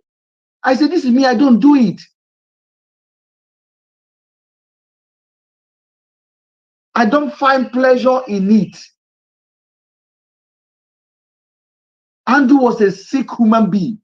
He was brought up in a way that he was damaged from childhood.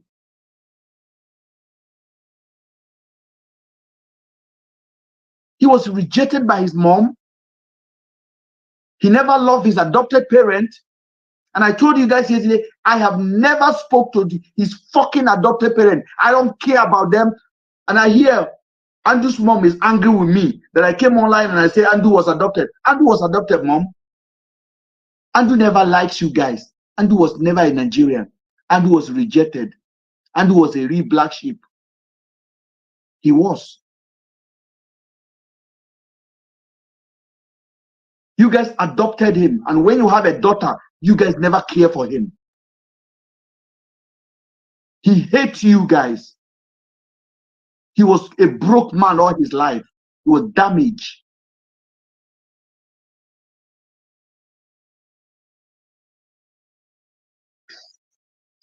He told everyone that came to listen that he was adopted. Not only me, he told everyone. The day Andrew told me about his story, he cried in this town. He showed me paper, how he find out. Reason being, he was always wonder why his mother never loved him. You that run from Nigeria, they kill your son, that you call your son in Benue, you run back to UK. And I'm addressing you now, Andrew's mom. Never call you guys. You guys don't pay me nothing. I don't care about you guys. I'm not doing this for you guys. I'm doing this for Nigeria to change.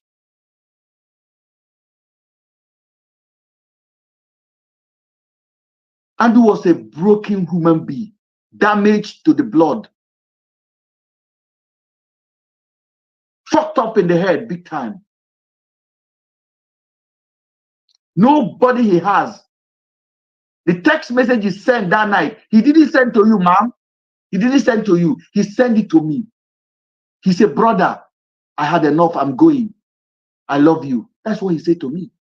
And you guys are angry that I'm sad because my friend died. No, I'm not sad because my friend died. I'm sad because there's two potential girls that could die as well. My friend told me in December, he may not see December. He may not see January. He told me December. I don't cry for Andrew. Andrew lived a good life and he's gone. It's painful that he didn't pay for the crime he committed. What is wrong with you guys? Mama 5 say you are a nurse. That means they must have teach you mental health. Where do you forget about your mental health class? Now you're buying a story of organ harvester. Are you dumb?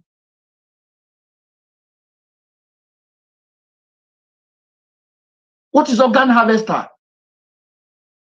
And you can't even kill a chicken. A chicken. He can't even slaughter a chicken.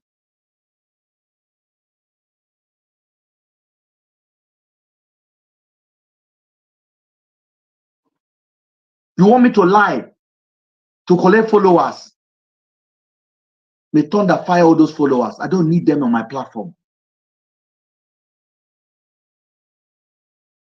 This guy was messed up beyond reasonable doubt.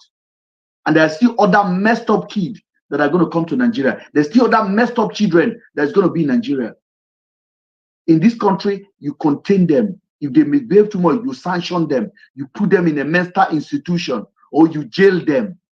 It's two ways you do it. You don't allow them to have another soul, to harm another soul.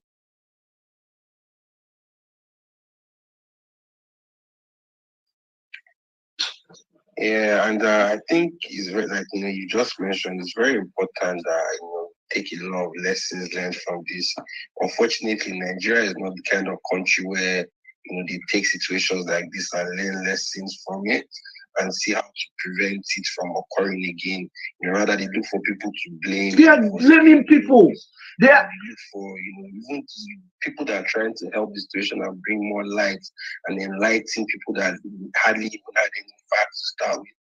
They don't even listen to them and take those facts and use it as retrospective lessons to prevent these things from happening in the future. Hence why Nigeria doesn't change. As a matter of fact, it keeps getting worse. Even from the fact that somebody like Andrew, I know he's human, he's a human being, needed a home. We had a past criminal record. He was allowed to have a visa to go to Nigeria, and he was even walking around with that visa. The embassy did not do any background check on this individual. He was given a GUN, like he said, living whatever life. And there's loads of people like that, and God knows this is just one that we know about. God knows how many other stories are happening undocumented, and everybody's just focused on one where we can. God has given us the opportunity to actually learn from, and this is an inflection point to change our country and change our behavior. But unfortunately, Nigerians don't think like that. I just pray for the day that would actually, have that kind of mindset and things will start to change step by step. But honestly speaking, Mr. Ben, you've done your part. That's what I'll say to you. Thank you. You've done your part. You've brought light to the situation. You showed passion. Every day you're online, trying to bring more information out and enlighten the public and all that, which is commendable. And like I said, you've been consistent with your story from day one, and you've not tried to sweep anything out of the carpet because this person is your friend.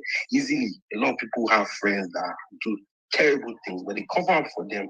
They did not do that, which I feel is commendable. So for people to come out and try and start using that against you, I think it just shows their own personality rather than your flaws. Everybody has flaws, but at the end of the day, it shows their personality and their lack of intelligence. And I've seen so many comments, like you said, your videos all over YouTube, but you shouldn't let those affect you. No, it was affecting me before. I'm not gonna lie to you. I was a little bit getting into a depressing state. But I slept. And when I slept and I woke and I had a dream. And that day I had a life like this and I was so weak because I'm angry now because hearing Harrison, hearing these clowns, these two people, these actors, what solution did they bring to the table? What lesson can we learn? That the next Afiba that will visit Nigeria from Gambia, from anywhere, can go back to their country in freedom. What lesson can we learn? No lesson.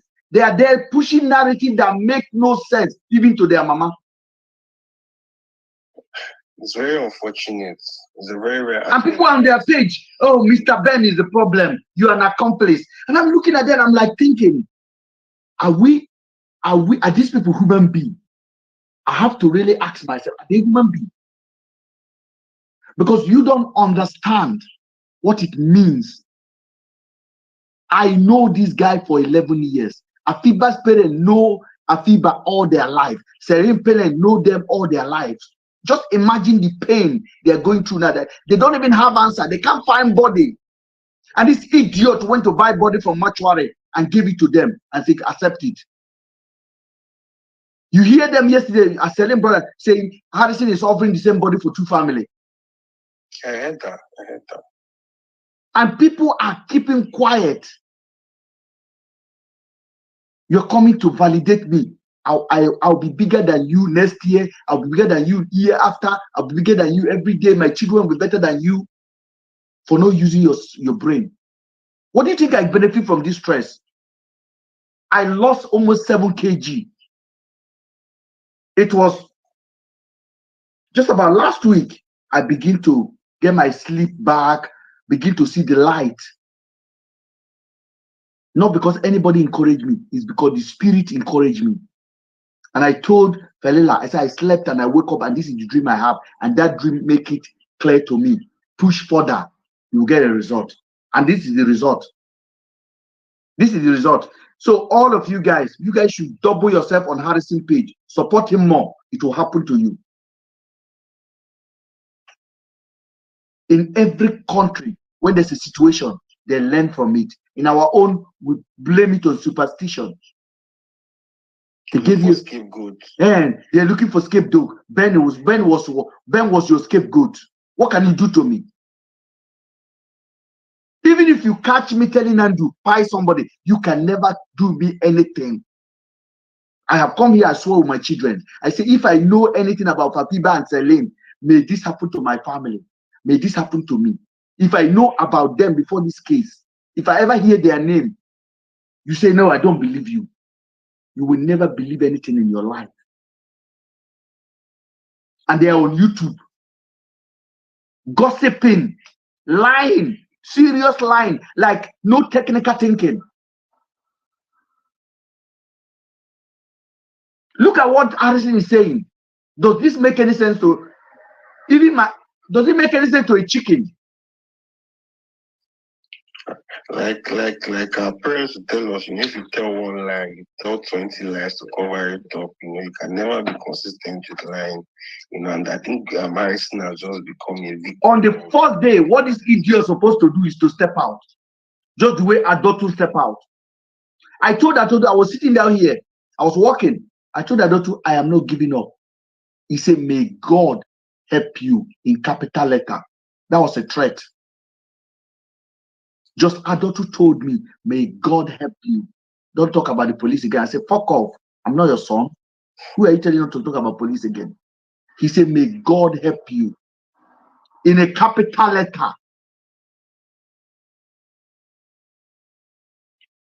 And to think that she started off, very passionate, or she looked very passionate in the first video, like she was on the same page about finding these girls, and like I said, it was after she made some phone call and they told her what is the deal.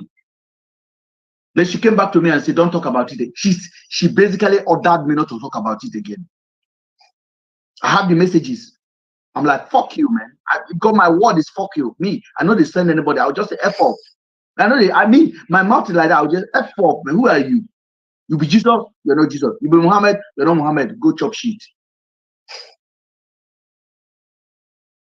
Look, Harrison tonight. In 5 minutes, Harrison defeated Harrison.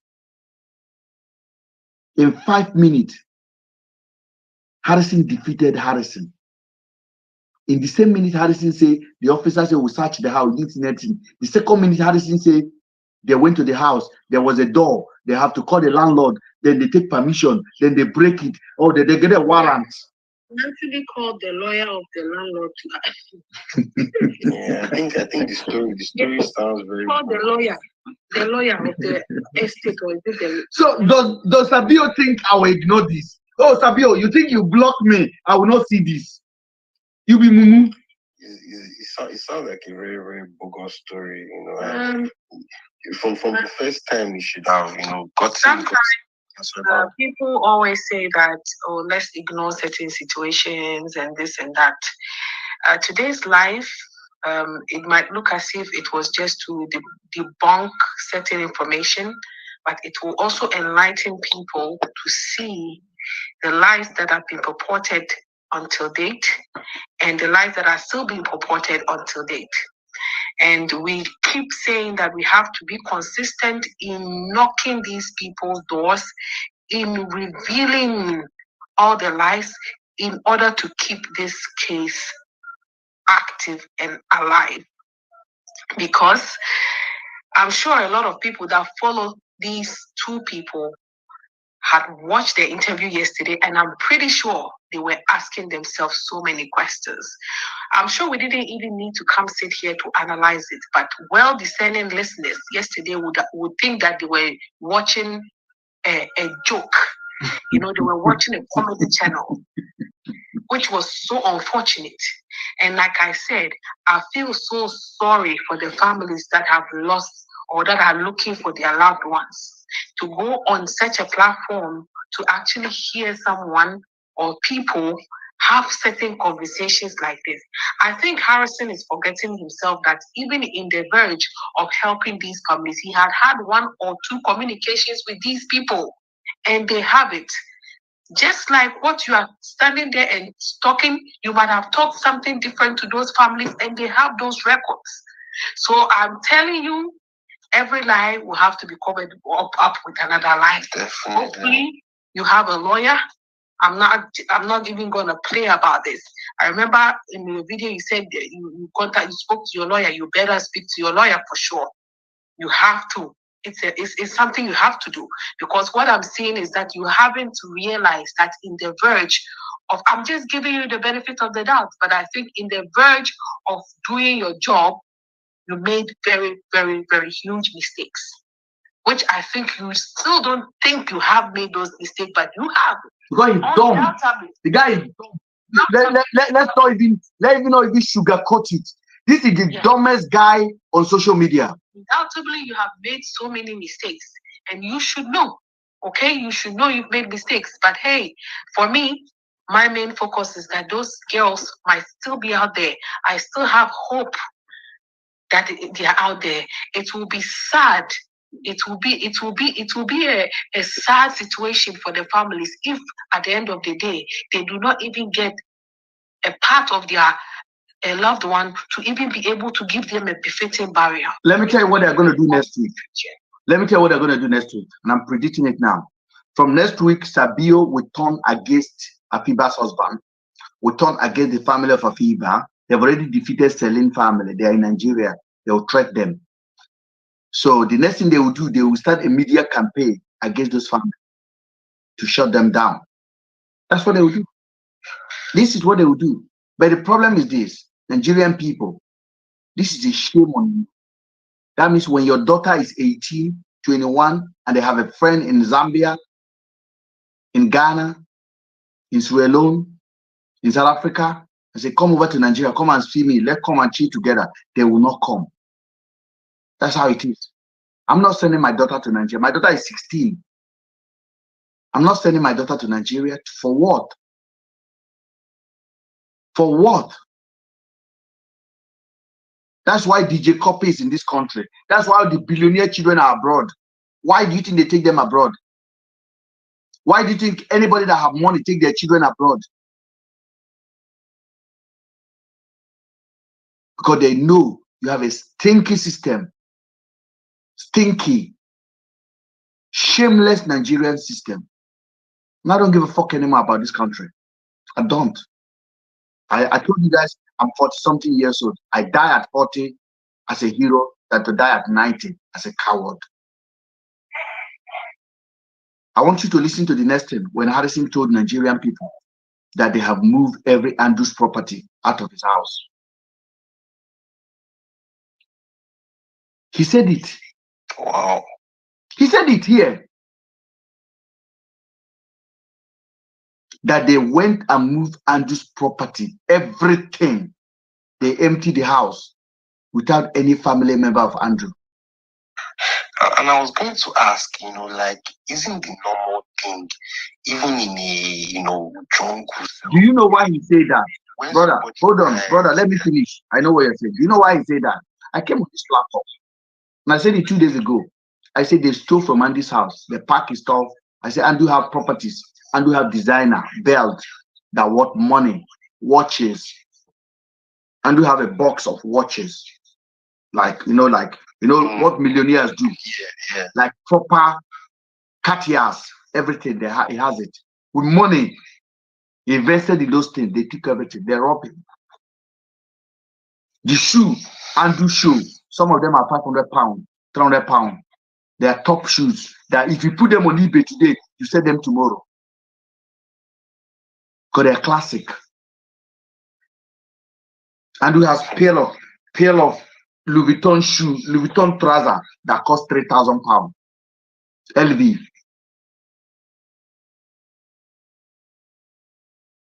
And I said it. I said they have sold this guy.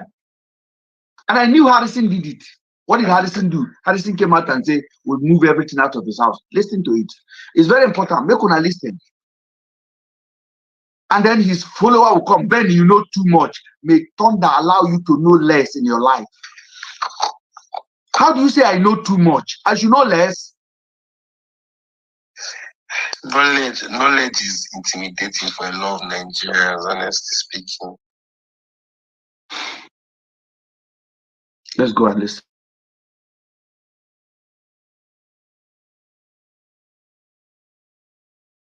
To go into his house. So cameraman Ben is actually lying when he's telling you people that the police went into the house on that day. There is no witness to that. Now, in my own training, even if the police did not have the warrant to go into the house to search, now again, I am not here to speak for the police or investigate the police, but my position is this: as far as there is evidence that that house is a potential crime scene, even if police did not enter, they were supposed to mount surveillance on that compound from that very moment. They don't need to go in. So that is a case between IG and his men to handle. But I don't want to talk past that. But I just wanted to clear the facts that when you hear cameraman come online and keep saying it, the house Harrison went to, policemen already did this, policemen already did that, he is lying. They actually came in and invited evil cameraman, evil big head Andrew, to come to the police station. That is the picture he has. And that picture shows him putting on a white shirt.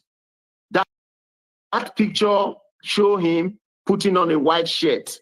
So guys, when I tell you that cameraman has all the evidence and necessary clue to solve this case, at least not the police case, but to solve the whereabouts of Celine and Afiba, we know what we are talking about. So thank you very much for clearing that, because this is very important, because the way to which cameraman have been taking this case is positioning people in the bad light, which is wrong. Okay? Whoever went there as the first respondent, they did not get into that compound. And I'm saying this on testimonies from Afiba's husband, live. They did not go in there. They told them that they will come back later. Whether they came back later on their own to go and parley with him or search the house properly is only cameraman that can testify. If he has video to that, then let him go ahead and present those evidence. Okay? So that one should be clearly stated. Okay? With that being said, I will give you your time to go ahead and say what you wanted to say and your final thoughts. You have done very well. I said to everybody, this is we need to set the record straight. That is what we are doing here. Yeah. Okay. After they did research and they came out, I was sitting down there with the neighbor, the tenant, other tenants at the apartment there. They said they got instruction to move all the properties, to move them to the station. So they called a truck. So they moved all the properties, everything, TV, chairs, bed, foam, everything, kitchen, fridge, generator, everything was moved out from the house. And they packed it inside. I have a video of the truck that, I made a video, because, I was with them there, and I was there, I wasn't working for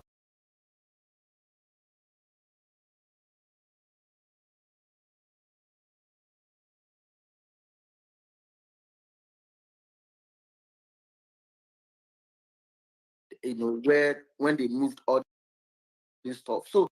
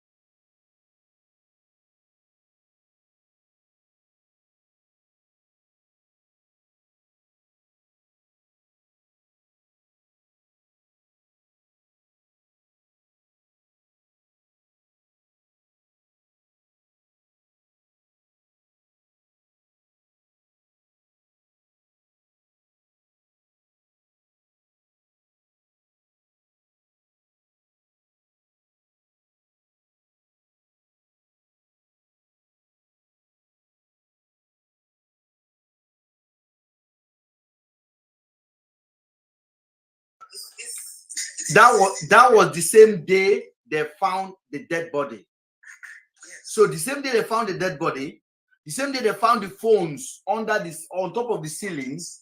After the same officer told Harrison they've already searched the house, they didn't see anything. Harrison went there and found blood and everything. Harrison also say then they now call for the landlord to come. At the same time, they call a truck to move everything. The same day. Did you guys ever hear this thing before?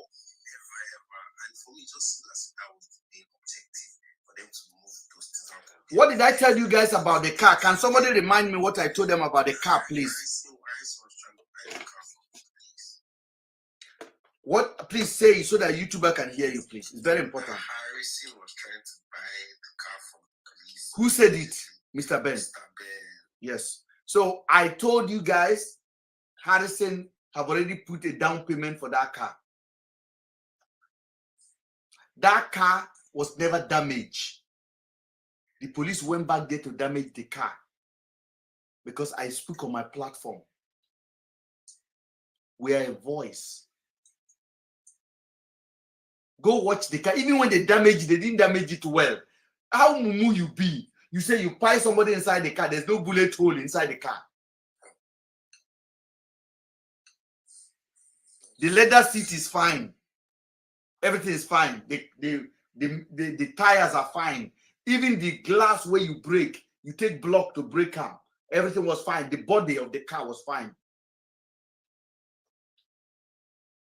The dashboard was fine. All the electric was fine. Who you not lie to? And Nigerians are keeping quiet. Tomorrow they will say they want P2B. Tomorrow una go say una want P2B to be your president. Una go abuse Tinubu. This is serious. This is a definition of bias. How do you justify this?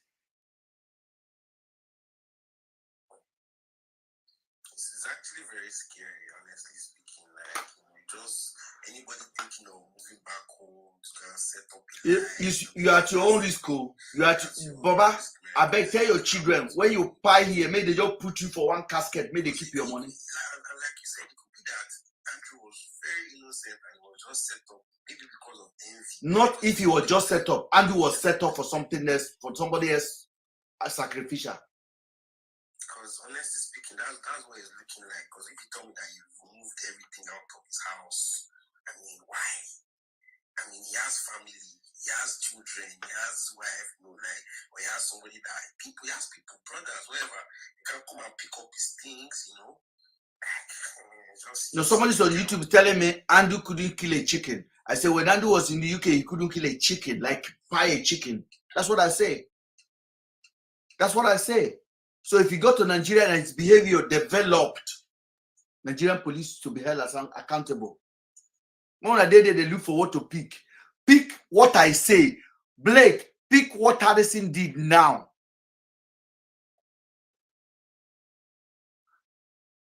This is serious, guys. This is very serious. So I'm going to share the screen again. We're still on. We must finish it. Harrison is confessing. I now asked him a question. I said, so where are people moving these things to? They said they're moving it to Abuja, that they got a truck. The truck will move it to, they keep the station in Umuahia. Harrison is the one that told them, oh, can we go and check Andrew's house? And they said, oh, we have a warrant. Now they got there, they suddenly have a instruction to move every Andrew's property. Does that make any sense, guys? No. I wonder what courts will give you the instruction to pick up his things as well. So, I don't know. And then transport it to Abuja. So that's this part. Yeah. Then again, the neighbors came in and signed, because when you search a property, the things collected, the items collected, right, the will property be documented. With sign. Yes. Documented. So the neighbors there signed. Then the lawyer of the property, because that money they already pasted a quick notice on Andrew's door. So Andrew has a lawyer, not the lawyer of Andrew, the lawyer of the property. Just think about that, what they're talking about. Andrew has a lawyer that bailed him, that was supposed to be expecting to join Andrew in Abuja by flight. It's not the lawyer. It is the lawyer of the property, according to Harrison. Make it make sense. The lawyer, they called that time that they want to break the door, came in and they gave him instruction that they should not allow anybody access that building. So the building, the building was locked, and then they all left. That was how we left that scene. Okay. Thank you very much. Thank you very much. I want to clear something here that is very important. I know that you've heard a name, Darlington, and I know that you've heard the name Darlington in relation to Blessing, correct? And I know that Afiba's husband have made some statements concerning Darlington, and I reached out to him for further clarification. One thing I want to say here is this. Please, guys, listen. I try to be very careful, just like the way I'm treating Harrison, that when people come to help, you must be very careful how you treat them. Not because you are trying to defend them, but because you are trying to not to discourage them from doing if they are actually helping. One thing I realized was that whoever that Harrison is, based on what we've been hearing online and the information that we presented, one fact that I have been made to understand was that there was need for money, and Darlington actually claimed he supported with money, his own money. So I'm telling everybody for the world to hear. So when I reached out to Afiba's husband, I asked him again, did you give any money to this Darlington? He said, and I quote, that what happened was they claimed they needed money, but Darlington, in his own generosity, decided to help with his own money first, but was later asking for a refund because there was urgency for money. However, I have said we are not going to treat the money issue, but here is how that particular issue will affect the discovering of the girls. I know you've made one interview with Blessing when we needed to speak with her and see how she is related or involved in this case. But one thing I want to thank you for is bringing her out to speak. Although we believe that she would have given more details, but I mean, you can't force somebody to speak, okay, unless they are willing to do so. We have received photos of a certain Darlington, but we have not been able to get 100% confirmation that that is the Darlington. We are trying to avoid not legal challenges, but we are avoiding something. What someone would not do to you, we don't want to do it to somebody. Yes. We don't want to take chances of displaying somebody, even though we have 99.9% evidence, but we need to make sure it's that particular person. Not because we are scared or we give a damn about that person. Trust me, with due respect. But we want to make sure, okay? That's why we've not done that. I just want to make you to understand. When we wrote some episode pointing to that person, as usual, cameraman quickly picked our episode and did his own guesswork and displayed somebody, okay? We are not answering him because all he have been doing is he come to our station in the morning time, gets information, and when he gets information from us, he will go back to the station and say, we are releasing information, we are releasing information. So he's being clever by app, okay? Now, I just want to ask, do you be very sincere about this? I know you never knew whoever the Darlington was before this case, but somehow you might have seen him now.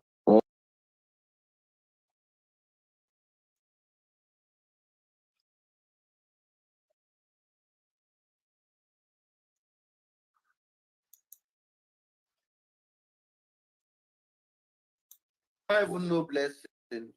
It was. So, guy, did you hear that?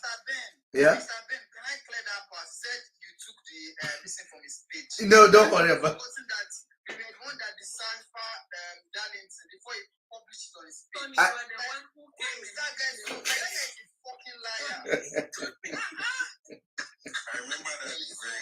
Yes. The next day, when we made a conversation about Darlington, Mr. Ben posted it the next day. It didn't take more than 3 hours. He also posted and said congratulations. The timeline is there. Man, this Sabio is a fucking liar. He's not a liar, he's a fool. He's a fool. He's a bamboo. We can even check the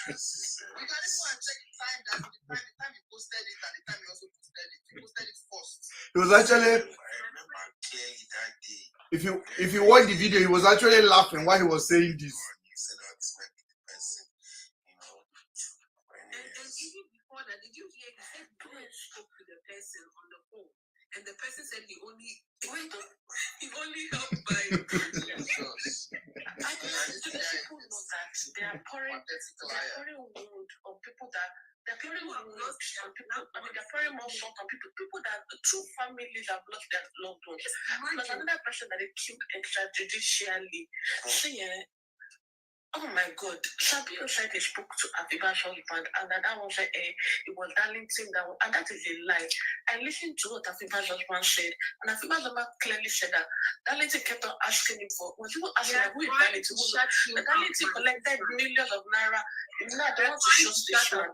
Afiba's husband biggest mistake. Yes. Go ahead. Yes, and that Darlington was saying that Afiba's husband should not let them mention his name. So you guys hear me? So that nobody will find him. That was what Afiba's husband said. So why is, oh my goodness, do these people know that lives have been lost? Do these people, when they're pouring in, I mean, when they're pouring salt on people's injury, people are hot. Madam Juicy, please go on. Right? Somebody's right. I mean, Hold on, let Madam Juicy go on, please. Can you guys hear me? Yes, go ahead. Oh, hi. So I've been watching everything so far. I'm glad you did. And first of all, I'm just gonna say this. Harrison, prior to this case, I've always been on his page to call him out on all his bullshit. Excuse my French. Because I've always noticed that Harrison is this kind of person who would, you know, want to get accolades for things and then play victim at the same time. I study people a lot, and he's never been honest. So with this situation right now, I'm not even surprised at all. His stories keep changing. I'm very much interested in Harrison because I was just waiting for this opportunity. Now, you guys can call Mr. Ben all the names you want, but at the end of the day, Harrison, he has a lot of crazy roles that he has played. Okay? He needs to tell people where those ladies are. Harrison, Blessing. Why would Blessing make up the fake paperwork? Why would she do that? Why would she tell Afiba's brother to keep it silent? Or don't let anybody know Afiba is missing. Why would he do? Why would she do something like that and then go into hiding? Blessing is not saying the truth. They know where those ladies are. They know what has happened to them, and they're not very smart. When it comes to faking crime scenes, I don't know if you guys, I watch a lot of crime movies, and let me tell you, these guys, they fumbled big time. They're shit. They're not good at even faking it. You just don't go to somebody's house and get the curtain to wrap a body. Like, come on, who does that? Even a 2-year-old here in this country will figure you out. Those guys, oh my goodness. Harrison, this message is for you, okay? I don't know if you know who I am. I don't really care. But you need to tell people where those girls are. You took money, a dead man's money. What does that say about you, Harrison? How dare you take someone's money? For what reason? Harrison, when I heard your story the first time, when they said, oh, you came out of prison and, you were just playing the victim. I knew you were, boy, you was a damn robber. You feel me? You was a damn robber, period. You see all this crazy shit, all this stuff you're doing, playing all these shenanigans and stuff, this shit don't fly with people like me. Sorry, I can read you, boy. I can read you. You was a damn devil. You are the devil in this thing here. You've been running helter-skelter. Harrison, first of all, you're not going to do anything for free. Let me tell you right now. So there is something in this for your ass, okay? So you better start talking and tell people where them girls are. You see the family of those people? They are very calm because, nigga, please. I wouldn't say too much, but Thank you. You need to be drilled People need to drill you, and you need to tell everybody what happened. Probably you must have even seen when Andrew was getting killed, and I saw your stupid ass when you did bring the vigilante guy with a chained up, and you call yourself a human rights activist? You call yourself a human rights activist? Are you serious? You brought somebody, you framed the person up, and then you said, oh yeah, start to the talk. Tell people where this thing is. Listen to me, boy. You are a damn thief. You understand? Then you stole the money, and you, this motherfucker right here. Listen, you those people who steal from people's graves. Yes, Harrison, I put that to your punk ass. You understand? I hate you with a passion, Mr. Man. I'm sorry. Thank you. I am Mr. Ben. Thank you for this opportunity. I don't care what people say about you and stuff. Keep rocking, keep doing what you're doing. Because Harrison, right there, boo, I want to put my two hands in your damn stupid eyes. Feel me? I hate you, boy. I do. That's all I gotta say. Because thank you so much. You are loved, man. Thank you so much. Sabio. Oh my God. Yeah, say something about Sabio, please. Oh my goodness, that motherfucker right there. Yo, listen, you need to hit the gym first of all. Boo. Hit the gym, Sabio. Hit the gym. And as for Daddy Freeze or whatever you call your damn self, you are a stupid ass motherfucker. You understand? Excuse my French, everybody. Yeah, I'm sorry. But Mr. Freezer or Daddy Freeze or whatever they call your name, listen, you anywhere the left face, now there you did. You're just a tag along. You are a tag along and a fake. You are a sick man. Harrison is a sick man. In fact, Harrison, now Ogun will punish you for your whole generation, period. You this Harrison, I told you they're gonna get you one day. You see this case, me, right from time, I've always hated you with a passion. Go back to your Facebook from years back. I've always been on you. You, Harrison. When I smell shit from miles away, and you are that shit. Okay? So you better produce those girls because you know what the fuck happened to them. And you will not get off. You will not get away with it. Mr. Ben told you, I will deal with you. I will. You are, Harrison, guess what? You are dealing with yourself, Harrison. You are bringing yourself out. If I were you, I would be quiet. Okay? I would be quiet if I were you. I wouldn't be saying shit because you keep digging yourself in as the criminal that you are. You think people are not going to see through you, boo? Everybody sees through you. And when people start talking, you start blocking them. For what reason?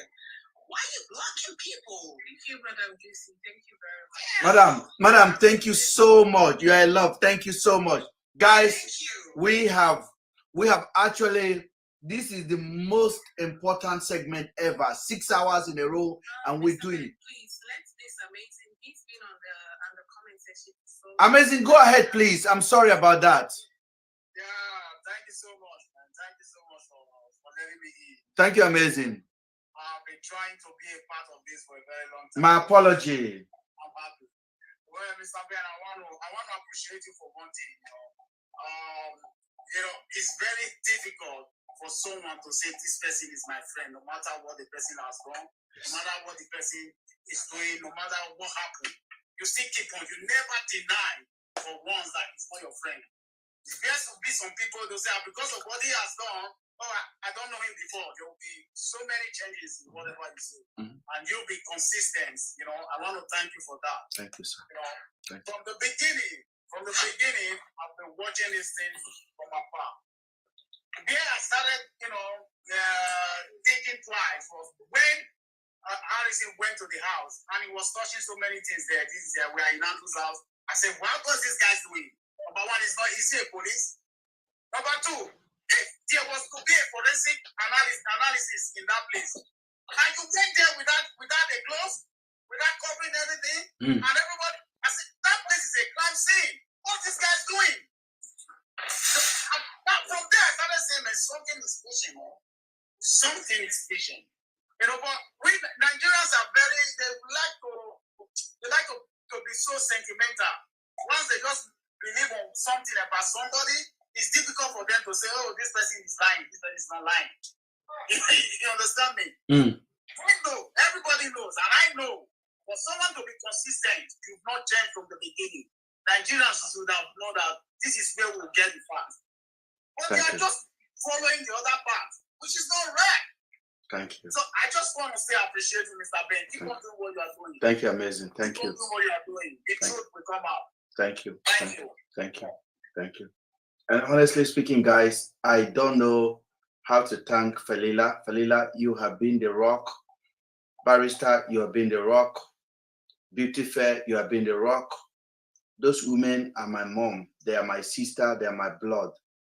You guys know when I'm crying. You guys actually have a meeting with each other and say, how is Ben actually coping?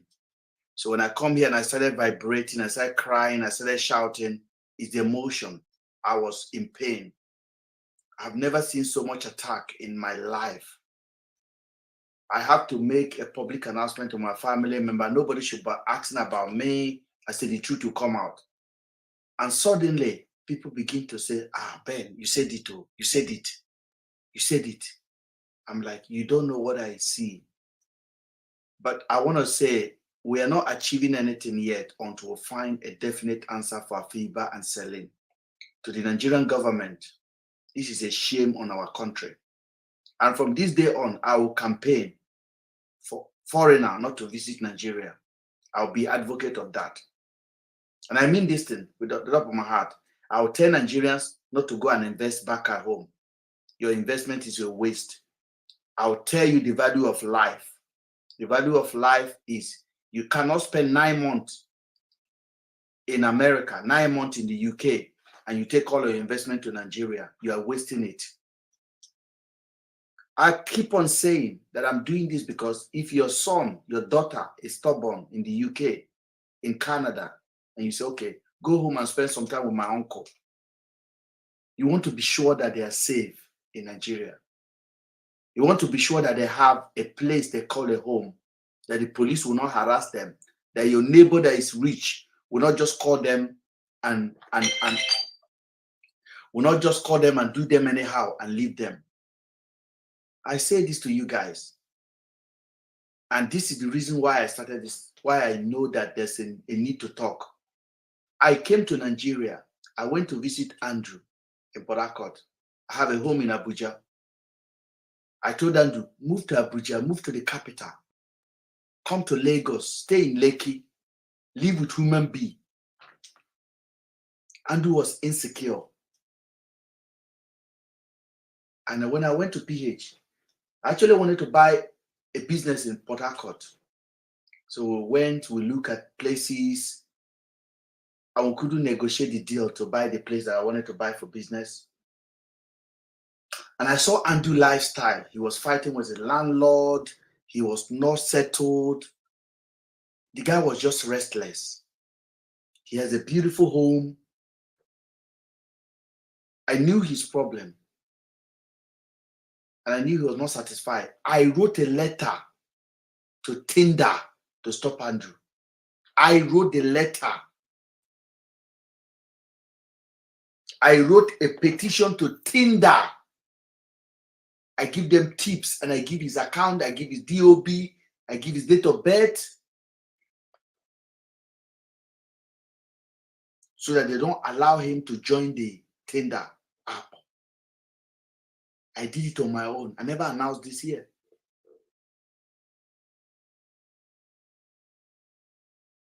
You know, there's a way somebody will get to you, get close to you. You are no longer seeing him as a distant person. You see him as a friend, as a family.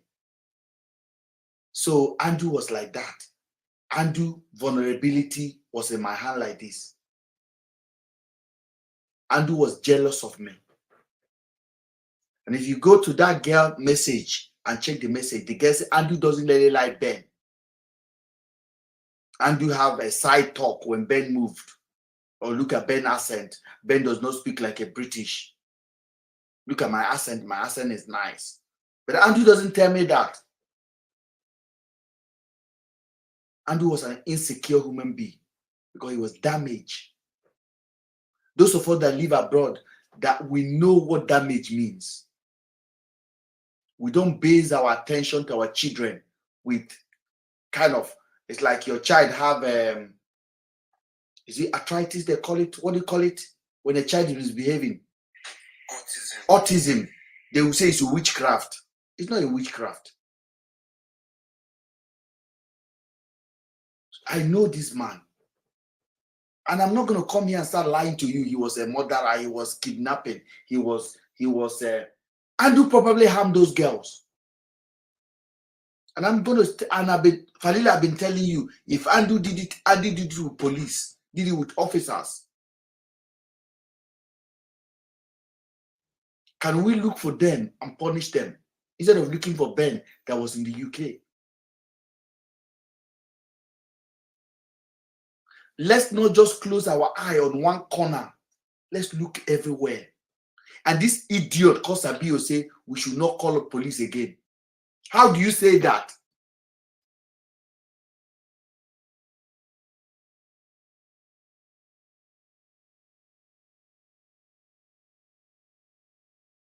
Call police again. How do you actually say it from your mouth?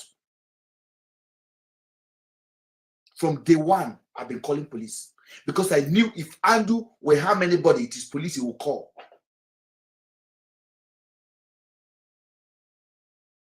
If Andrew will say anything, it is police Andrew will call. But Sabio have finally came out and said, we cannot talk about police anymore.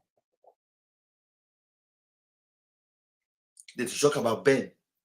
But you know, there's no headway. You're never going to get Ben. Ben did not do anything. Ben wasn't even in the country. And we're still missing two young ladies. We can't find their body. We can't find their life. And you want us to forget? And you give us a dead body that is not belonging to nobody. You bought it, according to a police officer I spoke to. He said they bought it. And the police officer told me, I put my life on the line. They bought it. And I hardly know who paid for it. Marvelous paid for it. Marvelous Harrison staff paid for the body. I am putting this out there. Go YouTube, go and paste it out.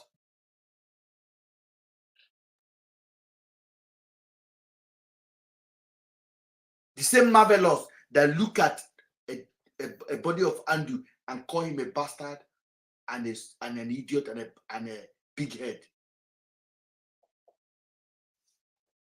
And you wrote on your chest, human rights activist. How dare you, Harrison?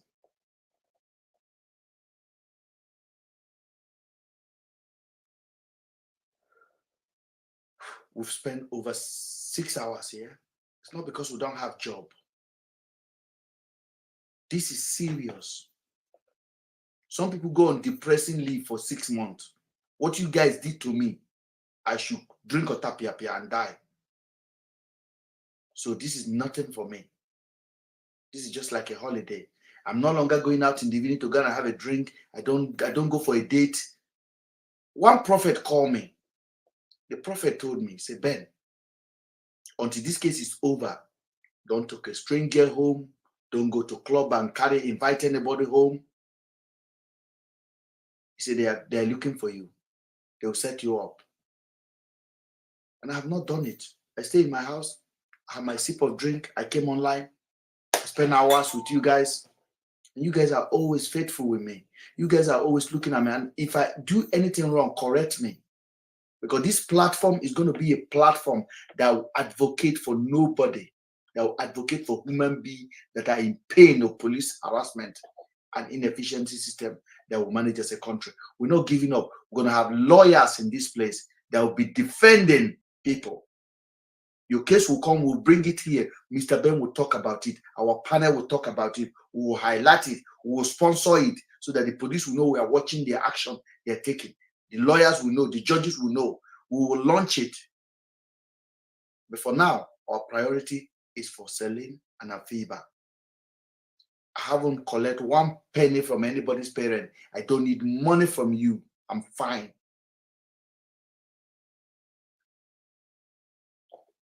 Go watch, go back again as Harrison supporter. Watch the video, go to Harrison and make a comment. If Harrison does not block you, he will block you instantly. Ask Harrison. Harrison, why did you take money? Harrison, why did you do this? It doesn't make any sense. Mr. Ben said you did this. Why?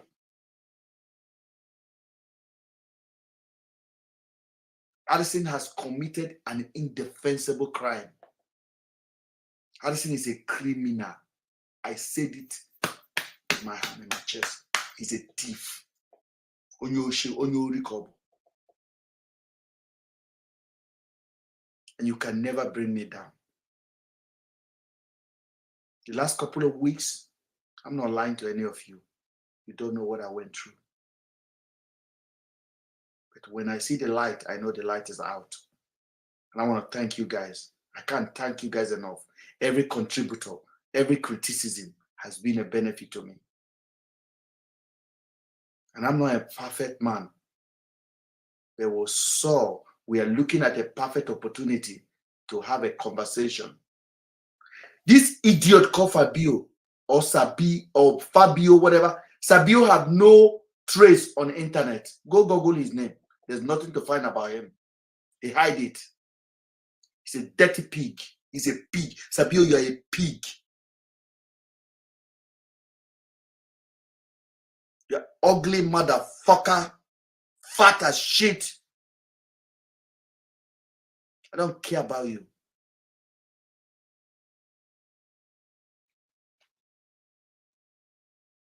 And this man came out and said, I give 2 million to people to send my story out there. How do you imagine it? Did I offer you guys any money? I'm even begging you guys to give me roses and flour so that all the people that, before when we are live, we're like 300 people. But it's good we have like even 20 people that are listening. When I used to criticize government, Buhari, I will make a video. It will be like 3 people. The next day, it's all over the blog.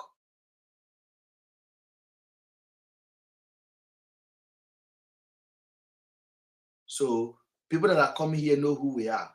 We are the authentic. You don't see them in the market. We are the Louis Vuitton of the internet.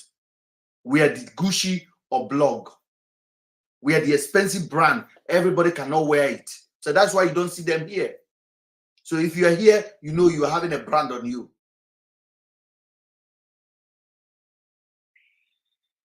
I want to thank you guys. Go ahead, please. Quality over quantity. That's what we do here. Thank you. Quality over quantity. So let's end it tonight. I think that is all we can hear. There's nothing else he talked about that really makes sense. Hold on a second, please. Let's see what he said. From your page, I got to know about who Blessing is. You know? Then she now messaged me. From your page, from Sabio page, Harrison said he got to know who Blessing is. Are you guys listening? On Instagram, I said, I'm the one you saw at the IROT office in Abuja. I said, okay, you are the one that even mentioned on the page. I don't even know anything about Blessing. You know, I only know that they only told me that a friend of Celine, Afiba and Celine wrote petition to IG office. They told me, you know, but I didn't take notice that it was the Harrison said it before that he met Celine's friend who wrote the petition. The video is there. Can you guys listen? The video is there. They just said hi to each other. Let me just keep quiet. The video is there. He's now saying it was after that the freeze with me, with Asabio, that he know who his Blessing is. He heard about Blessing for the first time. Remember, you posted Blessing first, even before Sabio posted Blessing. You posted her first. I did. Same girl I saw at the IROT office the day I took Rachel to go and make statement. Yeah. Until you posted about her several times, and then later she messaged me on Instagram. I said, oh, okay. You know, Harrison, you are not sleeping. You are watching me. I know you are here. You are a liar.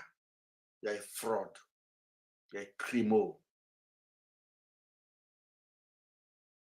Your end is here. I told you.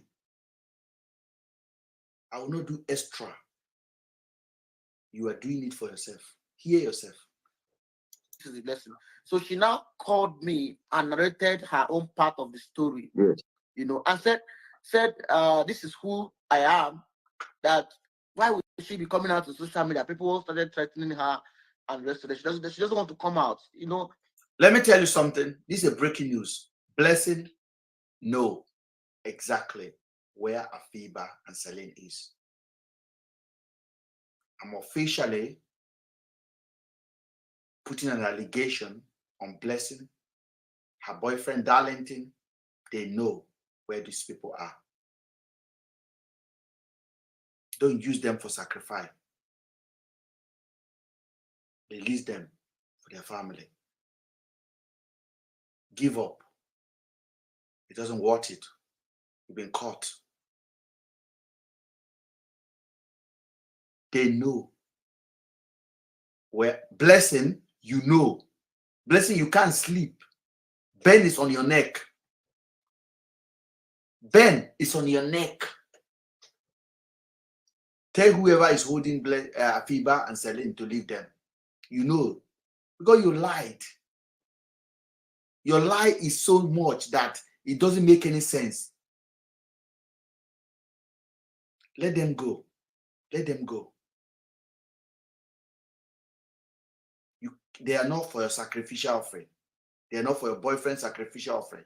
I don't give a fuck about who the fuck is Darlington. Darlington, thunder will choke you and your senatorial district. Who are you?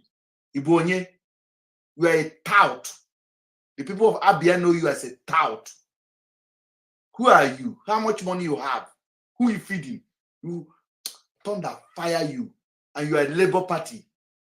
And I'm calling P2B. I have his number. I'm going to be trying. I'm going to DM him. I'm going to pursue him. And I'm going to report you to him. You're a fake motherfucker.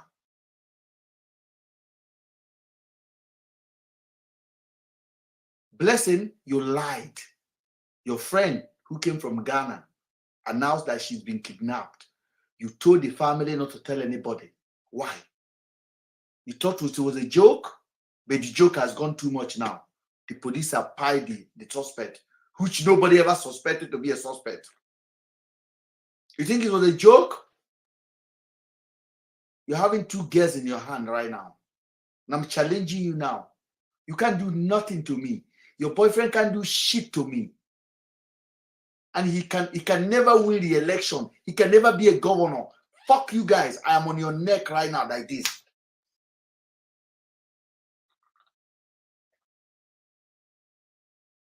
Let them go. Give up. Andrew is gone. That's enough sacrifice. Let those guys go. Let them go. Can we hear let them go, please? Let them go. Let them go. Let them go. Oh, let them go. They are still there. Let them go. It doesn't make sense. It does not make no sense. It doesn't make any sense. Why did Blessing come out and lie if she have no knowledge about who they are? And this idiot called Harrison. This Harrison have Blessing number from day one. Harrison is lying. I don't know Blessing. I just met him on your sub. From that interview that they did, you know that it was too friendly to be an interview for people that just met or somebody that you see as a potential suspect for such a heinous crime. You know, you wouldn't speak to them like Harrison does not know he's talking to people that have gone to school in the UK, that have studied criminology, that have done everything. I have worked in a prison. Murderers are looking at me and I'm interviewing them on the first meeting. I'm asking a murderer a question. Did you do it? And you know, in the UK, they will tell you what they did. They will tell you how they cover it. You are listening. You are writing it down. You are working for the government. I was working for Ministry of Justice.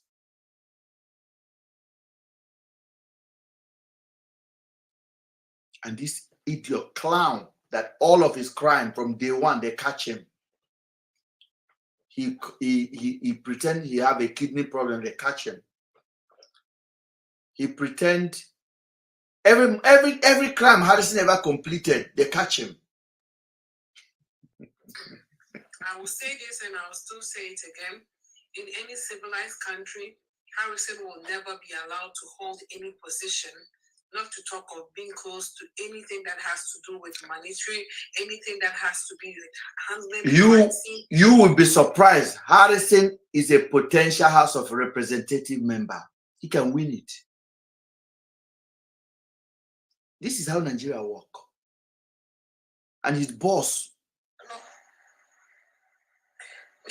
Should be you were asking that how is it that people are following him like this? Nigeria is a country where the likes of us shopping now, he had millions of followers. Even when people were pointing out that this guy is a criminal, and people like that, they finished promoted him. So who the kind of person that this is. Nigeria is the type of person that somebody like Naira Marley, who has been in prison in the UK how many times, came to Nigeria and started a labeling company and make millions. And then he was an ambassador for drug law enforcement. Okay, they are flagging our page now. They are flagging our page. I just received a violation warning. Your life was flagged 3 minutes ago. Reason, harassment and bullying. Next violation will result in your life being discontinued. Can you guys start clicking likes and giving flower, please? It's on the page right now. I want as many people as possible to click as many likes as possible so that TikTok will know that we're here. Somebody need to do it for the next 1 minute, please. Whatever you have, whatever you can click, just keep like. It's very important because TikTok because they want to stop us. Your flag, somebody flag us that we're harassing and bullying. Harrison is under the comment section. Harrison, thunder go choke you. Your life is restricted for some audience. So those people that flag it, they won't see it again. Thank you.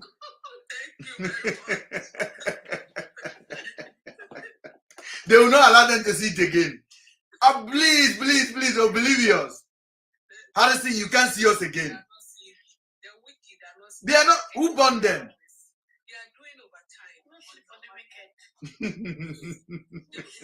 Thank you.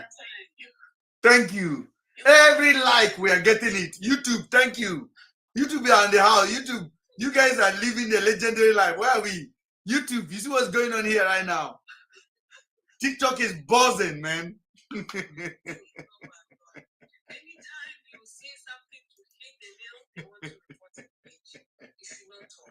Oh, no, YouTube, I have done this. Tomorrow, you guys are live with us. My next live, everybody's going to come on YouTube and you're going to be on our page and you're going to be coming up live and talk as well. On YouTube, we can have like 8 people at once in one segment. So we're going to do that tomorrow because I've just learned how to do it on this app. So we're going to do that tomorrow. Thank you guys so much for YouTube. You guys have stayed tuned even while we are chatting with TikTok people. Carry my mata get TikTok. Me and not the sendo. I think Mr. Ben, I'll just give the closing remarks so we can end the time. It's quite a long time now. Yeah. Even TikTok is tired of us. Yes. So as usual, today our hashtag is free Afiba and Celine. Yes. Let them go. Yes. We still strongly believe that they are somewhere.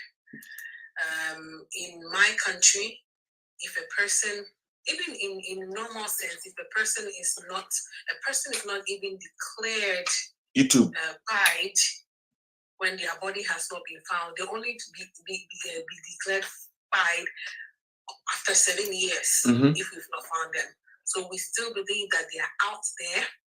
We still believe that if we stop talking, if somebody is keeping them somewhere, they have won. Therefore, we will not stop talking. We will be acting like, when you are eating fish and one of the bone is stuck in your throat and you don't know if you should cough or you should do anything. It's just holding your neck like that. That's how we are holding people's neck. We are there like a bone in their throat. And we will make them as uncomfortable as we can until we hear good news about our sisters. We sympathize. We feel the pain of these families. We pray for them. We stand with them. We hope that their loved ones will return to them in good health. And we hope that everybody here has learned or is learning as we go. We are not only here to talk and look for answers, but we are all also learning and also using this opportunity to be a way to protect our families if we have the opportunity to do so. Let's continue to pray for Afiba and Celine, and let's continue to advocate for them. This page is not a page of lies. This is a page of truth. And we have constantly shown that there is more information on this page than it has ever been. And it might look like we are not making any changes, but trust me, because of us, some people are having sleepless nights. Because of us, some people are working overtime. And therefore, I'm sure at the end of the day, we will be proud when we see our sisters return back to us safely. Thanks, everybody. Now, please say something to them in Ghanaian, please. I love my Ghanaian brothers, and I want to say something to them, please, so that they can, because they are picking our videos right now. It's all over. Yeah. Okay. Send them a proper message. Tell them to open their mind. Listen, tell them to open their mind. Ghanaians have already seen what is going on. Yes. I'm sure they know what is going on. Ghana for me, I know my and as we are behind, Bahabijina has said, Nina, Yeni, Afiba, Oko, Obi, my so, Akoira. Shem, say, Mumoni de Ro, Unkasa, Emma, Mansanti, and na Emma authorities are Mukurasem, where and alata for policy for Umbet, sorry, Edina, Juma ye. Ebusia dia to no ebusia ni o ebusia hwese wow ebusia hwese mo de montuma beba bebo mo dia no na aye dede abodero ama ya fa ese omo ebusia se kan inka nanka enina ye dem sene alatafo asentie say ngina ama no kra asem no ahwa ye ntimu de yesu ye warehye mu se ye nua ba afiba o baby ye warehye mu se ye nua ba afiba bibi anye ne ye besi bia no ye beti asem de ewo asem ye chi nti obi afant pabonta afiba busu ye chi na ye hwe the coming weeks, say you be some any good news from the Nigerian police, and we now must say. Thank you so much. And brother, I want one brother to say hello to Nigerian people for me, please. One of our brothers should say hello to Nigerian audience. Tony, say something to Nigerian audience, please. Tony has left. So yeah, say something, brother. I mean, I just want to encourage everybody to stay positive, to use this as a learning point, and just keep the faith, keep the faith, keep your mind open, and we should learn to work together, towards a greater cause, rather than trying to discredit each other or trying to make each other scapegoats. We all pray that Celine and Afiba are still alive and they're found very soon. I pray that the police puts more effort into trying to recover these girls, and do the right thing, so that we can bring closure to the families, at least, to their loved ones, because it's been a long time already, and I pray that, I pray God would intervene as well in His own way. Thank you, sir. Amen. Thank you. Good night, guys. God bless you. Thank you so much from YouTube family. I love you guys. You guys own tomorrow. Our broadcast tomorrow is going to be YouTube.